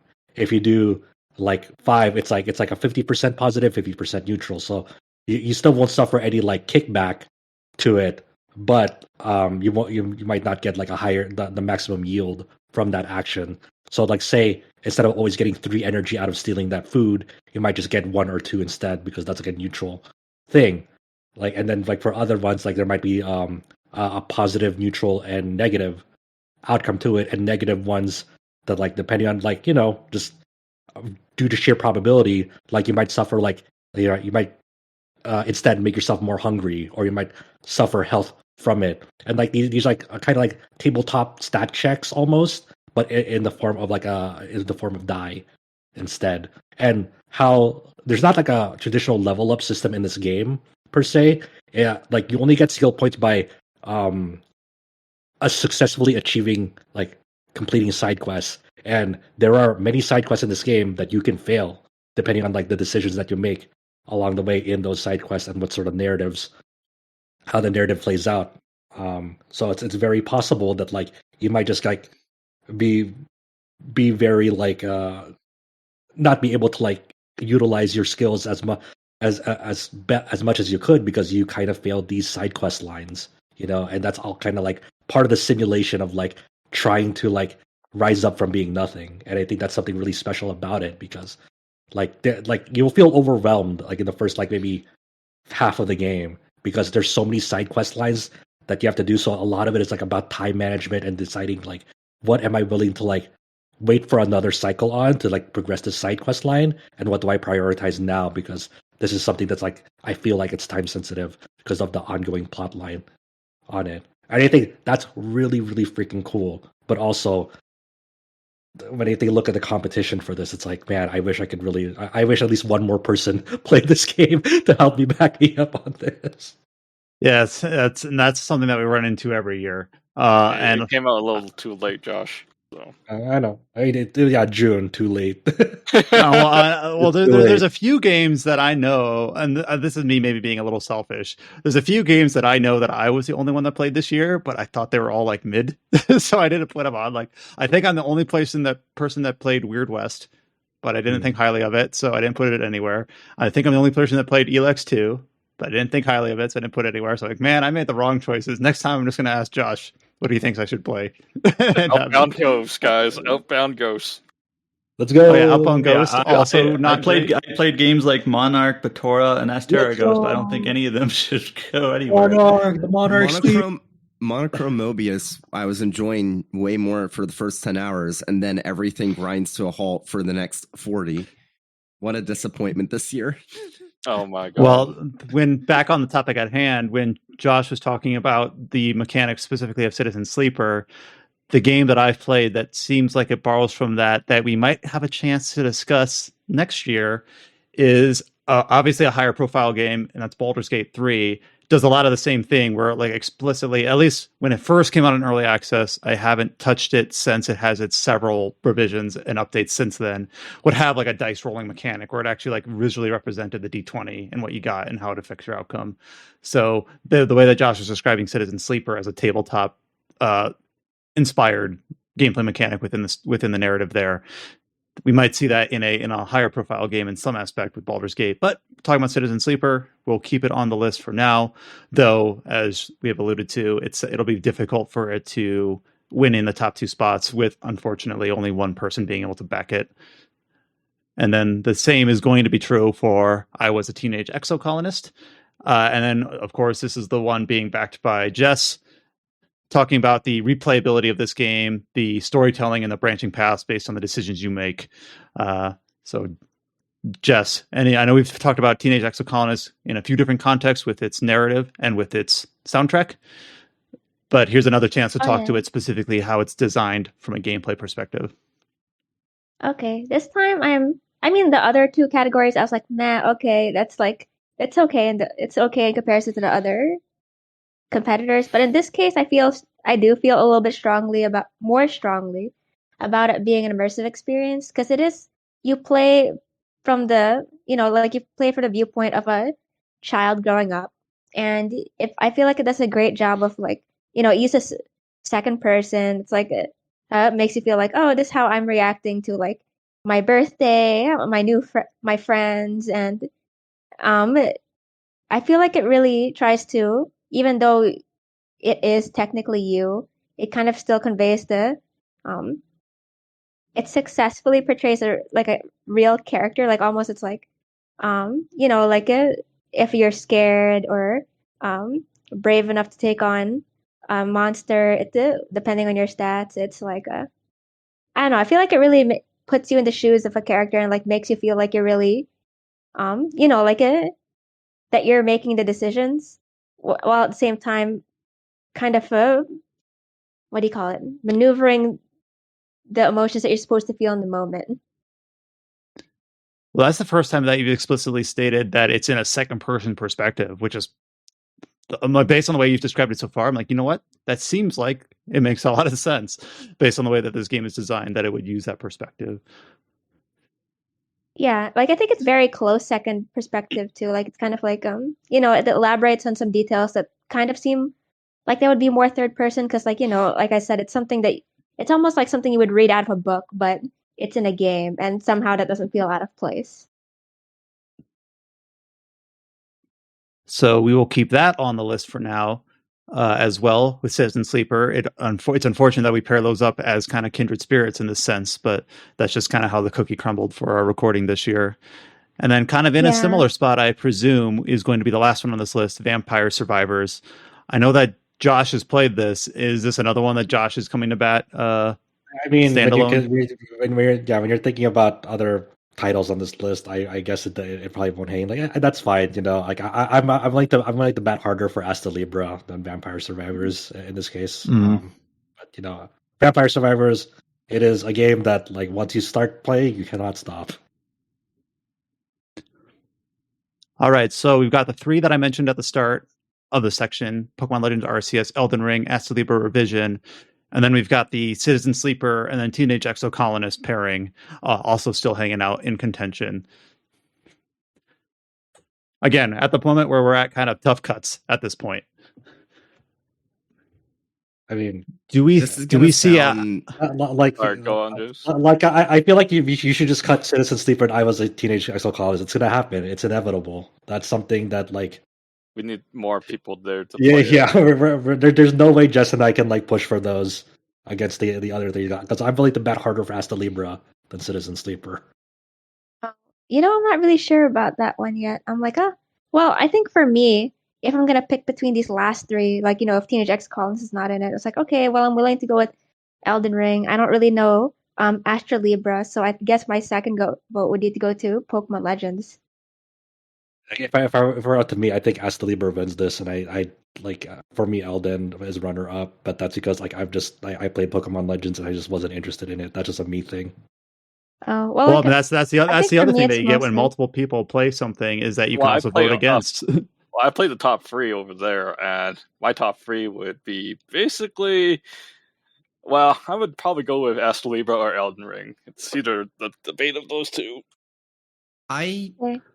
Elden Ring is in an interesting space for me because it's like this is gonna sound weird, but it comes down to the difference between what's genuinely new and how something was executed. Because I don't think necessarily what Elden Ring is doing is new. Like people were even making jokes about it when it came out, Death of the Wild. It's like very clearly the way the open world structured is not obviously not the same, not even close, but it's similar enough to what Breath of the Wild was doing.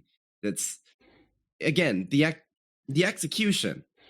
Like everyone that's played it, there was a reason why. Like it just won Game of the Year at the Game Awards, and so many people love it for good reason. But what Pokemon Legends Arceus does genuinely felt like the first time in over a decade that series was being pushed forward, and not in the sense where it was like catching up with the rest of the industry, but rather actually doing something fresh and new for RPGs as a whole. And I really, really appreciated what I played there with when I went through it. And I think that I'm not going to stop people from saying that Elden Ring wins this, but I think that there's definitely an argument that the most innovative RPG this year was probably Pokemon Legends. I kind of agree with that. Like Elden Ring is definitely going to be in contention for the main list. And we've already talked about how it does things so well with its soundtrack and its art, and even with the design section, the fact that it's still in contention here. But I think it's more of the sum of its parts rather than being exemplary in this one specific aspect. Does Elden Ring have great design and immersion in the way that it is like an open world Souls-like and incorporates the art styles and the Souls-like combat and the fact that it does so much that constantly surprises you? I think yes, but I can kind of see it just in the specific category being just out, because it's more of a cohesive, holistic, great product than being specifically, unlike Pokemon Legends Arceus, which I would state is a worse game. It's more exemplary specifically in this category.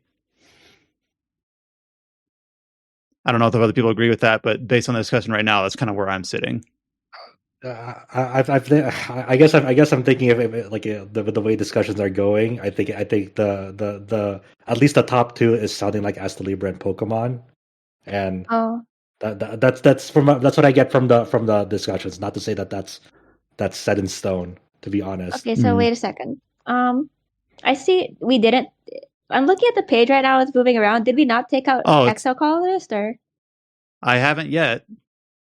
Okay, because I was thinking. I mean, I would pick that over Pokemon, but it sounds like lots of people have played Astra Libra and Elden Ring. I wasn't sure if that's like where this is going. Well, we've had a lot of people play Elden Ring, but it seems like it has not quite as much fervor as any of the other three here, specifically for this category. That's my interpretation. Elden Ring is a weird thing because like even you put it in this here open world Souls like, because ultimately that's what it is. It puts like the Souls formula in an open world format. They do it very well, very very well. But at the same time, we know how Souls goes. So definitely something where in the context of Game of the Year, Elden Ring, we wouldn't dismiss it at all, not even close. But specifically for this, it's not as novel as the other ones. It's an obvious category. And obviously, chime in if anyone disagrees with that. Right. No, it does not really shake up the formula. Really, it's just putting Souls in the open world. So, yeah. Which, saying it that way makes it sound very reductive. Because keep in mind, again, the execution of like taking the Souls formula and making it an open world and making it feel so natural. And that's like that can't be understated. Like, but we'll talk about that later when we get to the main list. So it sounds like, based on the discussion, we've kind of got Asta Libra with the most general support behind it. Let me tell you about a system in Asta Libra. There's a scale system in Asta Libra where every single item in the game has a certain weight to it and attributes to it. With the scale system, you have to find like the proper mixture of like items to get the most benefits out of them. Because if the scales go too far one way or too far the other way, you get minimal benefits. You want them as close to total equilibrium as possible. And this is for every single item and like equipment you get in the game, pretty much. And that's how you get additional boons to your character on top of all the other systems. On top of every single armor, shield, and weapon in the game has a unique sprite that's conveyed into your character, like 2D. It just sounds like I've only played the first 2 chapters of Asta Libra, so first of all, to be honest, I'm not as high on it as Chow or Josh, but I also admittedly have only played 2 chapters. I think the game clicks around once you get like chapter 3-ish.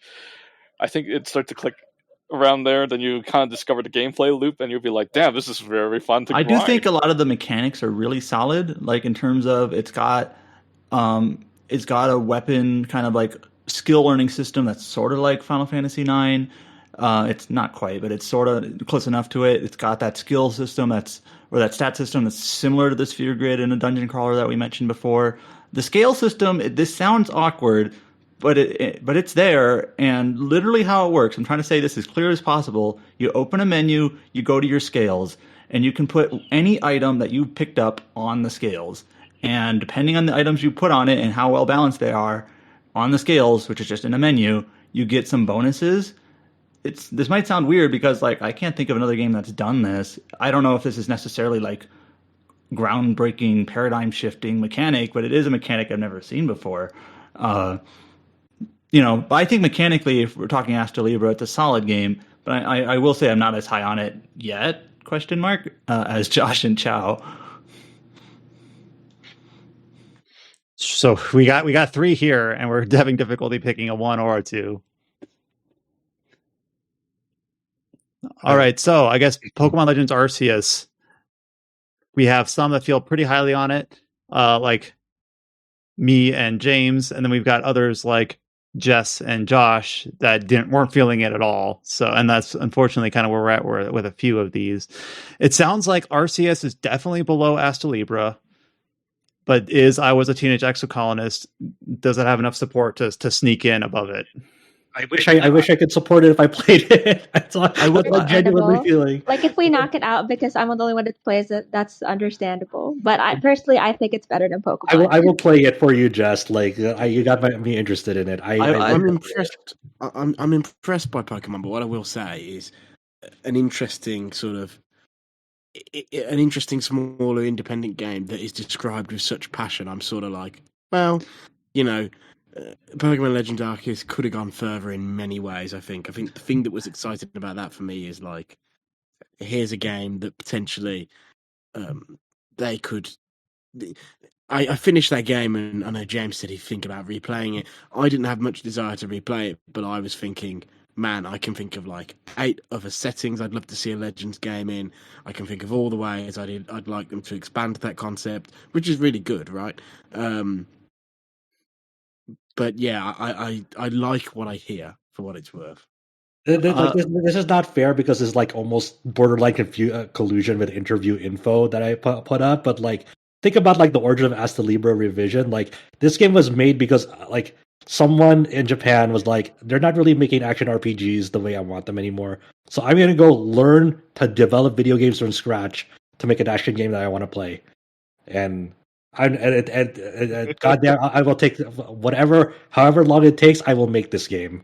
Keizo basically pulled a Thanos where it says, "I'll do it myself." Oh, it's just like I know it's unfair because it's part of the interview that we did with Keizo, and that's like outside knowledge. But I'm just saying, that's fucking crazy. In some way, I kind of like. I feel like. Sorry. This is I feel bad saying this. I really didn't like Pokemon Legends Arceus at all. But I almost don't even want to say that because I just sort of accepted it's not for me. I almost don't want to. So it's just like, for me, it's just like I could care less. I don't want it. I'm not supporting it for this spot, but I sort of understand why it's here. It's just like not a me game.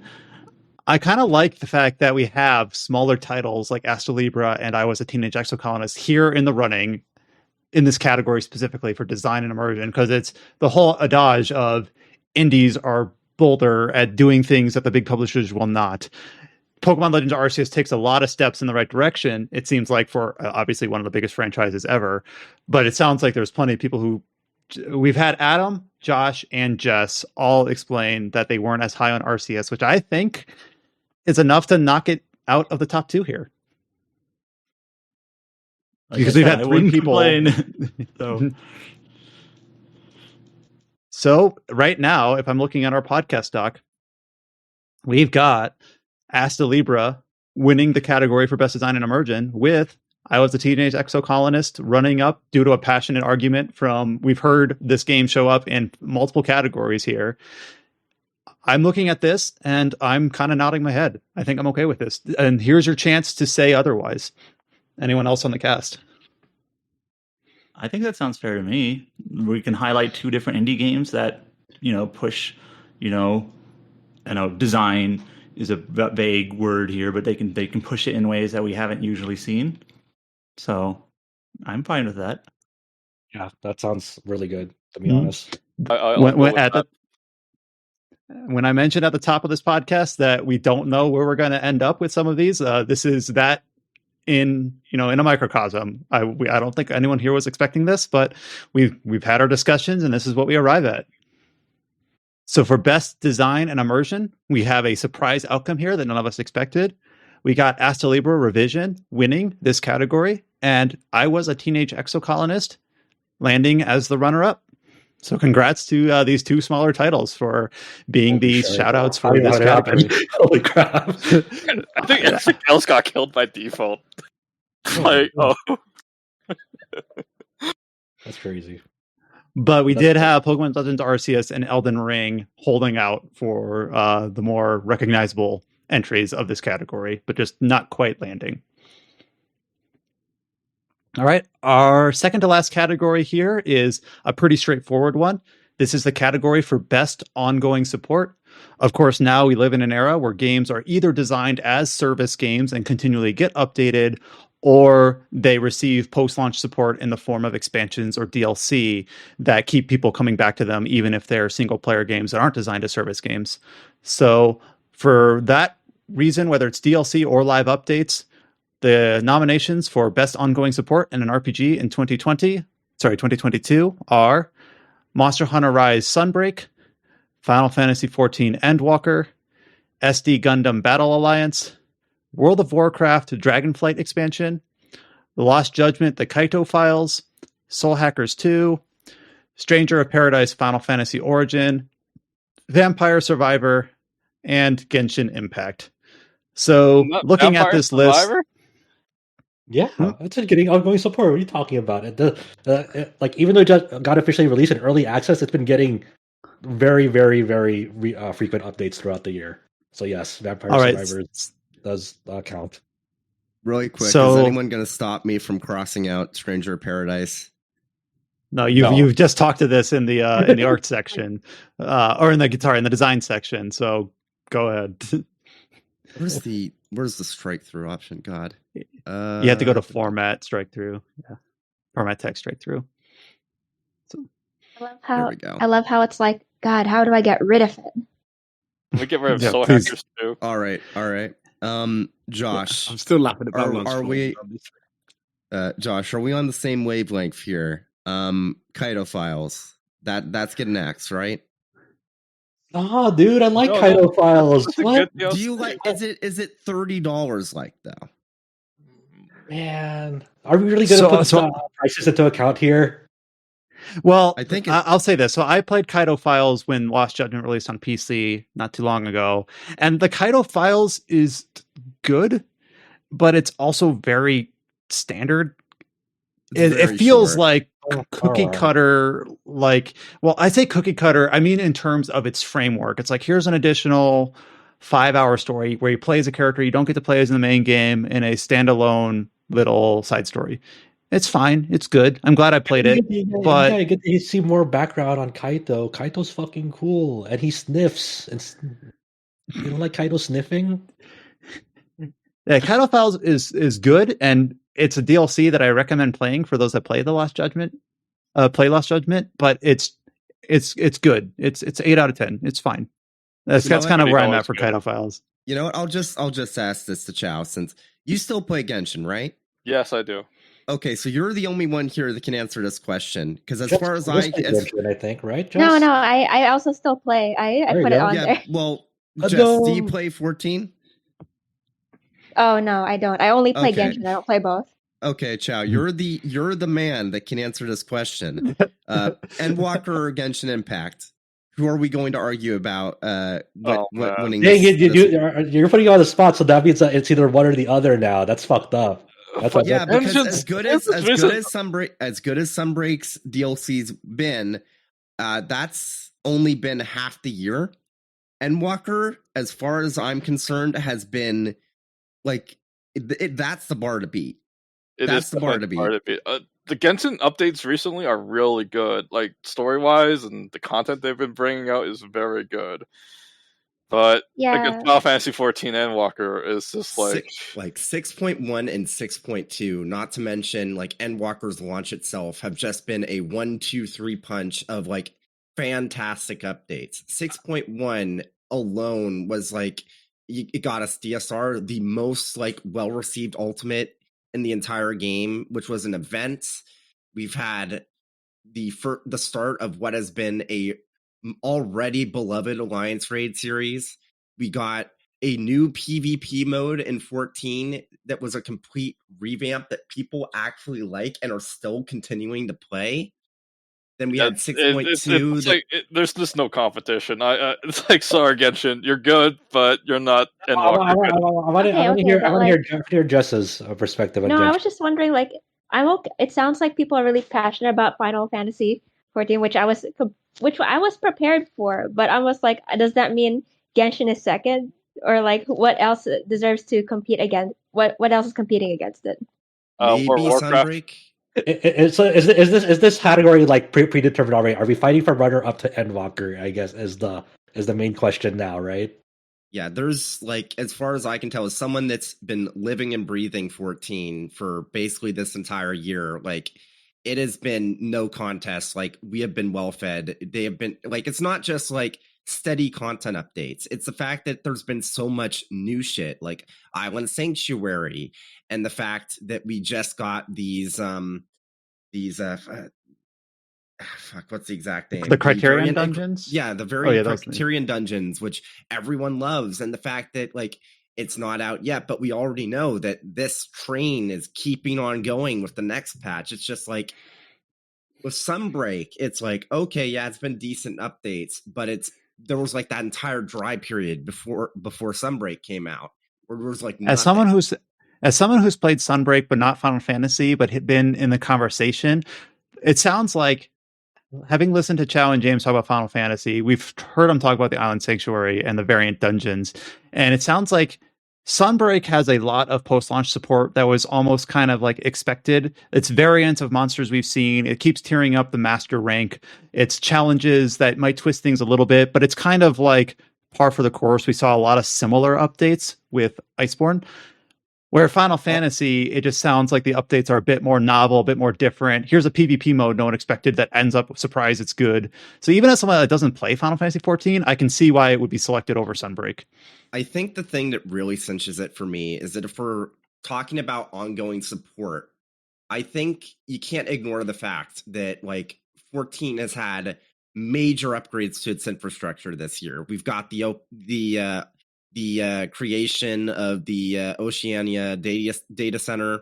We've got the massive improvements to the availability for player housing, the entire opening of the Ishgard housing, and all of these different like just improvements to the just baseline experience. And as like bad as the launch week was for getting into the game, once you were logged in, there was no issue staying logged in.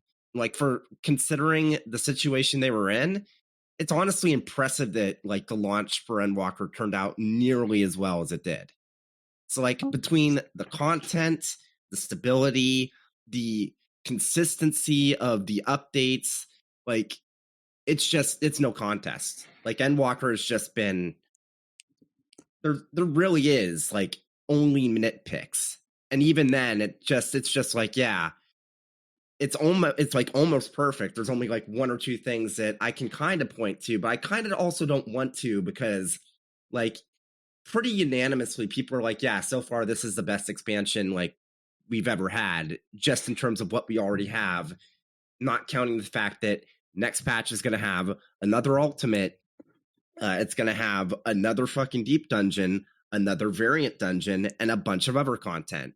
For people that play Chow, 14, do you agree with this? I do agree with this. I am not holding James back. My opinion with Endwalker is basically this. Now that kind of like everything's been normalized, content is now like coming like really at a very extreme fast pace that I can't seem to clear this raid faster than the content's coming out now.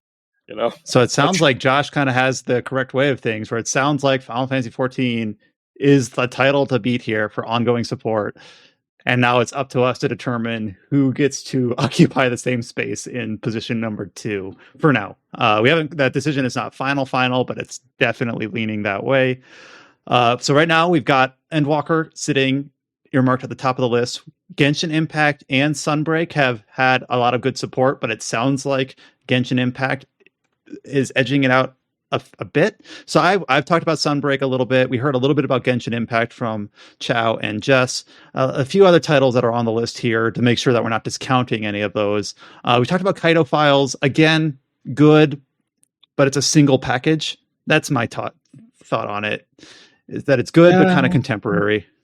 All right, I guess. All right, no fans of Kaido sniffing. I get it. Too expensive. He can smell the clues out in the environment. Okay. All right, Soul Hackers 2 is on the list. I know it did get that one update that was like a few extra demons and some quality of life, which is good to see and appreciated, but I don't know if it really stands out. It added dashing, Adam. Let's go. Is that really ongoing support? It's just one. No. I mean, it's just like one of those. Like they added something that probably should have been in the game at launch. All right, and then World of Warcraft Dragonflight has had good word of mouth, but I just think that this is a game that's in a position where none of us here can really speak to it from a personal standpoint. Good things about it. It's just none of us played it, so we can't defend it. That's the problem. So at least it was able to get a look in here, but just like a lot, we've seen this kind of creep up in a few different contexts. We don't have the personal experience to defend it, so we got it mentioned here as something that has had a lot of good reception, but in the terms of the RPG site, somehow in terms of the RPG site awards, our staff cannot speak to it, so we have to cut it. Just tool of the trade. All right, SD Gundam Battle Alliance. I know when this.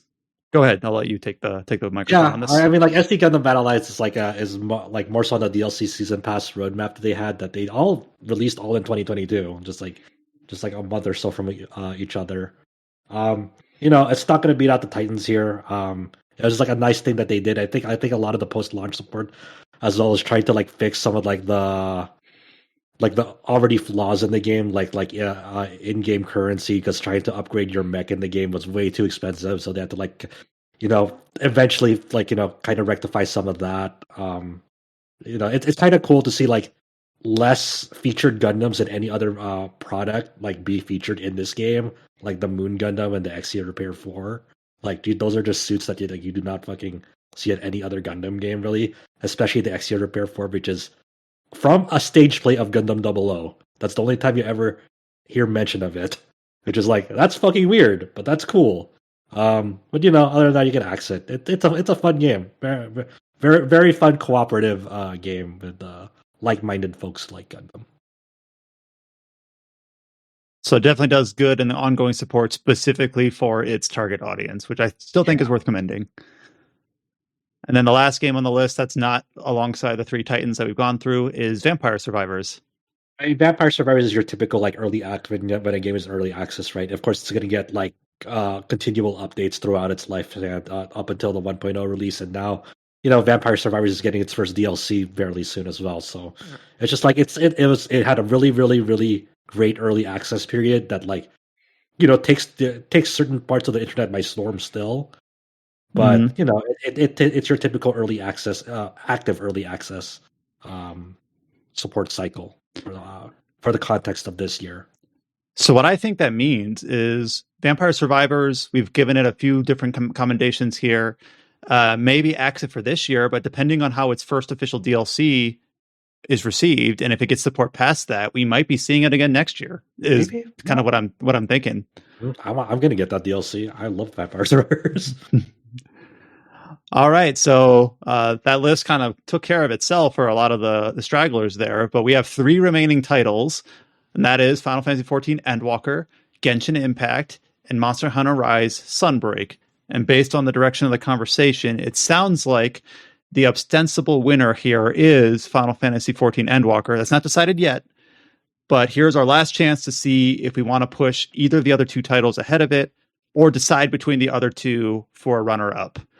I know there's no I know there's no one. Well, there isn't no one, but I know that there's not a huge amount of support here for the game in general because I feel like a lot of people have fallen off it. But I will say, I feel like the level of support Genshin has got, with all of that content being free, ostensibly free. Obviously, there's the gacha and stuff, but still, is tremendously impressive. And also, I do think after you get about 12 months in, usually with a game like this, there's usually quite a heavy drop off in the quality of the content. They begin to phone it in, and that has not happened with Genshin. And I think that is impressive and worthy of some commendation, I feel. Yeah, because I would say the Sumeru content is actually better than the Inazuma content by far. So that's the 3.0 stuff. Oh yeah, I was gonna add in, like, they added a whole new continent and a whole new element, which is like not an easy thing to do. It didn't, like, most of the time when people add like a whole nother, element to any kind of battle system, it's like it screws it up somehow.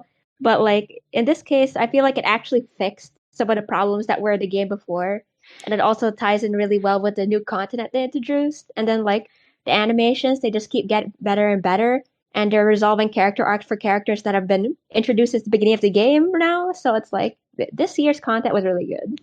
So Jess, you haven't been on the is really good. And Jess, you haven't been on the podcast as frequently as Chow, but Chow, if I am interpreting your reception correctly, during the Chapter 2 era of Genshin, 2.1, 2.2, 2.3, it seemed like you were a little bit more lukewarm on the game, but it feels like there's a lot more energy now with the more recent updates from 3.0 on. Is that a true summary of your reception?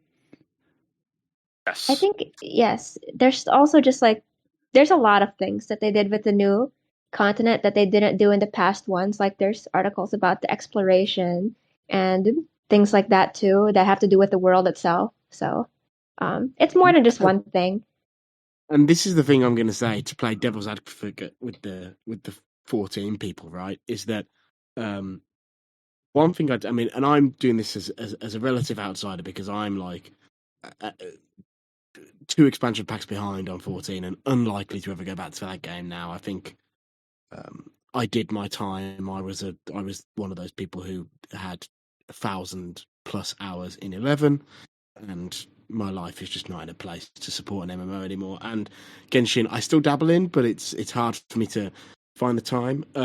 But what I will say is, sort of, I know obviously there's the incremental updates and stuff in 14, and there's the high end sort of raid content and all that sort of stuff. However, the core crux of the 14 support is always more or less, we're advancing the story a little bit, and each expansion you get a job or two and a new landmass and stuff like that. The thing that's been interesting about watching Genshin as a relative outsider, and then also hopping in a little bit myself, is there's quite a lot changing and quite a lot new. Now, don't get me wrong, they're incentivized to do that because they are obviously in a position where they want to encourage people to pump money into the gacha system. But it's interesting, and it's a cadence of update, like the frequency and how and the depth of what's changing that is relatively unmatched. And it reminds me, I think there was a few years ago in this category, I talked a bit about Elder Scrolls Online, about how it's every time they do an update, it's really accessible and not in a bullshitty, we're going to give you a skip to get you up to level way, in a, you can start this content with the new expansion if that's what you want to do, and things will scale right and the story will shift in certain ways if you're a new adventurer versus an experienced hero and all that sort of stuff.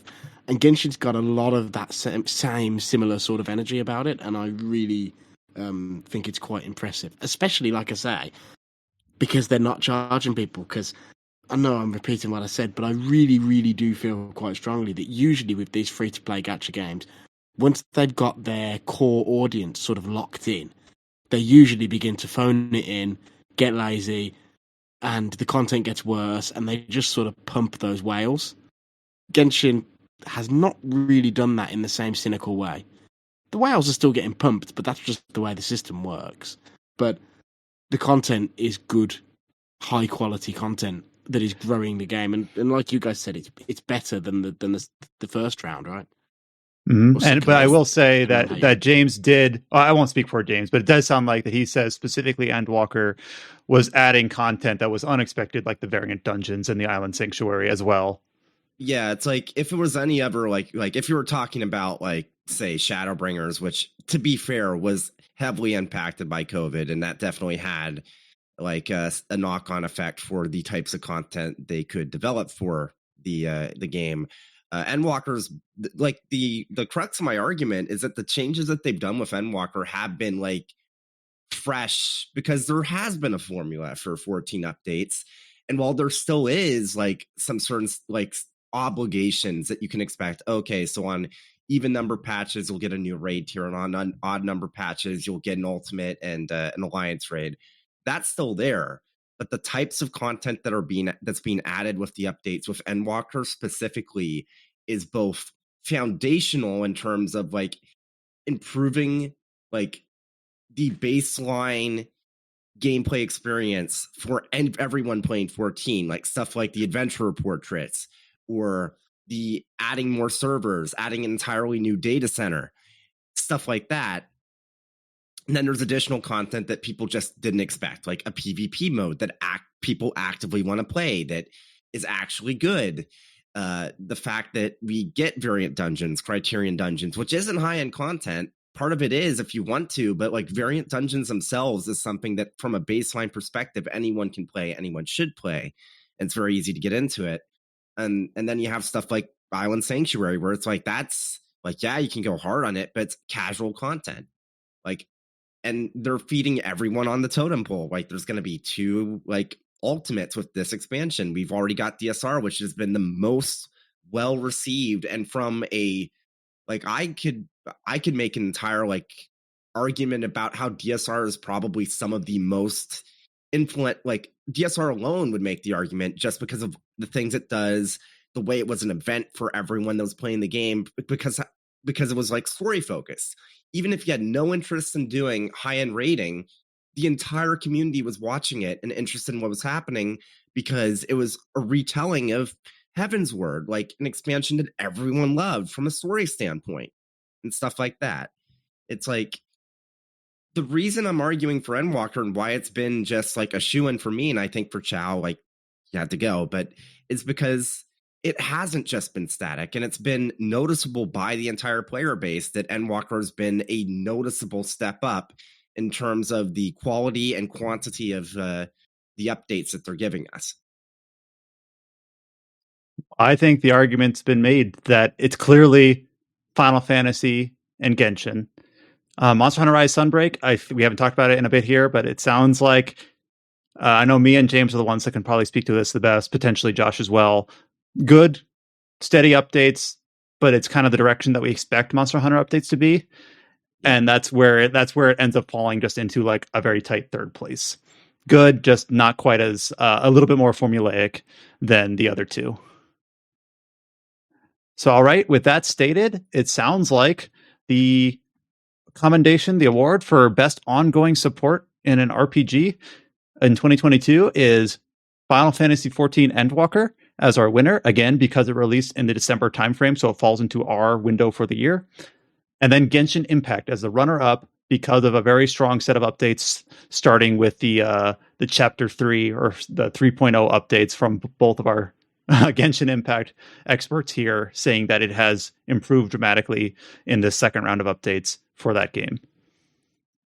We have one more category here, and this one is kind of it's a cheeky category. It's our one chance during this podcast to talk about games that don't explicitly fall into the RPG genre. So our site, as we talk to frequently on our podcast, does deliberately cast a wide net for RPG. Anything that is RPG or RPG adjacent, we tend to include in the genre. And these are games that we want to call out, but we explicitly say are non-RPGs. So here's our chance to look at the best non-RPG of 2022. And so one just clerical note here, Vampire Survivors is listed on this list, but I think I'm going to go ahead and put that into the RPG list. if people are okay with that. That's fine. I think I already put it there too because we didn't know if we were going to count this as an RPG walking in. All right, so we will call Vampire Survivors on the RPG list, leaving the nominations for Best Non-RPG as The Centennial Case, a Shijima Story, AI, The Somnium Files, Nirvana Initiative. Oh, is it not AI or is it AI? It's AI. That's fine. Oh, okay. Whatever you want. All right. I, The Somnium Files, Nirvana Initiative, Ultra Kaiju, Monster Rancher, Drainus, Eurokill, The Calumination Games, Sonic Frontiers, Bayonetta 3, Immortality, and Marvel Snap. So for this one, I wonder if for this category, instead of trying to knock out games that we don't believe belong and then seeing which survives as the winner, I wonder if we should approach it the other way. Is there any game here that clearly has had a better reception amongst the RPG site cast as best in this category? I don't know how contentious this is going to be, I guess. Basically, if I had to put down 2 votes, I'd do Bayonetta and I, the Somnium Files, with I, the Somnium Files prioritized. I would agree with I, the Somnium Files. I have issues with Bayonetta 3. My 2 votes would be I and Drainus. For the record, I have played none of these. There we go. I just wrote down two games that both I've played a shitload of. I wish I got around to Immortality. That's the thing. Like, I feel I played it. So the reason. Go ahead, Alex. So the reason I wrote down Immortality is because obviously we sort of bend the rules and we cover a lot of visual novels, and all of Sam Barlow's games, Her Story Telling Lies, and now this, are all basically in the vein of visual novels, but with an FMV related twist. But I think Immortality is the one that feels most like a visual novel. It's like a long lost Sega CD game. It's sort of like, so if you literally know nothing about it, because I think it's important to sort of just briefly summarize the game. It's basically you're trying to solve a mystery, and the mystery is tied to a movie star, and what you have is clips from 3 movies that were filmed by this movie star at different points in her life. And basically, you're looking at these clips and trying to piece together the answer of what happened to her. And these movies, there's a glorious sort of thing because they're all from different eras, so 60s, 70s, stuff like that. So they have different looks to them and different feels to them. They are shot really impressively in the sense that they really do evoke movies of the time. The 70s movie totally looks like a real 70s movie and behind the scenes footage from a real 70s movie. But the element of it that's interesting, I think, is compared to Her Story and Telling Lies, is you're searching through the archive footage, and actually the way you're moving around is by clicking on things within the movies, like objects, items of interest, things like that. And that's actually transporting you from clip to clip. And there's a algorithm, like an AI director, to use like the Left 4 Dead term. There's like an AI director that is sort of looking at what you know and what you've seen, and always quietly trying to make sure that when you are clicking in a place that might advance you to a new clip, it will go, right, based on what they've clicked on, there's like, maybe there's 10 or 12 clips that could be relevant to link from here. What is the clip that is either most interesting or relevant to where you're currently at, or it's going to give you a new clue, or maybe it's going to take you back to an old clip where it's sort of giving you a little nudge to go, there's something you've missed in this clip. And it's really interesting, and it means that, which makes it means that, and this is quite unique to most other visual novels we talk about on this site, it means that every person's journey through the game is going to be, in some cases, a little bit different, but in many cases, quite a lot different. And I just really, really like it. I think if you're one of those people who really enjoys like visual novels and story-driven games for the role-playing aspect of really immersing yourself in that story, it's excellent. And so that's why I wanted to to put it on the list. And then I'll do the other one really quickly. I don't think this wins by any means. Immortality, I feel quite strongly, is like a contender. But Marvel Snap, it's a great game. Like, collectible card games have that sort of RPG edge in terms of building decks and building strategies, and I feel like this is actually a little bit more RPG than a lot of these sorts of games.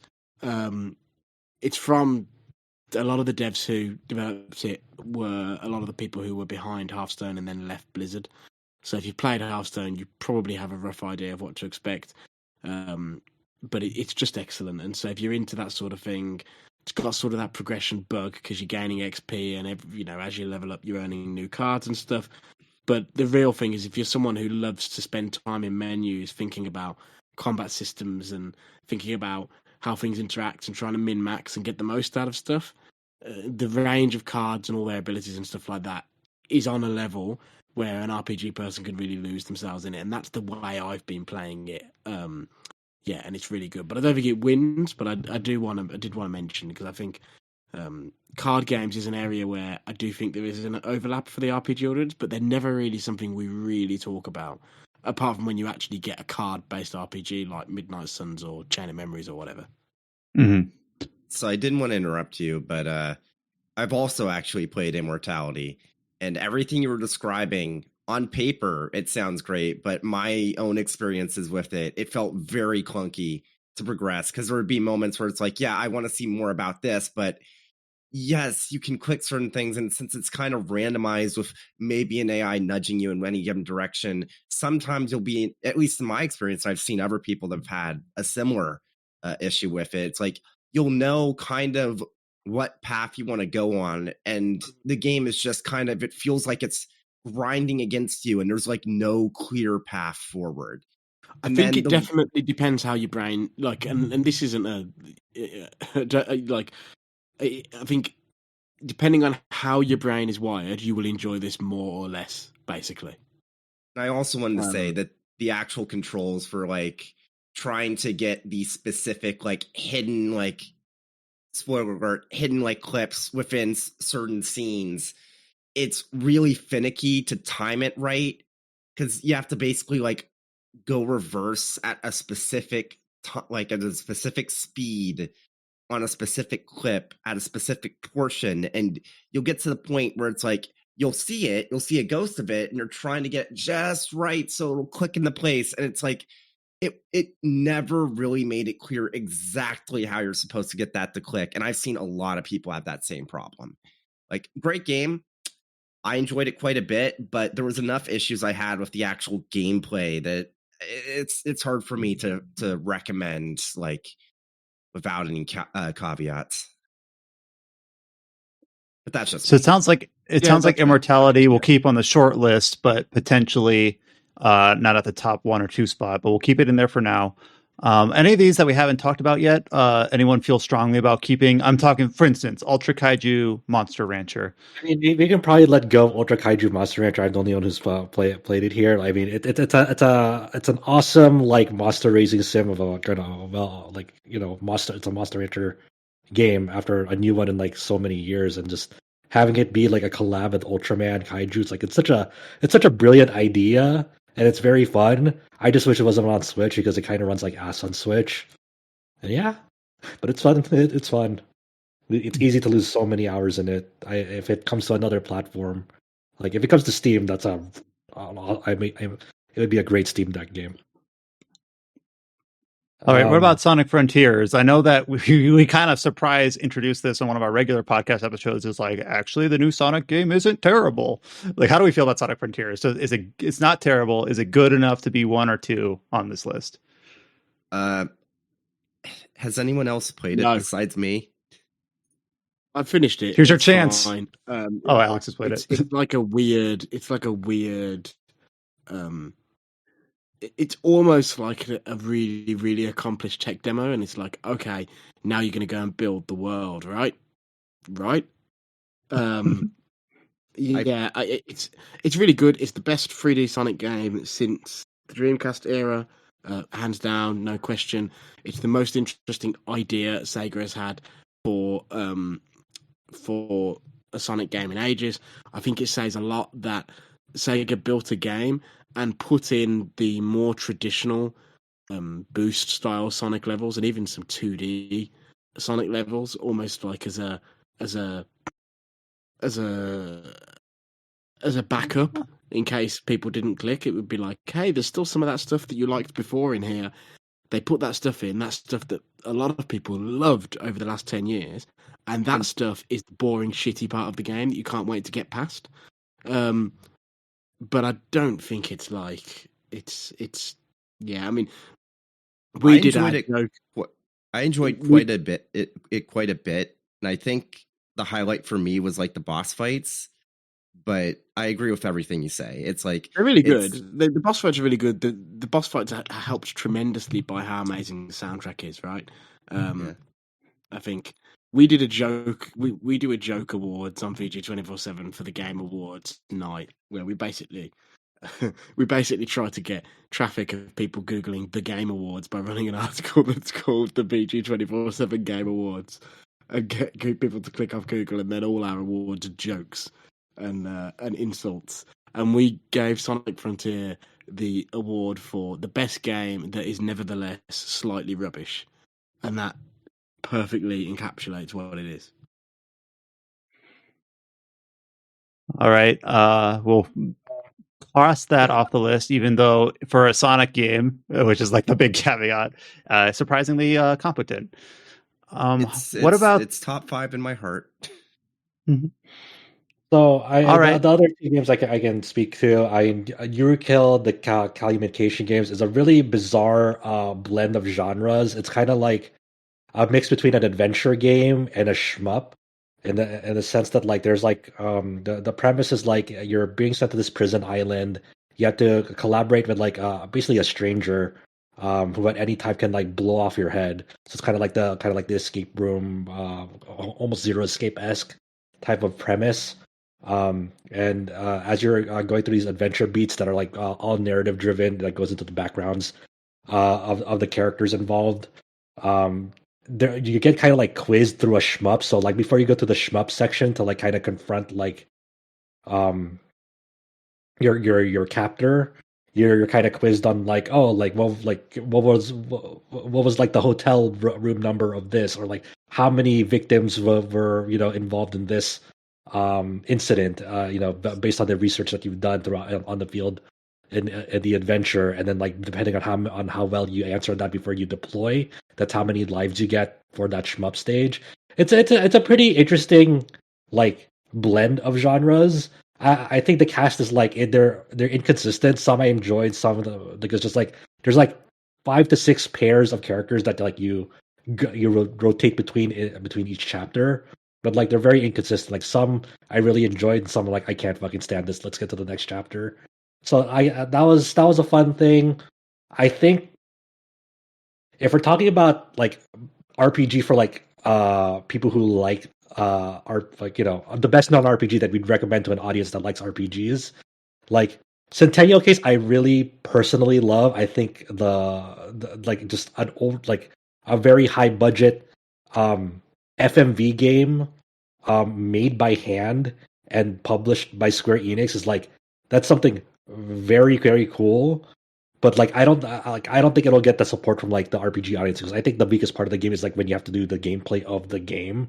But I think the story, the presentation is fantastic, because a lot of the chapters like it's like taking you to like a very old time period era, that like all the props, all the costume work, and like the shot style and the composition is like very respective of that era. Like they captured that feeling of that era.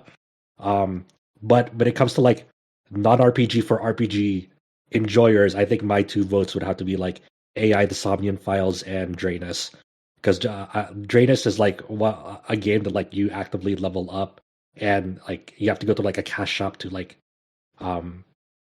bolster your arsenal through it, and the way yet that you gain upgrades to that is doing well in the game. And it's like it's not even like a hardcore shmup. It's like it's inviting enough for players to like who aren't good at shmups to like get through it.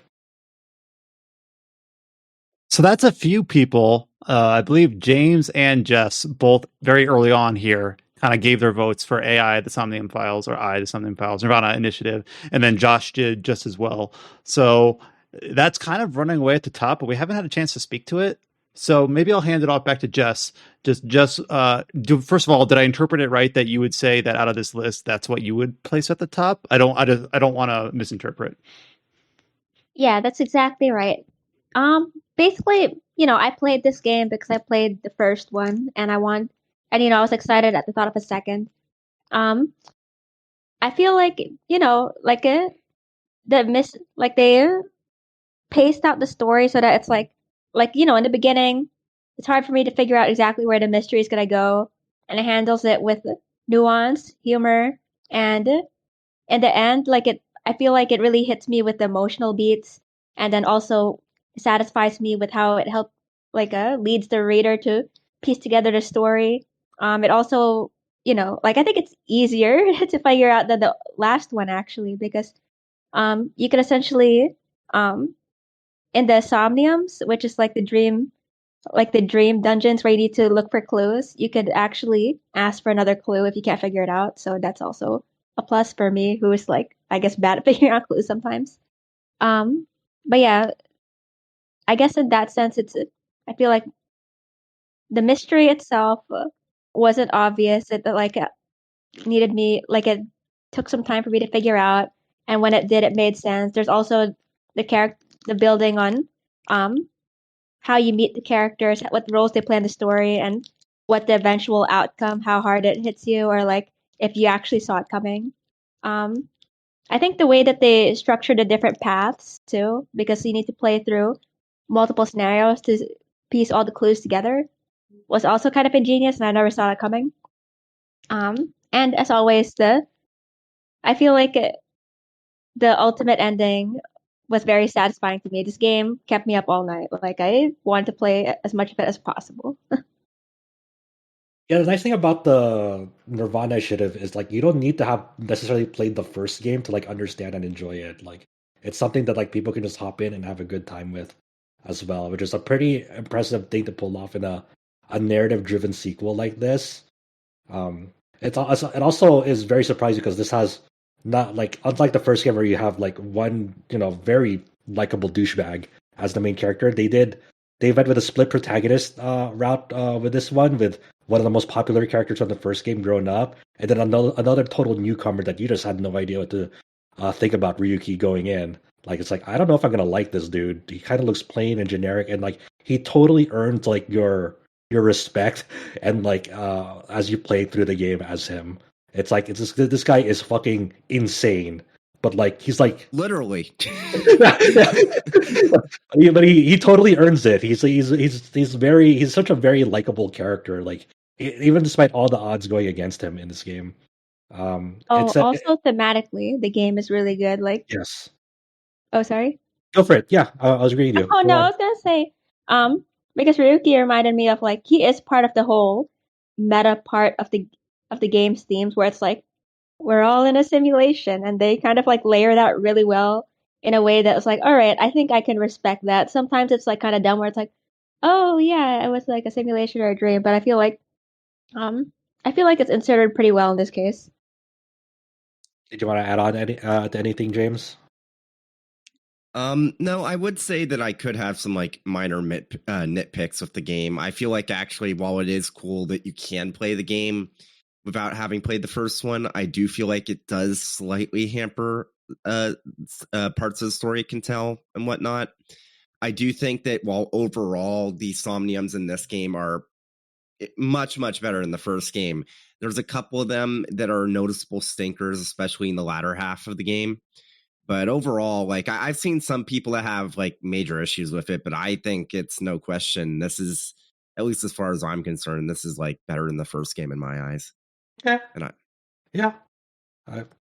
I agree with a lot of that. Yeah, it's a very fun game to go through, and just seeing how deep the rabbit hole goes.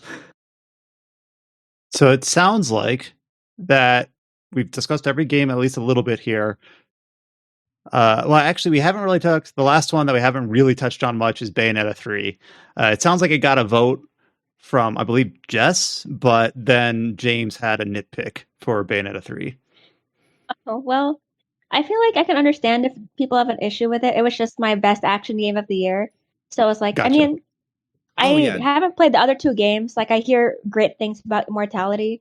Like, I can understand that winning an award for a design or whatever how it's set up because it's really experimental. But yeah, I'm not as strongly attached to Bayonetta 3 as I am to AI. And also, I thought there was two people that voted for Dratus, or am I wrong? Yeah, I said, when I'm thinking about like for best non-RPG for people who like RPGs, like I don't know if like Centennial Case will appeal to them. I'm just thinking about the category in itself. I will give Centennial Case like massive props that like it legit has a Metal Gear Solid 4 ending. Like it has a very extended epilogue scene that flips the entire premise of the game upside down, and you're like, holy fucking shit. Wait, so you mean that game ends by two old men like having a fist fight with each other? It gets close. If it ends like that, then it's game of the year. It's not even the fist fight. It's the part of MGS4 when Snake is looking over the grave, and then you find out old Snake is still fucking alive, or naked Snake is still alive. It's kind of like that. I still need to get around to it, but it's yet another Square Enix game that released this year that I just haven't had the time to get to. Yeah. Square Enix like popped off. It's like, Jesus Christ, too many. Yeah, more on that later. So yes, I forgot Centennial Case was published by them. All right, so based on the discussion, and I kind of try to shift around the list as we go through it, but it sounds like we have AI, the Somnium Files, Nirvana Initiative, kind of as a clear winner here, and it sounds like a runner-up is Draenus. Do I have that correct? Here's the last chance to push any of the remaining contenders up in a slot 2, or confirm that Draenus is the correct runner-up choice. I think Draenus is something that like a lot of people who like RPGs will enjoy because it's a genre mix-up, but they have like RPG element mechanics that are familiar to them. Like you get the feeling getting more powerful from just like kind of leveling up your arsenal through it. It's very fun. All right, and so for our last category, this is the best non-RPG games we want to commend that aren't in our main list for 2022, and we have the winner being AI, the Somnium Files, Nirvana Initiative, followed by the runner-up of Draenus. And then here we are. We finally have all of our categories done. I'll do one real quick recap here, and that is our category award winners for 2022, Best Remaster or Re-Release, Tactics Ogre Reborn, Best Writing and Storytelling, Xenoblade Chronicles 3, Best Artwork, Elden Ring, Best Music, Triangle Strategy, Best Design and Immersion, Asta Libra Revision, Best Ongoing Support, Final Fantasy XIV Endwalker, and Best Non-RPG, AI, the Somnium Files, Nirvana Initiative. All right, and with that, we move into the last major section of our end of the year podcast, and that is, of course, determining our RPG of the year 2022. Now, obviously, at the time that we record this, anyone listening to this can pull up the page and know exactly what we picked. But the reason why we record this is so that you can learn in recorded time how we came up with the results. As I speak into the microphone now, I do not know what will win. I do not know what's going to get into the top 10. The way that we organize this hasn't changed for the last couple of years, and how that works is that I am going to read through a list of approximately 50 games. These are all games that have been nominated, not because we think that they're going to win, but games that we could potentially see arriving in the top 10. So this is not every RPG that's came out this year. It's not even every RPG that we've covered this year, but it's all the RPGs that there is potentially enough backing to sneak into the top 10, maybe. So I'm going to read the whole list, and then our job is to pick out which of these RPGs could land in the top 10, and then from those top 10, we're going to pick a top 5, and then from those top 5, we are going to pick an overall winner. So this is the same format that it's been for at least since 2019, potentially longer. So not anything that's changed there. It's a good format that allows us to highlight a lot of great games this year while still picking the best of the best, and then obviously an overall winner. Any questions? Nope, sounds good. All right, so give me a moment here, and I'm going to read through the list of RPGs in consideration for RPG of the Year 2022.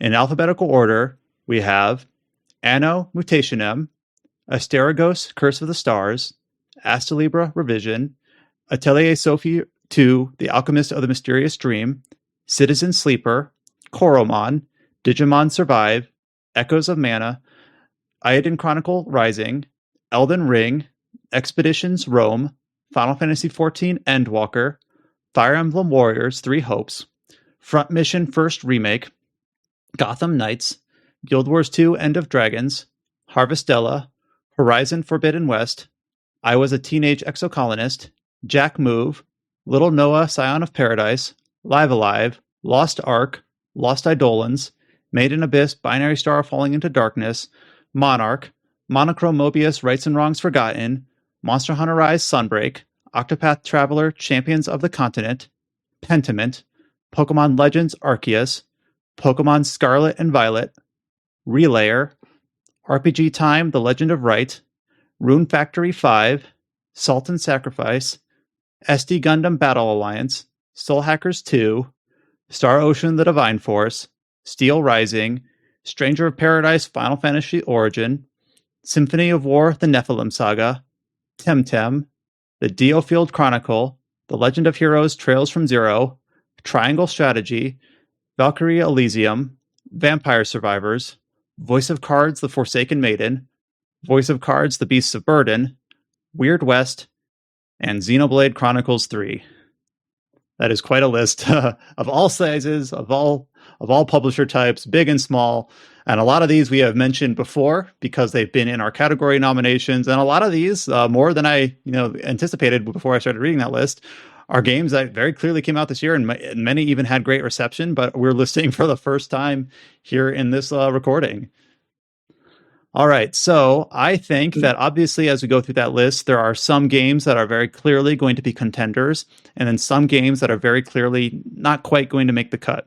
So the way that we did this in previous years is that we'll kind of go round robin across the proverbial room here and pick a title that we clearly say that we promote into contention or that we demote out of the running. And we just do that until we've got two pools of games, basically those that are going to be under further consideration and then those that are no longer in consideration.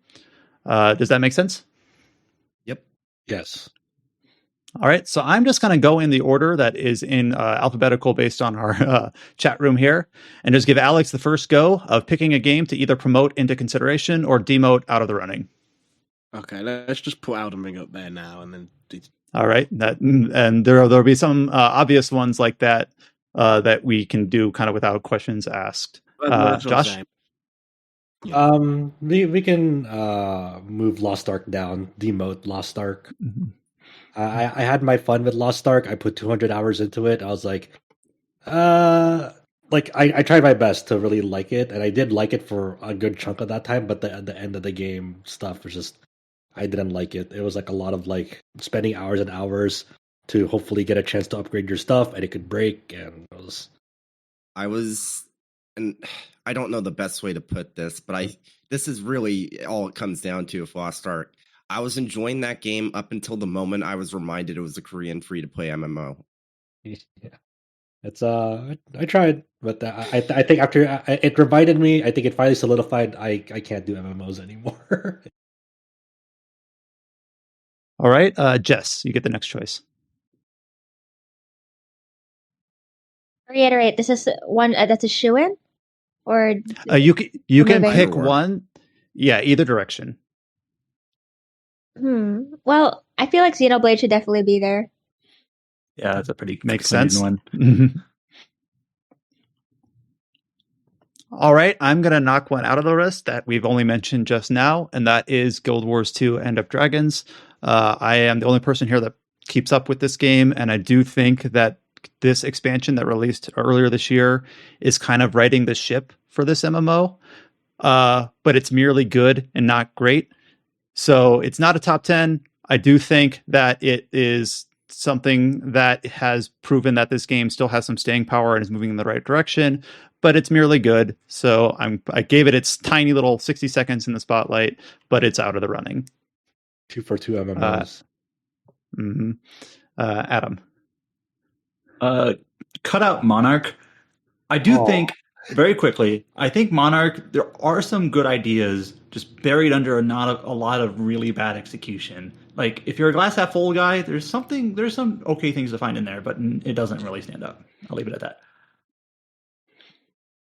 All right, James. Gonna be a mold breaker here of MMORPGs, and Walker, send it to the running. All right, we'll go back through the list again. Back to Alex. Should we do it by 2 this time? Because there's still a lot, and we keep on running. Sure. Pick 2 this time.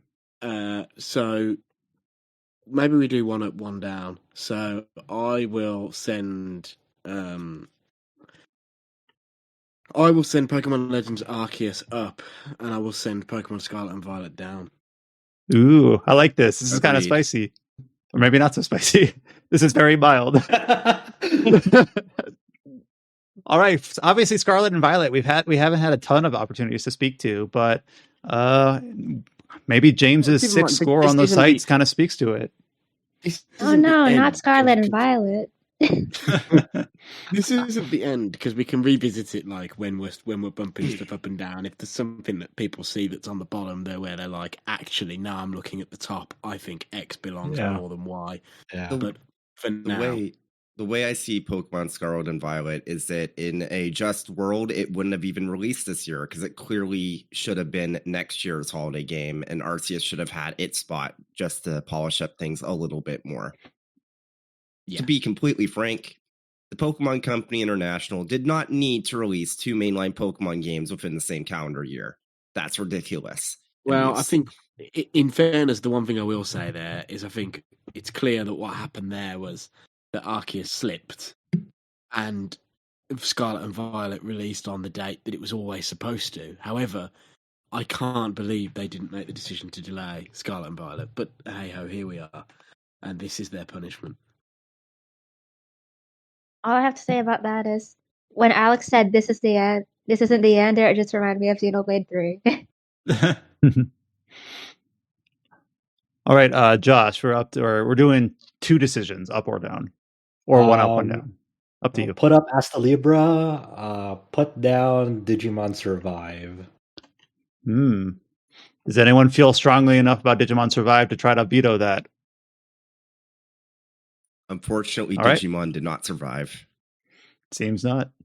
Let me remind you, when Digimon Survive launched on PC at launch day, no one could actually play the game because it would crash because of a video encoding error. And people had to tinker with their own video encoder settings if they to get past it. It was worked on my machine. All right, Jess, you get to move 2 of these. Let's see. I'm gonna remove Temtem, and okay. I'll move up Exocolonist.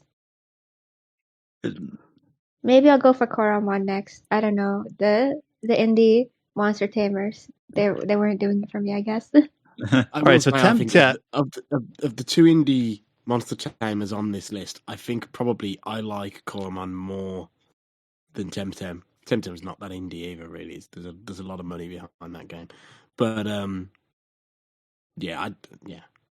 don't think Temtem makes the top, and I'm the person on this recording who has played the most Temtem. Yeah, Temtem is kind of a strange one.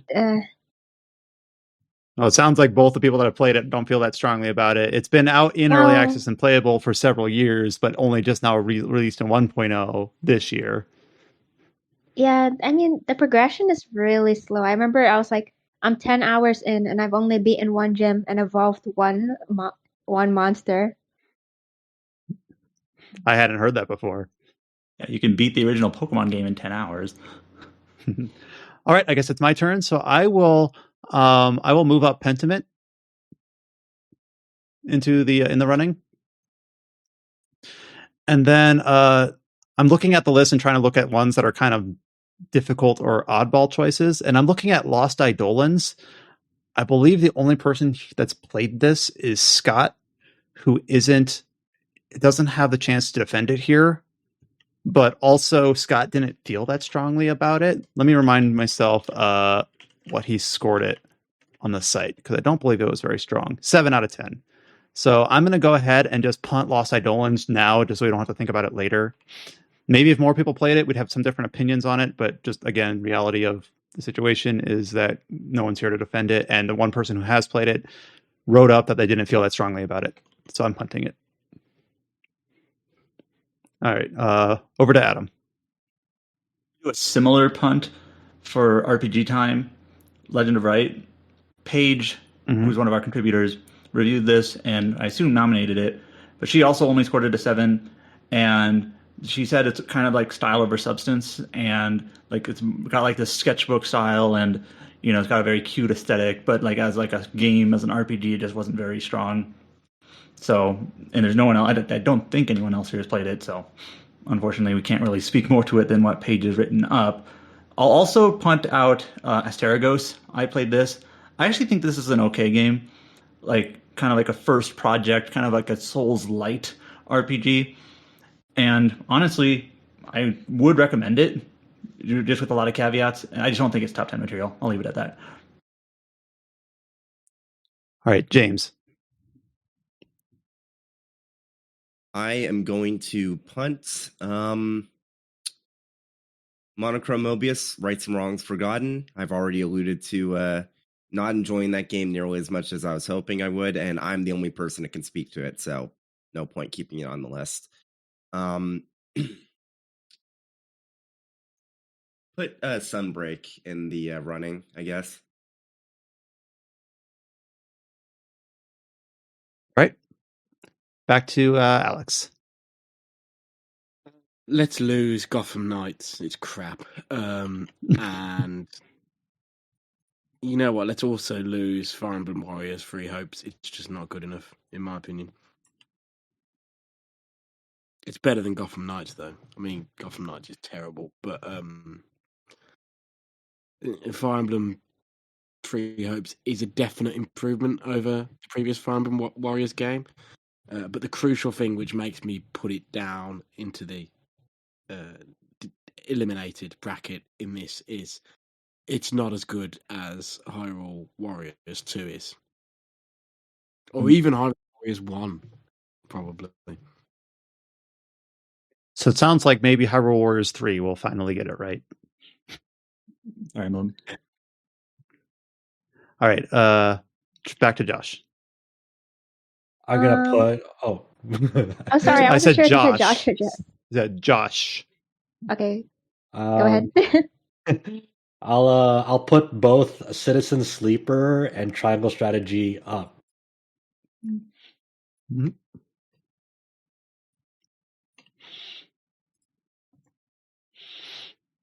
All right, now back to Jess. I'm gonna put Karamon and Rune Factory 5 down. Oh, down. Okay. Actually, to be honest, I forgot Rune Factory 5 released.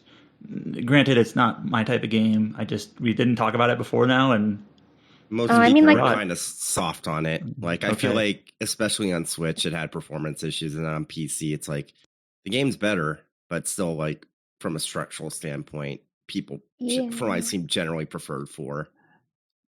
From basically how I'd sum it up is it was fine. It wasn't great.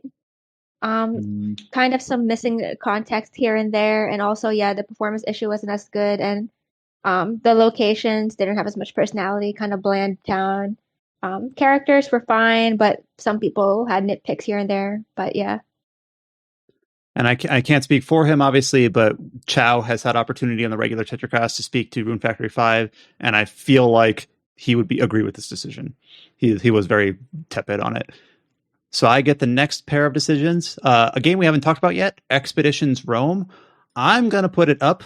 It is a game that I thought surprised me. I played it on a whim, and I thought it did a lot of things really well. So I'll speak to that more later when we're paring down that upper list, but I'll push it up for now. And then I'm going to push down Aiden Chronicle Rising. Obviously, this was kind of a kind of an appetizer game in the first place, but it's not a very good one. I don't think it's okay, but it's very bland, and didn't feel that strongly. It's not top 10 material, so I was going to push it down. Over to Adam. Consider Horizon. Push that up, and Okay. Push Steel Rising down. Steel Rising, it's okay, just not more than that. Right, over to James. Stranger of Paradise up, Star Ocean down.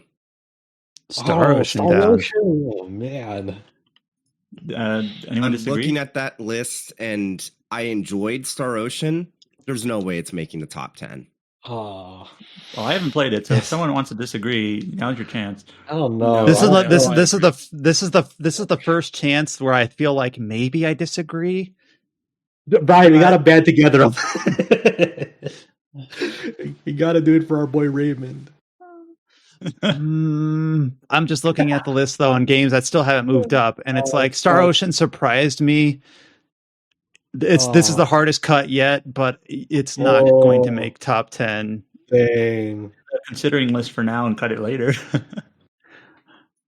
The thing that made me do it is I saw that Live Alive was still in that like long list, and it's like, oh, that's a game that I'd be shocked if it doesn't make top 10. But Star Ocean, there's not gonna happen.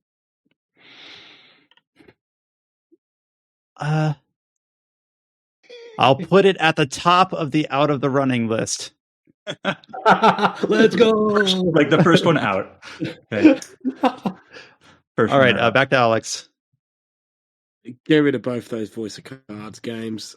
It's fine. I feel like the way they've released like so many of those in quick succession feels really grimy. And I'm still salty that people paid more attention to that than Dungeon Encounters, so fuck them. Yeah. Right, Josh. Move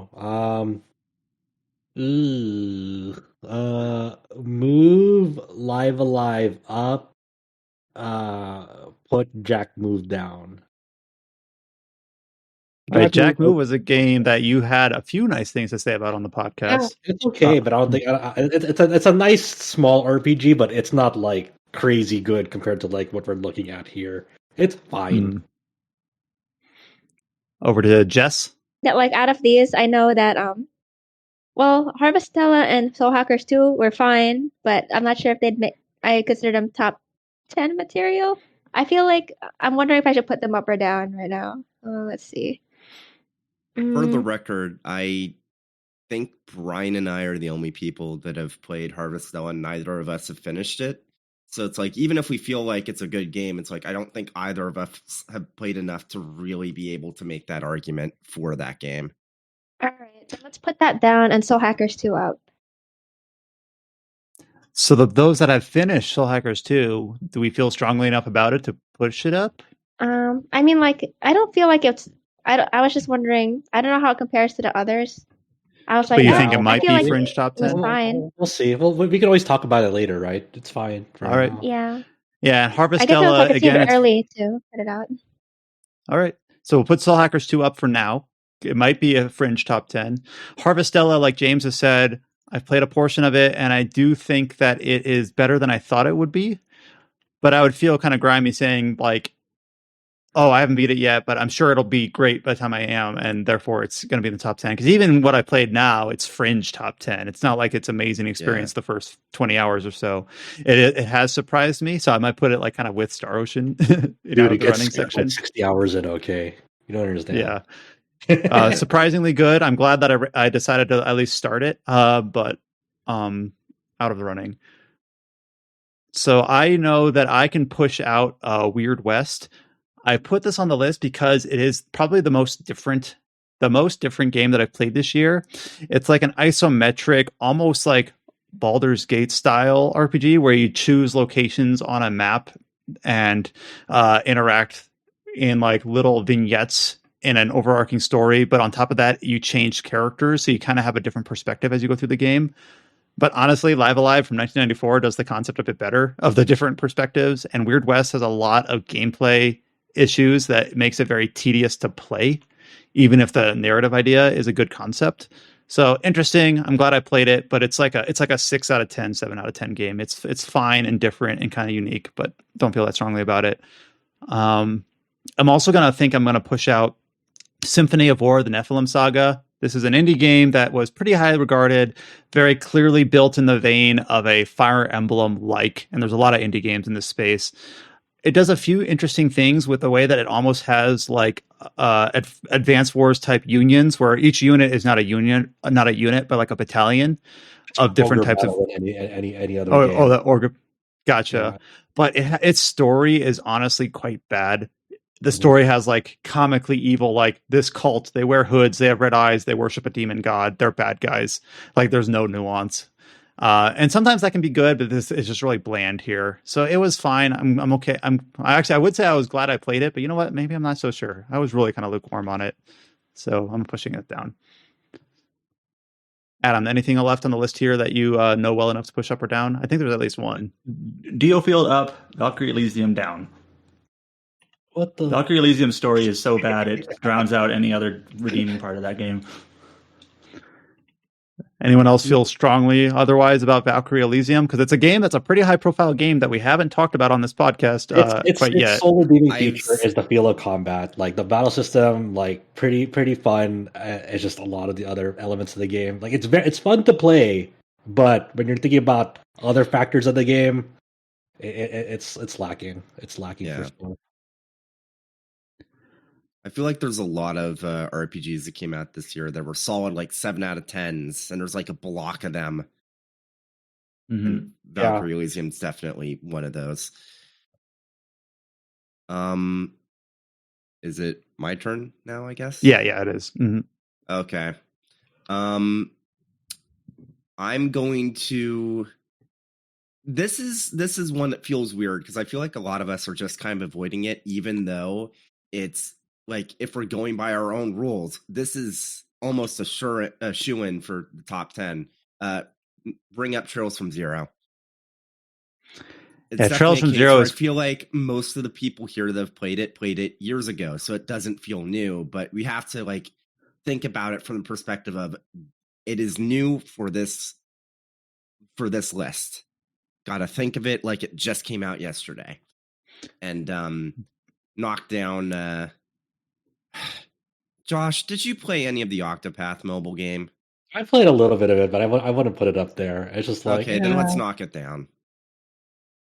They kind of done a lot of crummy things to the global version too, anyway. Checking that, it's like, man, that's fucked up. All right, so for the remaining parts of the list that we haven't decided either way, I think it might be best just to go top to bottom and see how we feel about them as a group. Remaining on the list, not decided either way, we got Anno Mutationem. I believe the only two that played this were Josh and Paige isn't here. You can push it down. It's not fun. Like it's interesting at like the opening hours, then it becomes quickly like not really that interesting and not fun to play. All right, we have Atelier Sophie 2, The Alchemist of the Mysterious Dream. This is another one that Paige has played.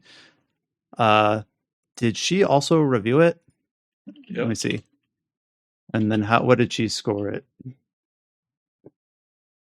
An 8 out of 10. So better than how she felt about what was it?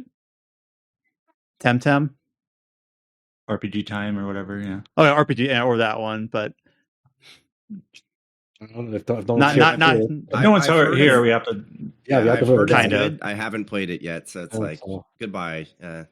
We apologize, Atelier fans. We can't see you next year for Rise of 3. We tell people if you want to represent something, you got to be here. Yeah, and that's just kind of the nature of the business. Like our decision is going to be influenced strongly by who is here to deliberate and defend or attack any of the games on this list, and that's part of the decision making process. Echoes of Mana. This is the mobile game in the Mana series that were released this year. You can move it down. It's not that great, honestly. I played a good bit of it for like 2 weeks, and I was like, All right, and this next one on the list is probably the most unfortunate release timing in terms of our decision making, and that is Front Mission First Remake. Came out literally on the last day of November. Yeah, I mean, I played enough of it because I played Front Mission before, and like I still prefer the SNES version over the remake, which I guess speaks volumes. I guess if it comes to another platform that can like run it smoothly and be more responsive, it'll be fun, way more fun. Right now, as it is on the Switch, it's like it's this is forever entertainment, right? Yeah. Yep. I feel like with remakes, that's like the monkey's paw. It like it curls and it's like you get a remake for one of your favorite games. It's being done by Forever Entertainment and a Switch exclusive for a number of months. Yeah, there is a Discord group. There is a chat that I am in with some other people, various industry people, some devs and some Twitter influencers and people like that. And that is a running joke. In fact, the running joke specifically is Chrono Trigger remake by Forever Entertainment. Oh, jeez. That doesn't feel good. I do think this Front Mission remake is fine, though. By the way, for it's fine. what it is. Yeah, but it's just it's like so weird, right? Because like when I remember like the SNES version, and then I see footage of it, like yeah, I remember it running very smoothly, and like this one is like this shit literally goes down to fucking 2 to 3 FPS and some like flashback sequences in it. I'm like, what? Like the silhouette of a plane flying by a forest of trees. Why is the frame rate fucking dying at that? So we have 6 more games to push up or down, and some of these only have one defender either way. Little Noah, Scion of Paradise. I know James has played this because he talked to it on the on our main Tetracast. I think it's solid. I'm gonna tentatively say, well, now I'm the only person that's played it. I think it's good. I'm not necessarily sure if it'll be top 10 material, and even if I did, there's no way I'm gonna be able to argue that. So just send it down. Here's your chance. I mean, you can argue for it if you. It's a very cute roguelike. It's a lot of fun. I enjoyed it a lot, but I'm looking at the rest of those games in the running, and I do not think I can make a good argument that it is better than like half of that list to get into the top 10.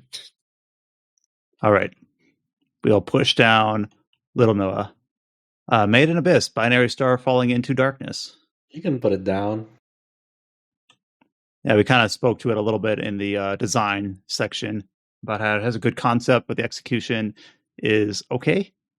That's the way that I interpreted the discussion on that. Relayer.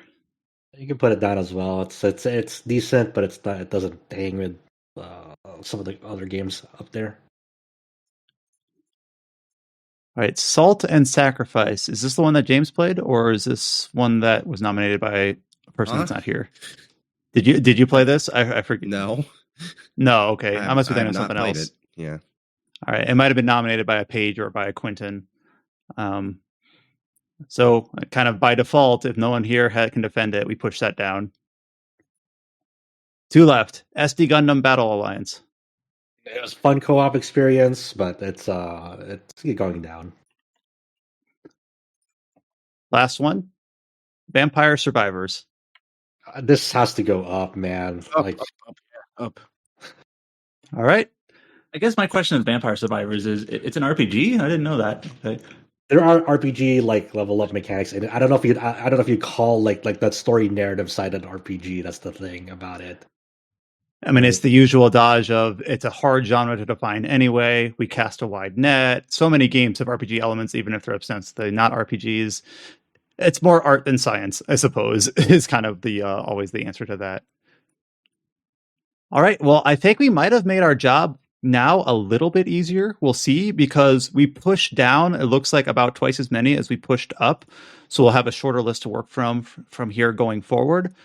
So, and in the running, we went through the whole list of 50 games, and we have remaining Elden, and this is in no order, by the way. We have Elden Ring, Xenoblade Chronicles 3, Final Fantasy XIV Endwalker, Pokemon Legends Arceus, Estelibra Revision, I Was a Teenage Exocolonist, Pentiment, Monster Hunter Rise Sunbreak, Citizen Sleeper, Triangle Strategy, Expeditions Rome, Horizon Forbidden West, Stranger of Paradise Final Fantasy Origin, Live Alive, Soul Hackers 2, The Dealfield Chronicle, The Trails from Zero, and Vampire Survivors. So we've pared it down from a list of about 50 games to a list of 18. Our job now is to pick a top 10. So now we just have to discuss as a group, kind of in the same vein that we were before, any obvious top 10s, which I feel like a lot of these are obvious top 10s. It might be easier to pick out stragglers that we're glad that we were able to survive one round of cuts, but might not be quite top 10 material. We got to lose 8. So we'll call it. So yeah, we got to lose 8. Yeah. So I think I think we could call some. I think we could call some obvious ones right now. I don't think Soul Hackers 2 makes it. Yeah, I was going to say I was that. looking at Soul Hackers as well. Also, Adam, how strongly do you feel about Horizon? I think Horizon is a top 10, I will say, by the way. Yeah, it looks like Adam stepped out for a second. It's by the skin of it. Well, anyway, I mean, there's some obvious ones while we wait for Adam to come back. Like, there isn't a universe that exists where Elden Ring is not in the top 10. Yeah, there's not a universe that exists where Elden Ring's not in the top 5. I'm going to say that now. Like, God. Well, so I also pushed up Xenoblade Chronicles 3 as kind of an obvious top 10. The same. Yeah. I mean, what are the real chances of the games that only one person has played? I mean, I guess I might as well. Well, it depends on how strong the argument is. We've had people argue stuff into the top 5. I think we've had people argue stuff into the top 3 before. Yeah. As of right now, since Chow's no longer here, I'm the only person that's played Endwalker, but something tells me nobody's going to argue against that being in the top 10. I understand how good it is. It kind of depends on the arguments for other games, but yeah, it's a hard one to argue against. Sorry, go ahead. I was going to try to answer Josh's musing about games that have one defender. And I look at this list and it looks like those 3 games are I Was a Teenage Exocolonist, Expeditions Rome, and Vampire Survivors. So Expeditions Rome, Citizen Sleeper as well. And then since Chow stepped up, I'm like, I mean, Adam has played up to chapter 2, but Hasta Libre is technically, since Chow stepped out, Expeditions Rome, there is more than one person, by the way, because there's also me. I haven't spoke about it up until this point, but I really like that game. An enormous deal. Obviously, I like XCOM, and there's a similarity there, and I also like Rome, just in general. So you mentioned XCOM, and I just realized not a single person on RPG site has played the new Mario plus Rabbids. It's an RPG and apparently pretty good. Oops. I don't think it really is an RPG, though, in the same way that XCOM is sort of on the fringe. But Expeditions Rome, I kind of want to talk to this. I want to put it into the top 10 for now. It might end up being this year's number 11 or something like that. But so how Expeditions Rome works is it is a round-based isometric strategy game set obviously in ancient Rome. And you have a party of, I believe, 6 clear main characters, and they are assigned classes. It's a class-based game, and then there's a little bit of class specialization. Think like Fire Emblem Sacred Stones, where they start as a class, but you can kind of tier them in a few different directions. And then you kind of have generic units that you can recruit from a list that you can then use to make your group mostly archers, which I think are overpowered in the game, or vanguard or defenders. I forget the exact, because a lot of the class names are things like Centurion or Hoplite or things like that, where they're kind of tethered to the era that the game's set in. The game has a really strong political narrative that is really compelling, especially in the terms of its antagonist. So the antagonist, I'm actually blanking on his name right now, but it's one of the ancient consuls of Rome. And he is a sort of character that is a schemer, and you're kind of forced to uneasily ally yourself with him. He is not physically strong, but he is the sort of person that manipulates the law and his allegiances to get what he wants. And the narrative of this game is set in the way that you realize that in specific moments in time, this game takes place over 3 like major periods of time over the course of maybe 2 decades. It's like the Third Pontiff War, which I haven't learned much about until I played this game. And you realize, for the sake of your standing in Rome, that you have to ally with them, even though it feels disgusting. But you realize that it is the right thing to do. And by the end of this game, this game is an RPG through and through, not just in terms of the strategy and the like stat boosting aspect of it, but even in terms of like a branching narrative. For instance, the middle arc of this game takes place in Egypt, and you're working with Cleopatra, and you can kind of decide whether you ally with her or whether you use her. In the third arc of the game, near the very end, you decide whether you go along with this consul antagonist or you finally stand up against him. But if you do, you just stood up against a consul of Rome, so you're excommunicated effectively. And it's a sort of game where we always talk about how games like Divine Force have a very kind of boring antagonist, or even like in Xenoblade Chronicles 3, Zed is kind of a whatever antagonist. You're fighting more against the concept of like stagnation, where in Expeditions Rome, at the end of the game, I made a decision for my character, because you create a character that then you roleplay as along with your party members. So it's very much a Western RPG in that front. I decided to basically go against the state and fight this guy because he was such an asshole. And because of that, in the epilogue of the game, my character could no longer live in Rome. However, because I had allied with Cleopatra in the second arc, I was able to find refuge there. So this game surprised me in a lot of ways, and I do feel like it belongs in the top 10. All I can say is I watched you play a lot of this. I haven't played it myself, so it's the next best thing, I guess. And it seems like it's really, really solid based on all the things you said, and also just how to play it. So, yeah, I will vouch for. I haven't finished it, but I would vouch for. I would vouch for it. Yeah. Mm-hmm. Oh, and then the name of the character was Lurko, is the antagonist. Triangle strategy, I think, is an obvious move up. See, for me, that's a move down. Triangle strategy? I love the democracy. I don't know. You sound so distraught. It's been a year for strategy RPGs, right? And I just feel like not one of them has really grabbed me, and I think if I'm looking at this list, I'm like, well, Live Alive is far more deserving than Triangle. I really like the vote stuff, the democracy stuff, but it's so slow, and the story is boring for a lot of the time.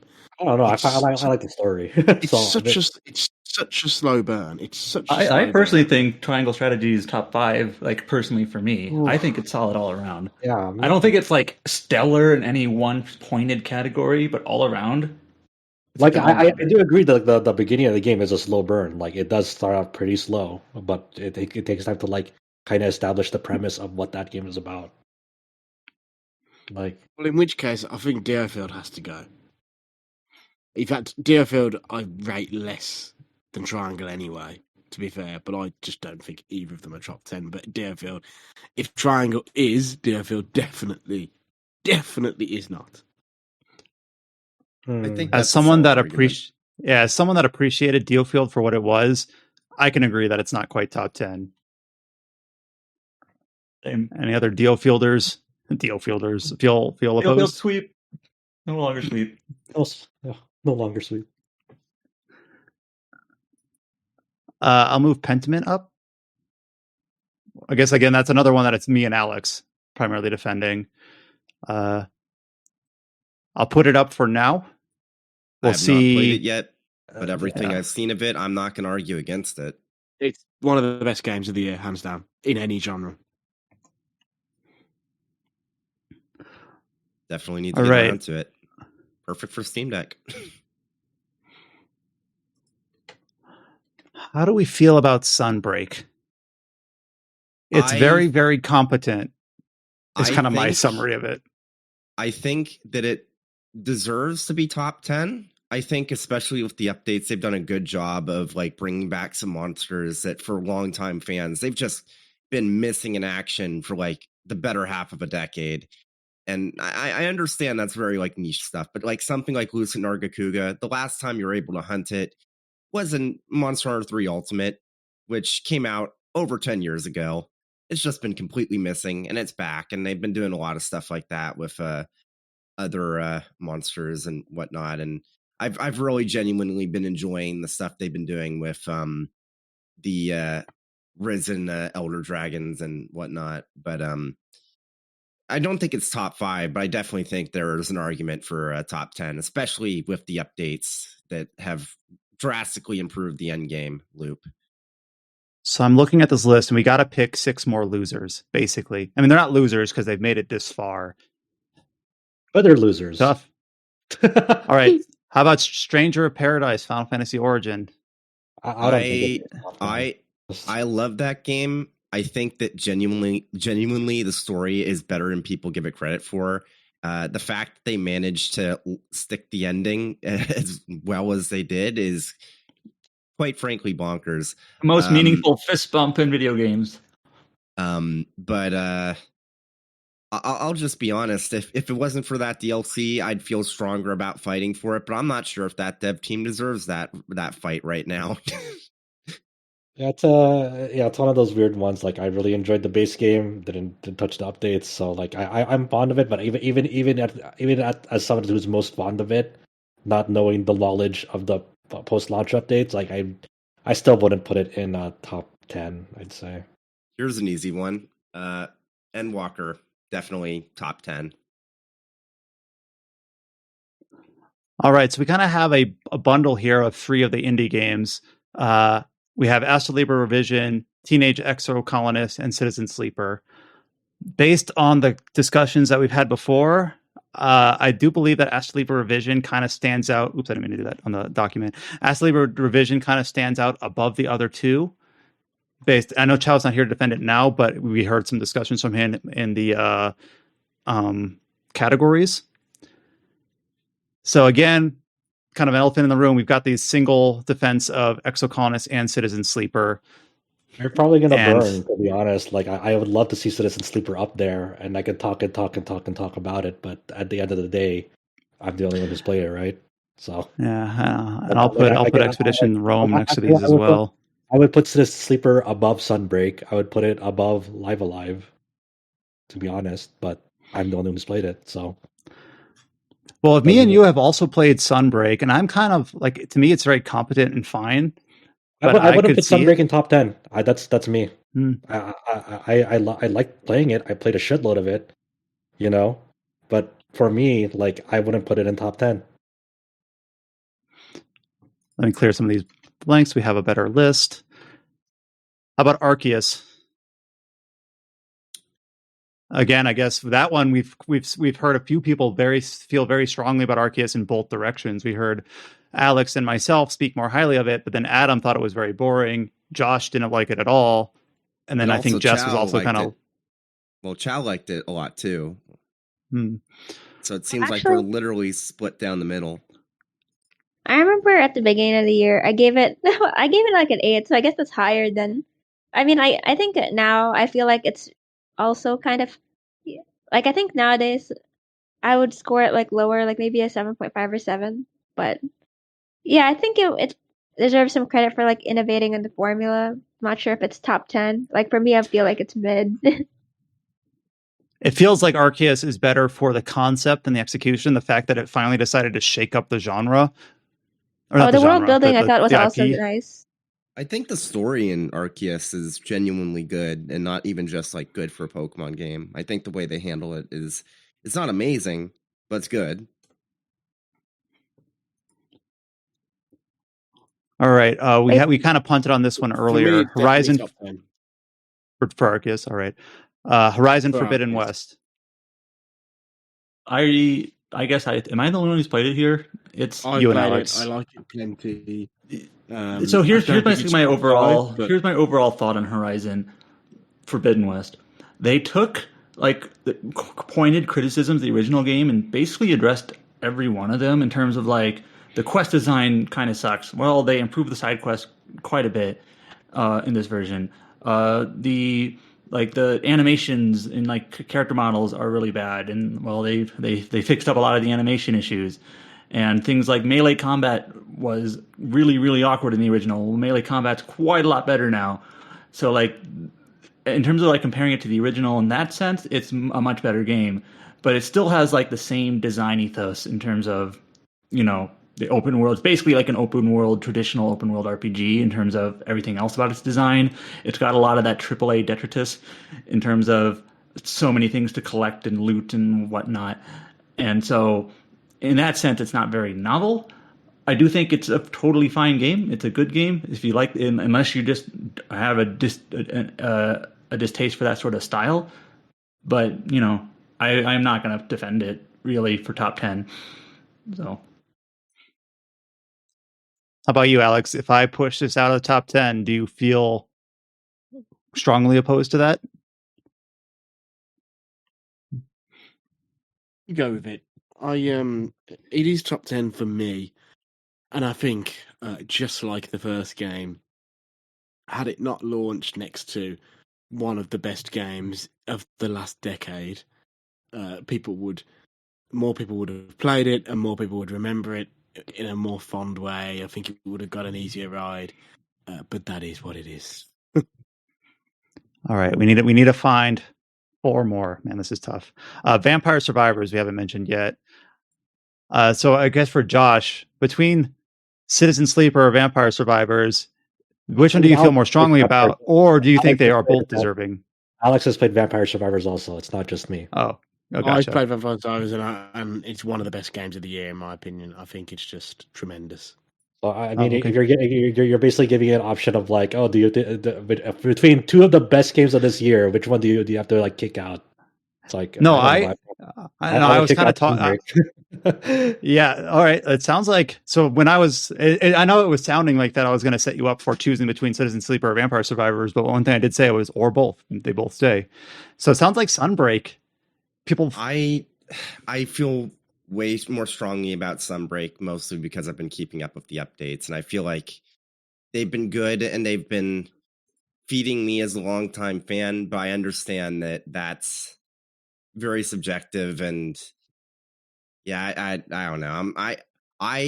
For me personally, it's probably top 5. But I know there's no way in hell I'm going to be able to get there. So, yeah. What about Trails from Zero? That's the last one on this list. That again is kind of in a weird spot because all of us that have played it a while ago.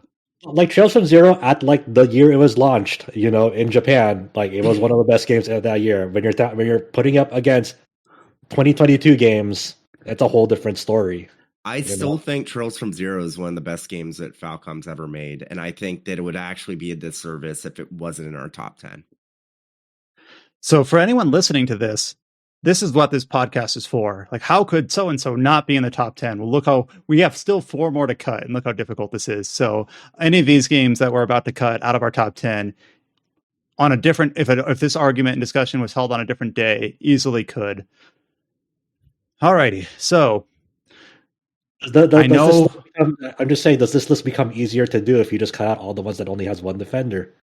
I'm just saying. Potentially. So, or 1 or 2. So I mean, I would be okay with that because it sounds fair, but yeah. So we kind of have a pile of games here that people are really strongly defending, but there's a volume, and that if I'm understanding this correctly, well, I guess Sunbreak is kind of in that list too. Alrighty. So I'm organizing the list here, and I'm trying to make sure that this is genuine to the discussion that we're having. I have these 5 games listed that have been contentious that we have to kind of pick one of them. So I know other people don't have the list in front of them.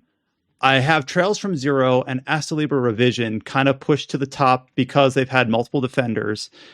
For those that don't have multiple defenders, we have Monster Hunter Rise Sunbreak, Expeditions Rome, I Was a Teenage Exocolonist, Citizen Sleeper, and Vampire Survivors. It sounds like out of this list, we've had 2 people feel really strongly about Vampire Survivors, and we've had 2 people feel really strongly about Expeditions Rome.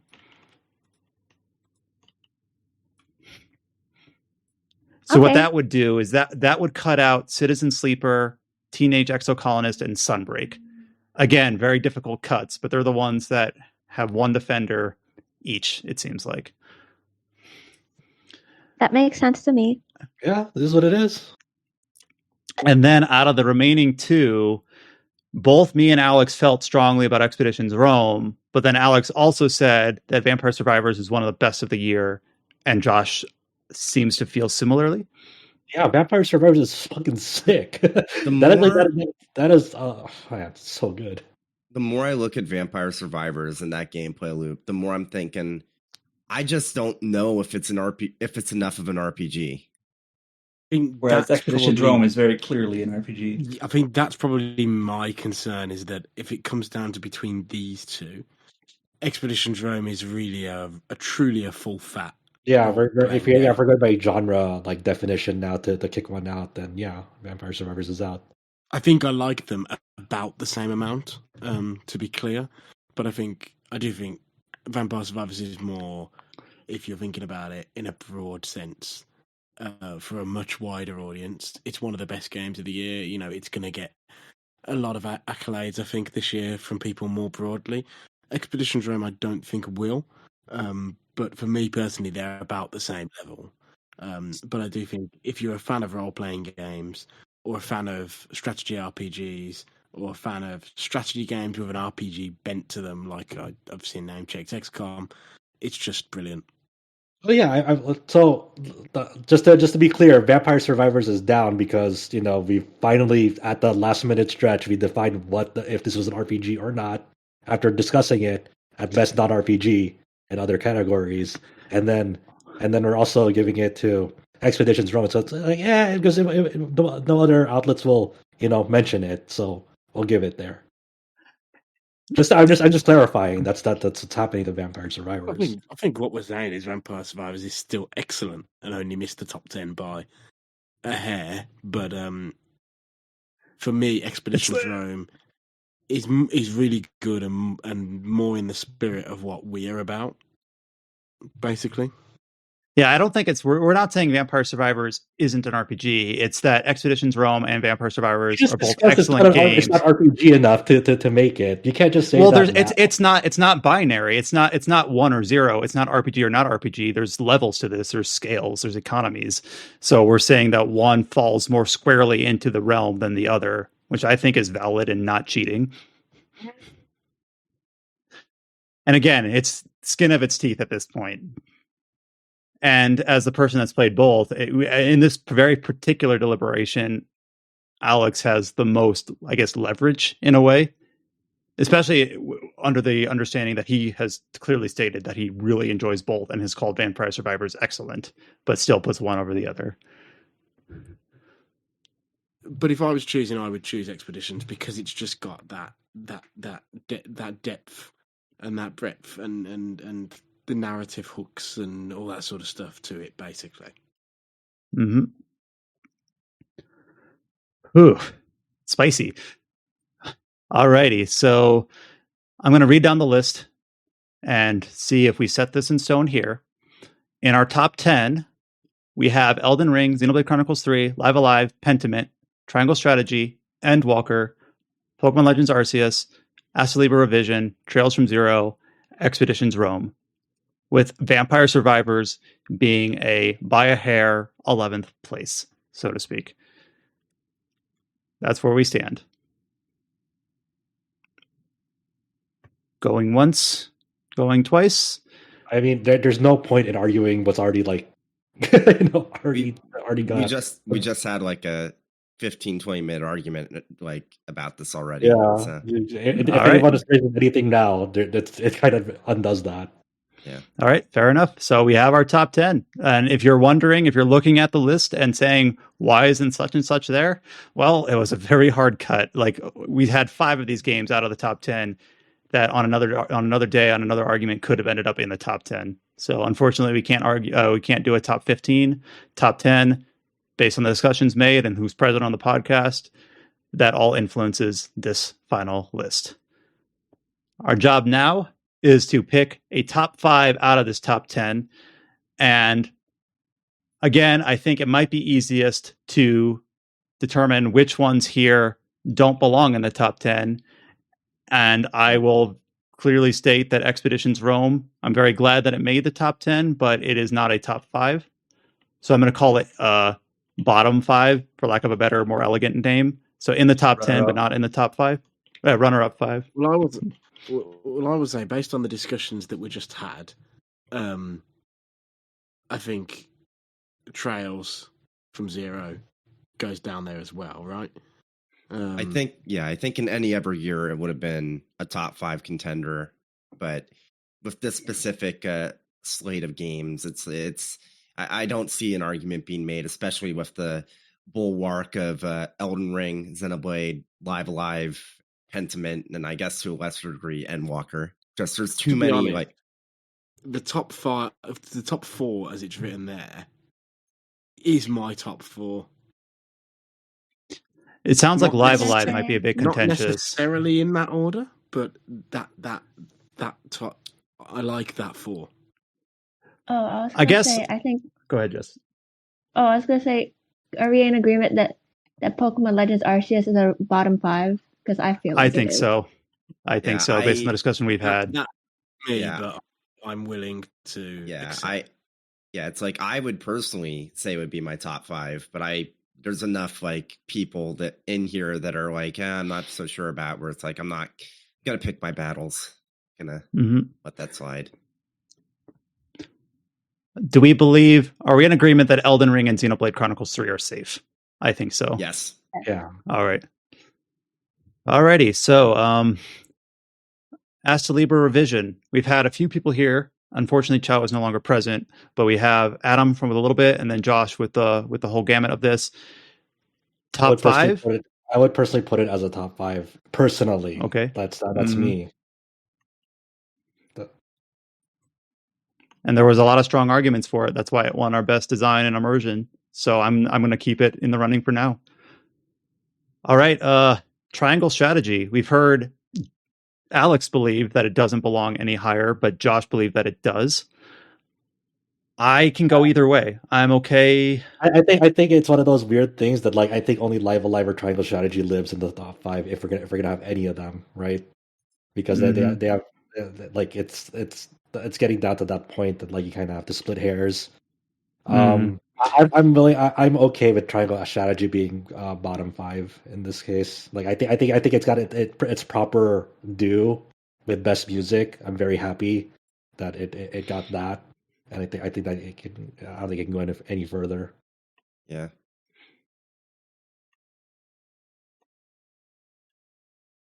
All right, and very quickly, we've got the four that we put into our runner-up category of 5 in no order. We've got Triangle Strategy, Legends Arceus, Trails from Zero, and Expeditions Rome. Elden Ring and Xenoblade Chronicles 3 are safe. Astalibra Revision, I'm calling fringe safe. It has a lot of strong arguments on it. Pentiment, I know again this is one that only 2 people have defended, but I don't want to say but. We have Live Alive, Pentiment, and Endwalker. Chow isn't here, but he definitely seemed to agree with me that Endwalker was phenomenal. And I do not see a world where that doesn't make top 5. But I also understand that as of right now, I'm the only person that's arguing for it. Here's what I would say. It's not about Endwalker, but just about this where we're at now. I think in the event that Pentiment is not in the top 5, the people who have not played Pentiment in this group will be kicking themselves when they do. Yeah, I'm not arguing to kick Pentiment. If anything, I'm arguing to kick Live Alive. Yeah, that's what I thought what the elephant in the room was. Does anyone feel? I know a lot of us were really impressed by Live Alive, I love but does Live anyone? Alive. My main problem with it is that as good as it is from a novelty standpoint of having like these multiple different like stories that then come together, I'll just be honest, I think the combat's kind of bad.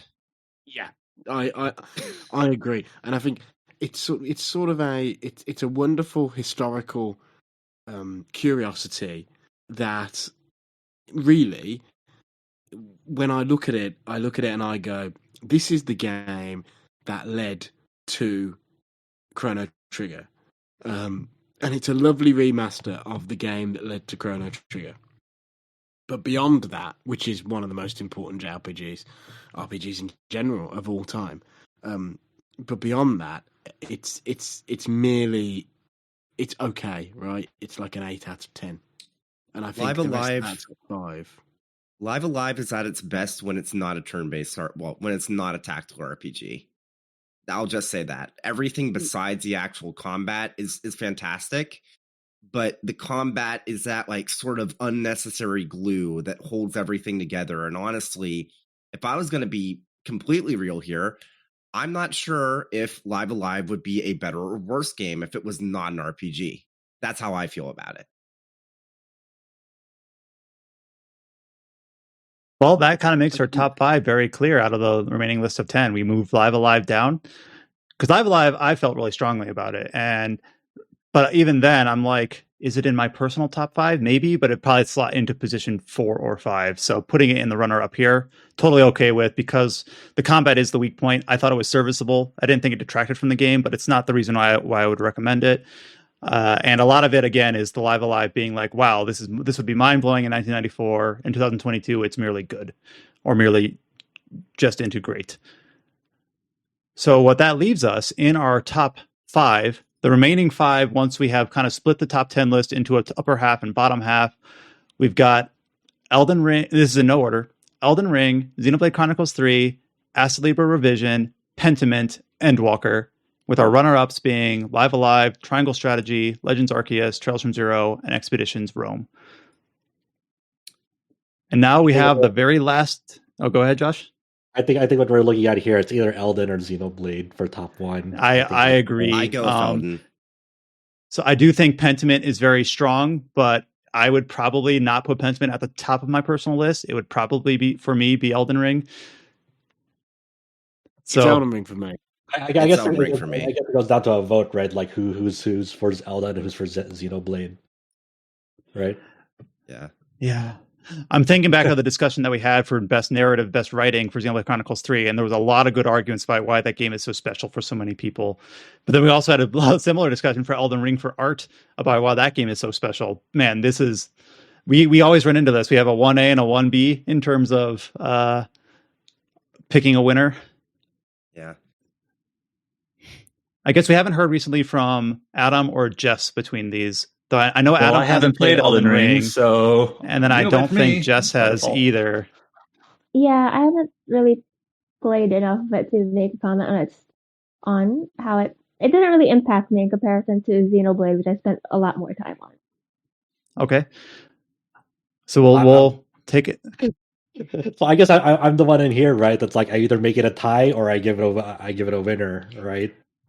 Well, let's see. I'm not 100% sure because I guess Alex said Elden, James said Elden. Yeah, you said Elden. They both said Xenoblade, so that's 2-3. The thing I want to say is that with Elden Ring, I really enjoy Xenoblade, and I think it's excellent, and I think it's the best in the series, including Cross. But I feel like many of the issues I had with the previous games are sort of still there in really frustrating ways. The fucking UI icon vomit, and just how it you look at that game mid combat and you understand it because you've played 40, 50 hours of it, but it is just like a horrific cacophony. And you know, and also it is sort of this iterative entry in that franchise. I think although the way it tries to bring together the different worlds, almost, that were not worlds, but you know what I mean, not in the literal sense, but the way they try to bring together the different worlds of those games into one game is really, really interesting. But for me, it's not on the level of Elden Ring takes so much from so many places, and you can't simply say, I think, that it's an evolution of Souls. It's so much from outside, and stuff from Breath of the Wild and stuff from Red Dead. Well, both of these games are the culmination of years and years of both of their developers. I will say, not one or the other; it's both of them.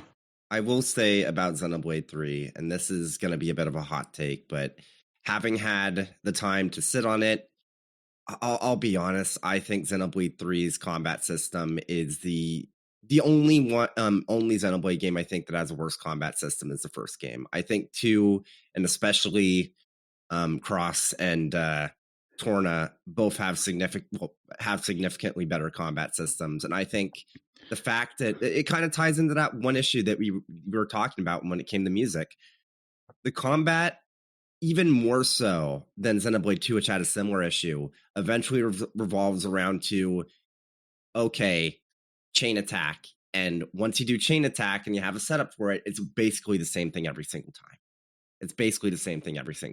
So I had hesitated to cast my vote quite yet, but actually we're completely nitpicking at this point because we're deciding between 1 and 2. Xenoblade Chronicles 3, one thing we haven't talked about yet is the way that you unlock the different classes is kind of strange, and you almost have to like manipulate it in order to actually get enough CP to unlock them. And that's not... And that's the other thing that I didn't even... Okay. I completely forgot about this until just now, but I think it's a legitimate problem with the game's inherent design. The fact that you cannot level down your character until New Game Plus means that if you actually go out of your way to try and enjoy all of the content that the game has for you, once you unlock new classes, it becomes increasingly more difficult to actually get those new classes onto other characters. And I think that is an inherent flaw, and that is like a fairly major one that it might be a nitpick, but I feel like it definitely edges Elden Ring over for me. Well, not even the class specific thing, but we talked about how these side stories are so integral to enjoying the world building and the characters. And that statement is completely true, with the cost of, oh, by the way, you're going to end up over leveled when you do that sort of thing. And there's nothing you can do about that. I just wanted to say, like, even though I'm putting my vote for Xenoblade out of default because I haven't really played Elden Ring. But on the flip side, like, we can spend another like an hour or 2 here picking Elden Ring to death. Okay, but yeah, problems. Okay. Too. Like, we can talk about like this fucking game like could not stop stuttering at launch. This fucking game's fucking gameplay balance was fucking shit out of the ass at launch. Like we can nitpick it to death in that way too. And it's like, but From patched it, so it's better now. Like, great. So I mean, it's just it's nitpicking it for doing it out of a vote. Like I would pick Elden out of obligation to, like, I guess to have a definitive winner, more so than like, that's just how the cookie crumbles in terms of like the staff we have right now to pick these. Because if I pick Xenoblade, then it never ends, and it would kind of like fall to me to like nitpick like Elden to death, etc. You know what I'm saying? So it's just... I was going to bring up that even though I really love it, I also, I know you gave it a perfect score. I did not give it a perfect score. Mm-hmm. So I'm like, well, I reviewed it for Digital Trends. So I was like, I don't think it's perfect, but it's still, like, I really enjoyed it. So as I don't know if ironic, as paradoxical as it may seem, even though I gave it a perfect score, I'm put into a position now where I probably have to get to Elden to, at least we have a winner, a consensus. I really like both of these games to death, but that's kind of how the process works. Sometimes it's not clean. Yeah, I mean, to be fair, I don't think I'd like. Well, based on my taste, I'm not sure if I'd like Elden Ring better anyway. But still, I think it seems like Elden Ring's first. I do want to hear from Adam. I know he hasn't played Elden Ring, but we just spent a bit of time talking about shortcomings of Xenoblade. I don't know if he agrees with those, or did those affect your experience with Xenoblade just on its own or not? I'm gonna be honest. Like, I really like Xenoblade, but I honestly don't care if it's 1 or 2 or 3 or 6. So the fact that you feel way is telling in itself. I'm gonna be honest. Yeah, so I'm thinking about the games I played this year and what's my favorite. I'm like, I don't know. I might like Triangle Strategy more than Xenoblade. There you go. Hey, let's go. Let's bring Triangle Strategy back. Yeah. What about Triangle Strategy, guys? Oh, so the way I'm looking at it is, I hate that this has come to, well, Josh needs to cast a deciding vote. So I'm in my head, I'm compartmentalizing this: 3 votes for Elden Ring, 3 votes for Xenoblade. We have an Elden Ring from an Alex, me, and James, and we have a Xenoblade from just ostensibly Josh and Adam. And that's the process. It doesn't have to ostensibly. You could just slot me in one or the other, and then. So I'm just looking at the different. I can't. I know I harp on, but like, for me, and obviously it's not about this, strictly speaking. You know, it's about the game. But Elden Ring is a game where I think in 10 years, 15 years, we are still to some degree going to be discussing it. And I just do not believe that's the case with Xenoblade. Or to put it another way, I've spent a lot of time recently thinking, especially seeing them announce Armored Core and hearing Miyazaki say, "Oh, I've got ideas for games even better than Elden Ring." I spent quite a bit of time wondering, is it like it's that good that I'm not convinced that From can catch this lightning in a bottle again? I think they'll make games as good as Dark Souls 1, 2, and 3 again, and Bloodborne, but I'm not convinced that they will be able to make a game this special again. It's going to be extraordinarily difficult. Whereas Xenoblade's awesome, but I have no doubt in my mind that they're going to make a Xenoblade Chronicles 4, and it's going to be roughly the same quality as 1, 2, and 3. That's what I'd say. Which is excellent for, in my opinion, the 1, 2, and 3. It's like it's like a 9, 9.5, and a 10. If we're doing it by that, then there's Live Alive right there. We're still talking about it how many years later? If we're doing it by like memorability, right? Yeah, we really weren't though. It's like Live Alive was, a game that we're only talking about it because it's relevant again. Because it's come back out, but like it was a game that a very, very small number of RPG nerds talked about because it was this special, unique little thing, and because it was connected to one of the best games of all time. There was a direct lineage there, and 10 years from now, you're right, people will still be talking about Live Alive, but people will be talking about Live Alive in the same way that they did before, in that it will be this relatively niche thing that is beloved. But what I'm saying is, I think there's been one game of this type every, discounting Nintendo because Nintendo marches to their own drum. But I think outside of Nintendo, there's been one game of this kind every 7 or 8 years or so. And so I think there is this club, and in this club there is Elden Ring and The Witcher 3 and Skyrim, and that's incredible company. And I guess the way Xenoblade doesn't touch the sides on that. I guess when I'm looking at Xenoblade Chronicles 3, both Adam and Jess have talked about how it's not. They were able to nitpick it, and then even Josh talked about how the soundtrack alone wasn't executed in a great manner. I'm thinking that people don't even agree if Xenoblade Chronicles 3 is the best of its trilogy. It just seems like I look at the 3 votes for Elden Ring, and I look at the people always have that argument over like what's their favorite of the Souls series too. Like we're having these weird comparisons to try to justify it. I'm just saying you should just give it to Elden Ring. I don't know why there's further need to justify it. Like you could whatever you say like about Elden Ring, like having arguments about which is the best Souls, like or making that comparison with Xenoblade. It's like it's the same shit for both of them. I don't think that's true because Elden Ring is tethered to the Souls games, but it is distinctly in a different camp. Where 1, 2, and 3 is a straightforward trilogy that have slightly different battle mechanics or slightly different party compositions, but not in the same way. You cannot tell me that Elden Ring has is somehow super different from Souls battle mechanics outside of like the battle arts which were introduced. I'm talking about how like Dark Souls 2 is almost arcadey in a sense, where you have Majula in the center and you just go on a zone to zone march from there to the Iron Keep to the I'm blanking.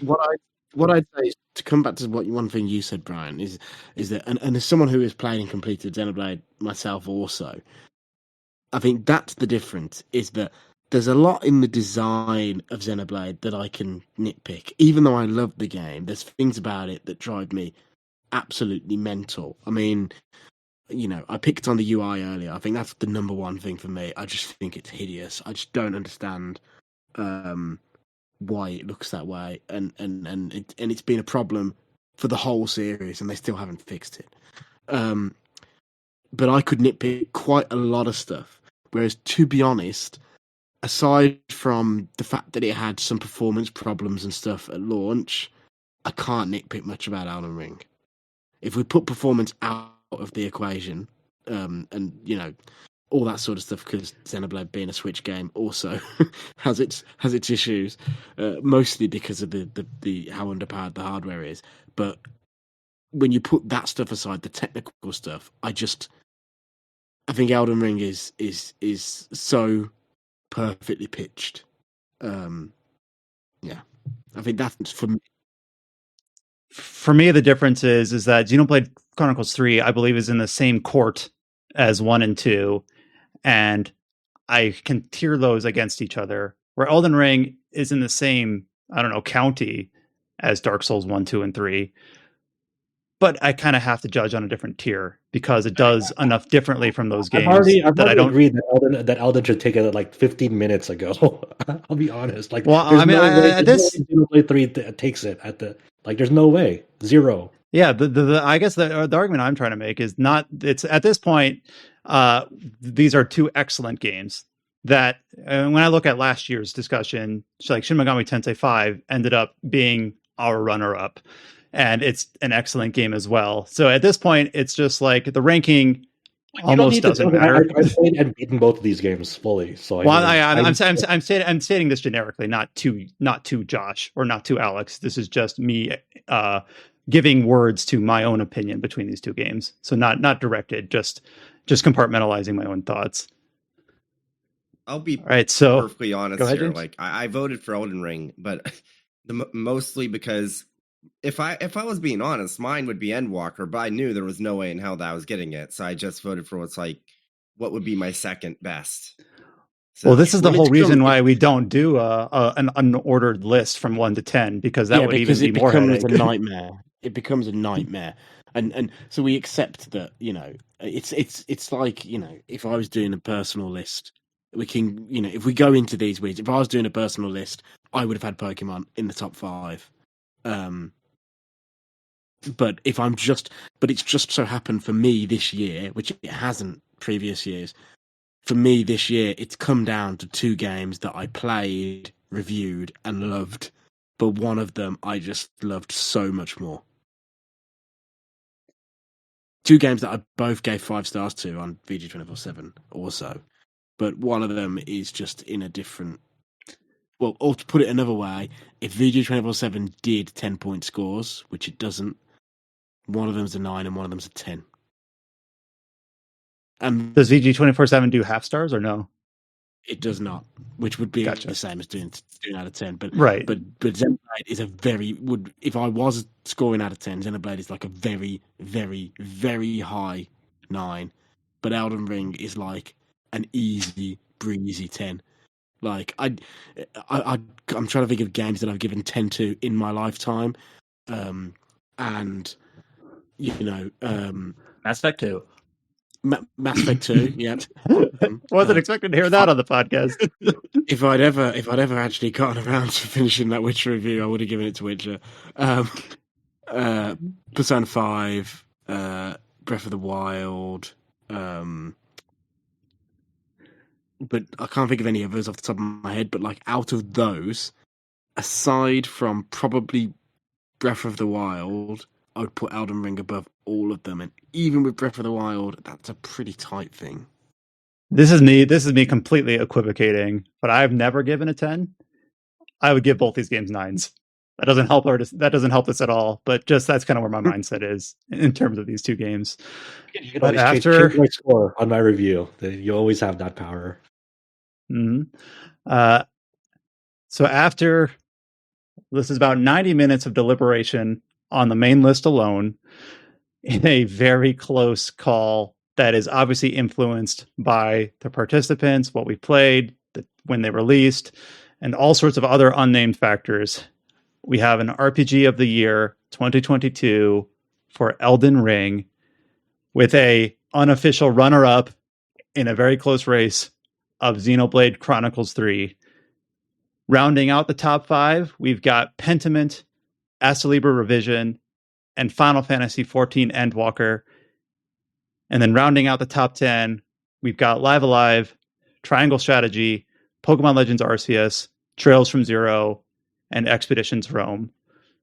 So if you have listened to this podcast all the way through and you're wondering exactly why certain games ended up in certain places, hopefully it is very apparent that these decisions every single year are never easy. Hold the discussion again, and the list looks significantly different, but I believe that all the arguments were well substantiated. We saw some games that we expected end up in places we might have expected, but then also several surprises, as we do every single year. So here we are at the end of 2022. This is the last part of our recordings for our podcast this year.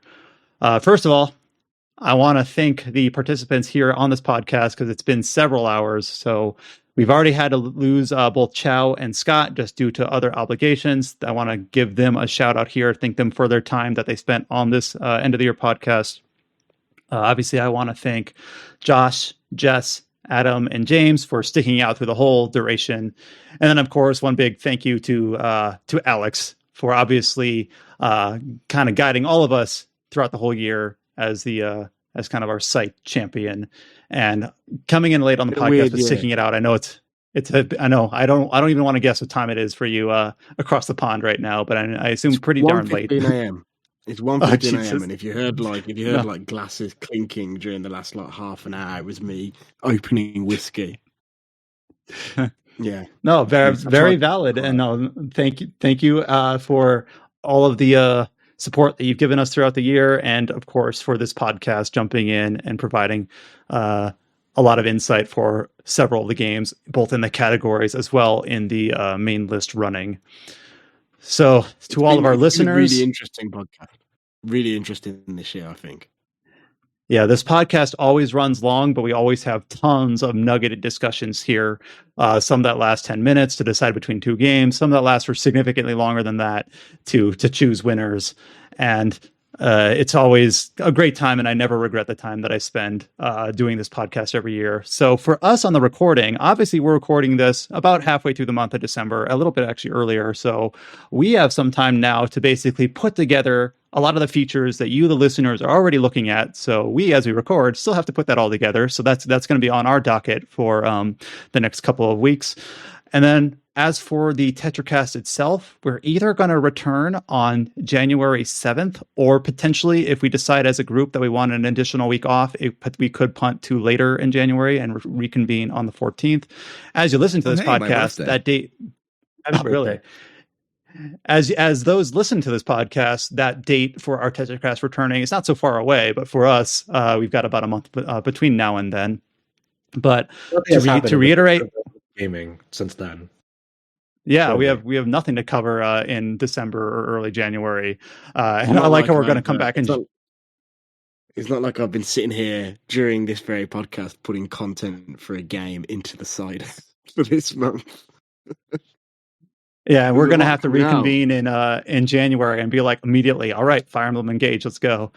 Which it doesn't slow down. God bless publishers.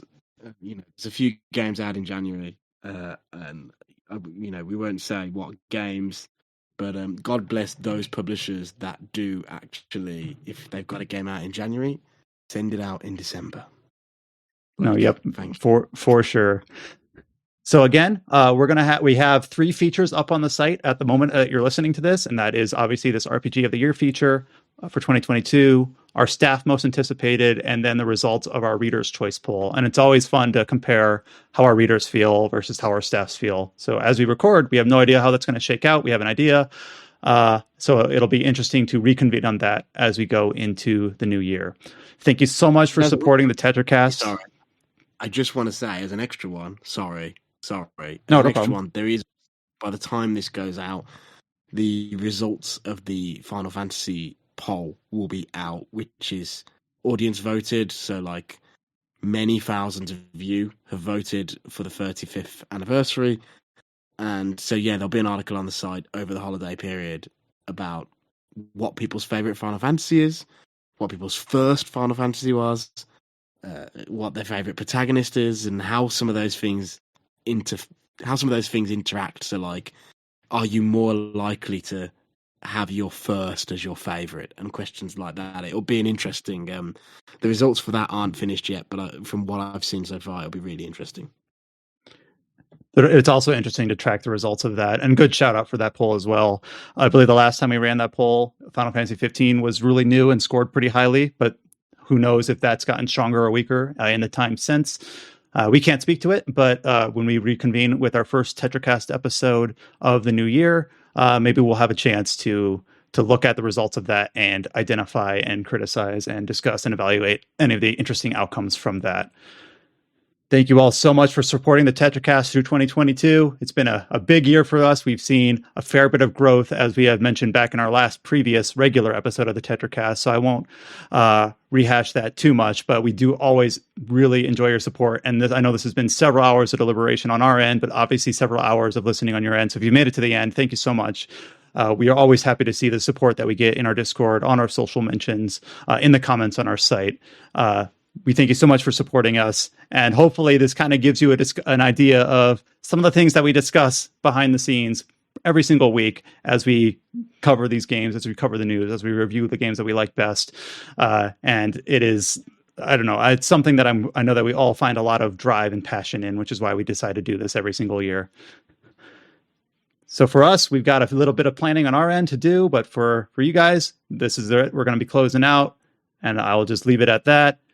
Until you hear from us next time, stay safe, take care. I'm going to wish you a post. Hope you all had a great holiday. Those of you listening, for those of us in the cast right now, I hope you all do have a good holiday. And we'll talk to you all next time.